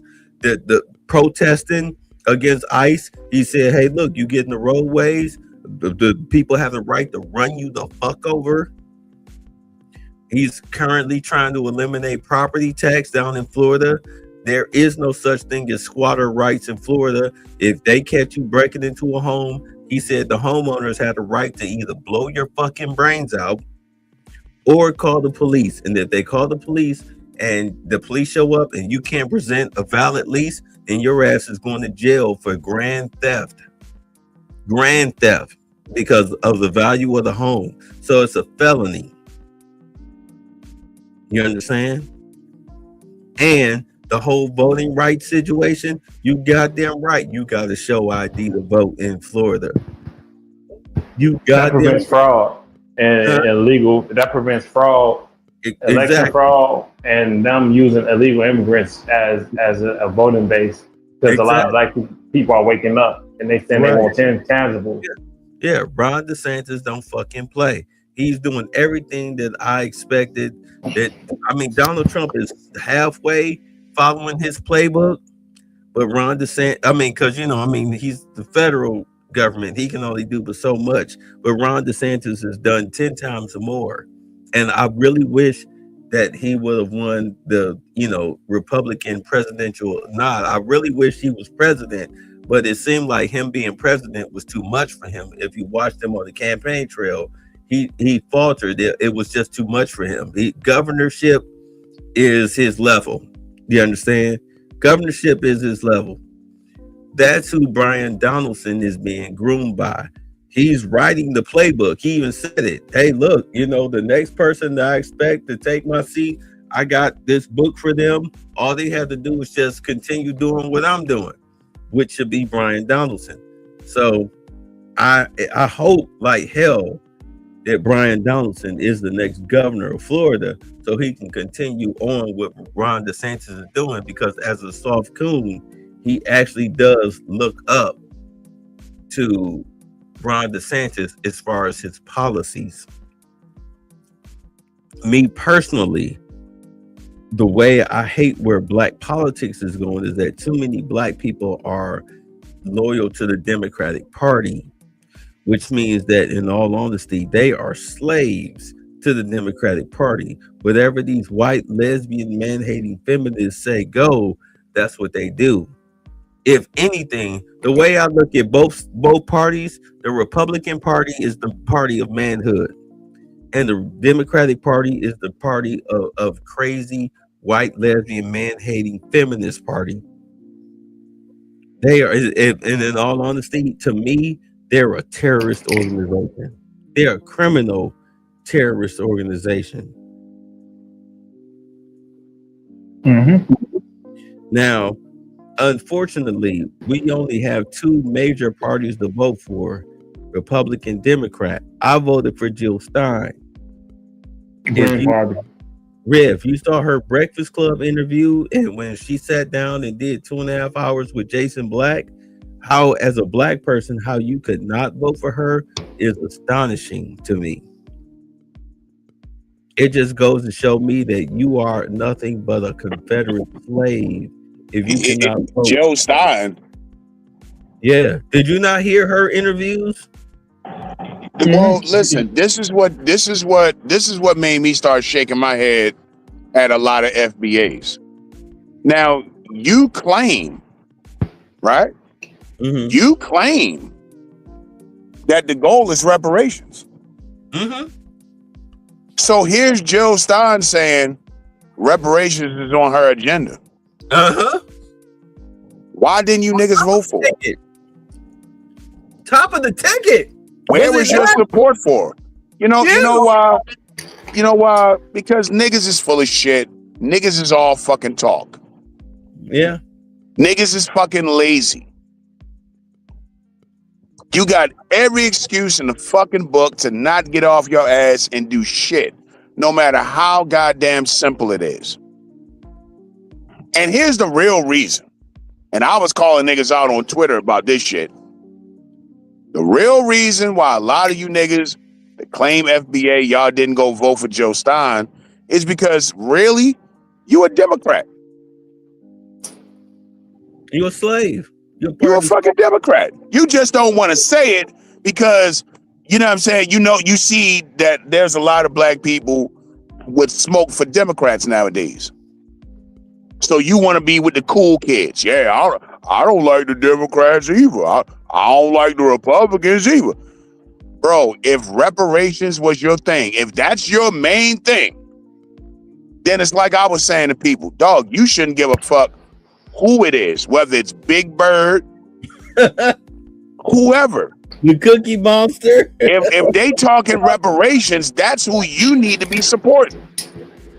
That's you niggas didn't support Joe Stein because you are undercover Democrat. And that's your real reason to not go for Trump, go vote for Trump either. You claim you got a problem with the illegals. You claim you got a problem with the tethers. So then why didn't you go vote for Donald Trump? Oh, well, he said no to reparations. Well, then that means you should have been voting for Joe Stein. That's why I say, man, like, look, I don't care no fucking more. Like, I ain't got time for this shit. What did niggas play too much about black issues? What did she say? Remember? Oh yeah, fuck y'all. Basically, no. I ain't doing shit just for you niggas. No, fuck you niggas. No, might as well put a middle finger up. That's what I'm saying. Like, yo, black people play too fucking much, yo. Like, nothing is serious. Niggas is never fucking serious about shit. Niggas play too much. All the goddamn time you shucking and jiving. What did I say a minute ago about always riding the fence? Mm-hmm. You always on the fucking fence about something. You scared to just take a stance on something, right or wrong. Take your fucking stance on it. Everybody know I voted for Trump. I'm not scared to fuck it. If 10 years down the road, I look back on it and say, damn, that was a bad vote right there. Then it is what it is. But at least I took a fucking stance. I had to be honest. I knew he was going to win this election. I voted for Jill Stein, and people, I mean, you can say that you threw your vote away. Like, no, I didn't. I voted for what I believed in. How was that throwing my vote away? It's not my fault that 10 million people didn't, or 80 or 70 million people don't think the way I think. That's not my fault, but I voted where my beliefs at. Is that the purpose of voting? Or is it based on party? Mm-hmm.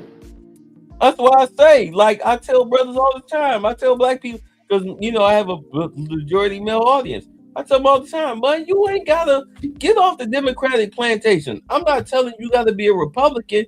Be an independent, but vote policy, not party. Trump has the best, outside of Jill Stein's reparations stance, Trump has the best policies for black people. You can't tell me not one thing that the Democratic Party has offered that will help black people. Again, as I say 1,000 times, you're at the very fucking bottom of every metric in the United States.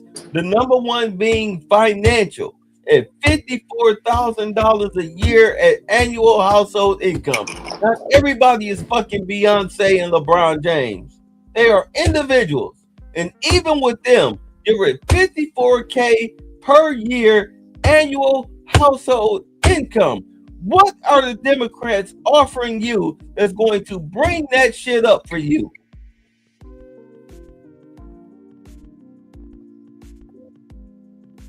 That's the thing. They get niggas on fear. They said, well, you don't want the Republicans to win because they're gonna put y'all back on. They say stupid shit. We gonna be back in slavery. A lot of black people. We gonna be back in slavery, nigga. Yeah. Not knowing it was the Republicans that freed your ass from slavery. And how stupid are you to believe some dumb shit like that? You gotta be real. Most black people stupid. What's the intro of Thank you. The intro of this video is Abby Phillips saying that black people are too stupid to have ID. It's 2026. If you don't know what your passport is, God damn it, you need to beat the shit out of your parents. Because they should know where it is. Who do you think I got my birth certificate and social security card from? Who did y'all get y'all birth certificate and social security card from? I got my social security card from the Social Security Administration. I got my birth certificate from what you call that shit? Vital Records. What about you? Same here. I got my shit from. Well, I got my birth certificate from the county office, and then I got my social security from Social Security Administration, just like bro. That's, you know what? I'm not trying to dish y'all, but this is a parental failure. My mother had my shit in an envelope and handed it to me on my 18th birthday. No, I had my shit a long time ago. I just lost it. No, I get it. But I lost my shit when I moved. When I had to move back with my mother. That's when I lost my shit. Well, so I had to go get it again. But before then. Before then, my mother. Right. Yeah, my mother gave me my shit in the envelope when I was 18. Here's a birth certificate and social security card. Make sure just like my son. When my son went to college, I handed him his shit. Mm-hmm. Handed him his original birth certificate and his fucking social security card. I got the only time I got a copy of my birth certificate was when I went and got my passport a few years ago. My new passport, because they tried to copy my birth certificate, but because it was a copy, it was so old and degraded, I had to get a new one issued. So I had to wait. You know what I'm saying? I mean, I'm born in 71. You know, I mean, how long do you think a piece of paper is gonna last? So yeah, but yeah, she handed me my shit. And here I was like 52, 51 years later, I had to get another copy. I got my social security number card laminated. You know what I'm saying? I mean, I'm not trying to dish y'all, but I'm just saying, you're supposed to get this shit from your birth parents. They supposed to hand it to you, or else it's a parental failure. Listen, you don't even have to pay for it when you go to Social Security. Yeah, I remember when I went to Social Security, and because I got a Social Security building right around the corner from my house. Okay, I remember going in that motherfucker, taking a number, sitting down. Everybody in there fucking immigrant except me. They filling out papers and shit. They call my number. I walk to the fucking back. Hey, what brings you in today? By the way, this is an African. Okay, what brings you in today? I'm like, yeah, I need a new social security card. He said, oh, that's all you here for? And just go over there to the window. Lady printed me out one right on the fucking spot. Because you're an American citizen. Literally everybody in that motherfucker was foreign except me. Like this whole notion, and I remember they was talking this shit way back. What was it, 2020? You know, this whole fucking notion of black people can't get. Well, that's racist, and you know, there's a lot of black people that don't have ID. That's bullshit. I'll say it again. If you don't have ID, you don't deserve to fucking vote. It's 2020. It's bullshit. You don't have a fucking ID. Listen, like I keep saying, if you're a fucking adult and you don't have an ID, you probably weren't going to vote any fucking way. Like the whole conversation is fucking stupid and nobody's buying it. But like I said, black people, niggas allow that shit. You allow these white liberals to get on CNN and MSNBC and talk about you like you're a fucking idiot. And this is why I keep using the white man in Montana analogy. You know what I'm saying? How many black people live in Montana? Like 7 or 8? Yeah. So you're a white man living in Montana and you're hearing this. Don't you think black people really fucking dumb? You don't know any black people. So you watching the news and you hearing this, you like, damn, niggas can't get ID? Stupid fucking niggas. If I'm listening to Abby Phillips, that tether, yeah, I would think that, yeah, black people are too stupid to have And ID. all of them motherfuckers allow this shit. Tiffany Cross, Roland Martin, all of these motherfuckers allow this shit. But these are the people that get on fucking TV and they get paid by the Democrats. This is what they tell them, that they have the voice of black people, that they got the ears of black people, yada, yada, yada. Roland Martin got $300,000 for that interview with Kamala Harris, that fucking softball layup interview. He got $300,000 for that shit. All these niggas do is fucking hustle. They not even getting. And barely get 10,000 views with over 1 million subscribers. What a piece of shit. And that's why I was so happy election night when he was up there with his red eyes, because he was fucking crying. He was fucking crying because he knows that this made him look really fucking bad. See, you're not going to be able to play this game next election. When you try to swindle the Democrats for more fucking money for another interview, they're going to say, why the hell are we coming to you? You didn't deliver last time. He never fucking delivers. Remember in 2016 when he was actually on television and he was up there going hard for Hillary Clinton? When Hillary Clinton lost that fucking election, what happened right after that? They booted his ass right off the network. He got fired his ass. He never fucking delivers. Like the part is we used to watch his show back then. Because we didn't know any fucking better. He's a piece of shit. I hate these niggas. Tell the truth. Did you used to watch Roland Martin 10 years ago? Tell the truth. Yes. No, not me. No.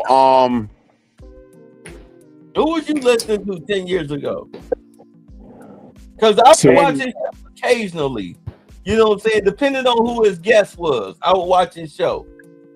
But okay, I tell you what, TYT. I'll say that. I'll say depending on who he had on there. Like I did watch the Umar interview. I watched that debacle. Wow. You know, I watched that bullshit. You know what I'm saying? But you know, this is why I hate these niggas, man. They get paid off of us. Did you used to watch TYT 10 years ago? Yes. The Young Turks? No. Yeah. No. Who was you watching 10 years ago? 2016, I wasn't even into politics like that, to be honest with you. Well, who was you watching though? I wasn't watching anybody. Okay. Mark Lamont Hill. Oh my God, hell no. Hell no. That little By the time Obama 8 years was up, I was just so done because I voted for Obama in 2008 and I didn't vote in 2012. And by the time 2016, y'all, I hated Obama. I swear to fucking God, I hated him. I hate him now. I was done with Obama in 2009. And when Trump won in 2016, because I remember, because I worked night shift, I came home from work turned on the fucking TV and you know what I mean, and the news was on, and they like, yeah, Donald Trump, won the election. I was like, what the fuck? Right? Like, what the fuck now? Like, what the hell? Beat Hillary He Clinton. beat Hillary? What you in? I was fucking shocked, dude. And so my attitude was like, because black people, the sky is falling and all that shit. I'm like, yo, look, now that he's in the fucking president, let's see what he can do. Like, maybe that's what niggas need, about a motherfucker that ain't a career politician. I was just trying to be optimistic because I don't do the scary shit. I can't stand scary black people. Bruh, I had so many black people told me they made so much money off of his first presidency. It was ridiculous. Dog, I did great. I did fucking great. That's why the only reason I didn't vote in 2020 was because the whole COVID thing, and they was talking about mail-in ballots and shit. And I was like, I don't like how this sounds. Oh, yeah. You know what I mean? That's the only reason I didn't vote in 2020. I would have voted for him in 2020. So when 24 came around, I'm like, nah, fuck that. Come hell or high water, I'm voting for Trump. Because I did great in 2016 to 2020. I did fucking great. And then Biden happened. And that shit came to a screeching halt. Nigga, everything went up. Well, like I said earlier, I checked my stocks. My stocks are up. I ain't checked my stocks in 2 months. I checked my stocks today. I was like, oh shit. I didn't know I was sitting on this. Like, okay, because I heard earlier this week that the Dow had like jumped, so many points and all this shit. Stocks 50,000. Yeah, I didn't think nothing of it. Then I mess around there. You get them Charles, because I'm through Charles Schwab. I fucking email and shit. Yeah, this and this, and you can dividend that and all that. I'm like, let me see what I'm looking at. I went and logged in. I was like, oh shit. All right, oh, okay. All right, my retirement, quote unquote, retirement fund is doing pretty good. Doing pretty fucking good. It surprised the shit out of me. But that's the thing, that as far as with stocks, I tell people buy the stocks and pretend you don't even own it. Don't even look at it. Check in on it every couple of months. You know what I'm saying? Because it's not like Forex or whatnot, or what's the other one? Bitcoin, where you're, pretty much investing in money. You're investing in stocks. Stocks is a roller coaster. But if you pay it no attention and you invest it right, it just grows and grows and grows on that roller coaster ride. You know what I'm saying? Am I making sense? Mm-hmm. Yeah, just let it grow. Just a roller coaster rides up to the top, or it'll sink. I checked in on my stocks. All my shit is just growing. I had no idea. I said, God damn. I was surprised. I'm like, shit. Like, I'm gonna buy me a goddamn. I'm laughing. I'm lying, but I'm like, I'm gonna buy me a French Riviera house over the river. I'm making it up, but that's the way I felt with looking at my stock portfolio. I'm like, damn, this motherfucker doing better than I expected. Mm-hmm. The fuck out of here. People thought Nvidia and Tesla and shit was on the crash. No, they did not. No, it didn't.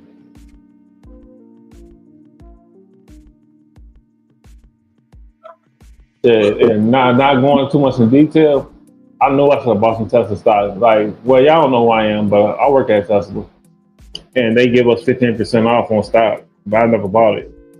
Man, buy the stock. Look, when they was burning Teslas and shit and talking about the whole Tesla price drop and everything, remember they had that boycott Tesla stock? Mm-hmm. I waited till the next day when that shit bottomed out, when people were selling their stock. I waited till the next day. I bought 4 shares. 4 shares. Mm-hmm. At $268 a share. Look at this it. This must have been a long time ago, because now that shit like that shit skyrocketed. I ain't even worried about these motherfuckers, man. Get the fuck out of here. All right, look, I'm gonna give y'all last word, 5-minute last word. Does anybody go first? I don't care, because I gotta go to sleep. Good show, man. Look, I don't do the scary Negro shit. Okay, I'm sick of niggas with this scared talk. I'm sick of black people who just want to be Democrats forever and can't give you a real reason why. Like I said earlier, black people better get their shit together. Black people better learn how to make adjustments. Change is here. AI is here, whether you like it or not. AI is going to put a lot of people out of work. You're going to have to learn how to make a dollar. 2 adult incomes is better than 1. You better start teaching your sons and daughters the value of a dollar, how to make money, to actually give a shit about money. You're not going to name brand close your way out of poverty. You better start giving a fuck about life. Start giving a fuck about your community, where you live, where you actually lay your head. Stop giving a fuck about illegals and all these other people. Those Somalis that scammed that money, they didn't share a dollar with that shit with you. This one world, we are one big nigga ideology has never worked. You're gonna have to start giving a damn about yourself and the people that you actually live next to. Okay? Education. Too many black boys don't know how to read on grade level. That shit needs to change. You bitches need to sit down. Since you claim black men ain't around and black men abandon you and the kids, then it's your fucking job to teach your son how to fucking read. Also, you better teach your daughter how to cherish her vagina. Way too many black women have herpes, syphilis, gonorrhea. You should do a better job in protecting your vagina. All these conversations about dating and all this shit, but when I watch these podcasts, I never see that come up. So black people better get real. Because like I said many times, this broadcast, everybody's not going to make Noah's Ark. And it's not my job to feel sorry for you. It's your job. Give a damn about your life. And that's that. Thank you. You're welcome. Go ahead, Jaleel. I would like to say, man, I wish the best for everybody, but I'm gonna keep it real. I see that niggas gonna have to get into small tribes, organized tribes to survive. The collective of niggas is just gonna bring people down. And I believe that everybody should focus on self-development, have some discipline, and be wary of who you keep in your company. And as far as politics, please put policy before personality. Stop being loyal to stupid policies that actually sabotage you as a people. And do your research on who you vote for. Stop being scared into voting for somebody because of a lie that they tell you. And as far as the brothers, if you got to get a passport to get a better quality of woman, do what you got to do, but stop settling for less. Like, it's time niggas got to stop being fooled into taking scraps from the table. We can have scraps from the table when we can have a brisket instead. And that's all I have to say. Thanks for having me on, man. All right, no problem. So here's my thing. Consciousness is all about elevating your level of thinking beyond victimization and colorism. And it takes a strong will to get above that. But there's nothing that anybody can do that can make you elevate. It's a self-fulfilling prophecy. So either you get right or you get left. That's all I gotta say about that. I will catch y'all later. Y'all be safe. Peace out. Now, gentlemen, Mr. Butler's been up north, I hear. Don't you agree with this, Mr. Butler? I think it's hard winning a war with words, gentlemen. What do you mean, sir? I mean, Mr. Hamilton, there's not a cannon factory in the whole South. What difference does that make, sir, to a gentleman? I'm afraid it's going to make a great deal of difference to a great many gentlemen, sir. Are you hinting, Mr. Butler, that the Yankees can lick us? No, I'm not hinting. I'm saying very plainly that the Yankees are better equipped than we. They've got factories, shipyards, coal mines, and a fleet to bottle up our harbors and starve us to death. All we've got is cotton and slaves and arrogance. That's treachery! A problem figuring out whether you're for me or Trump, and you ain't black. All right, bye. Thanks for the fun. Get the fuck out!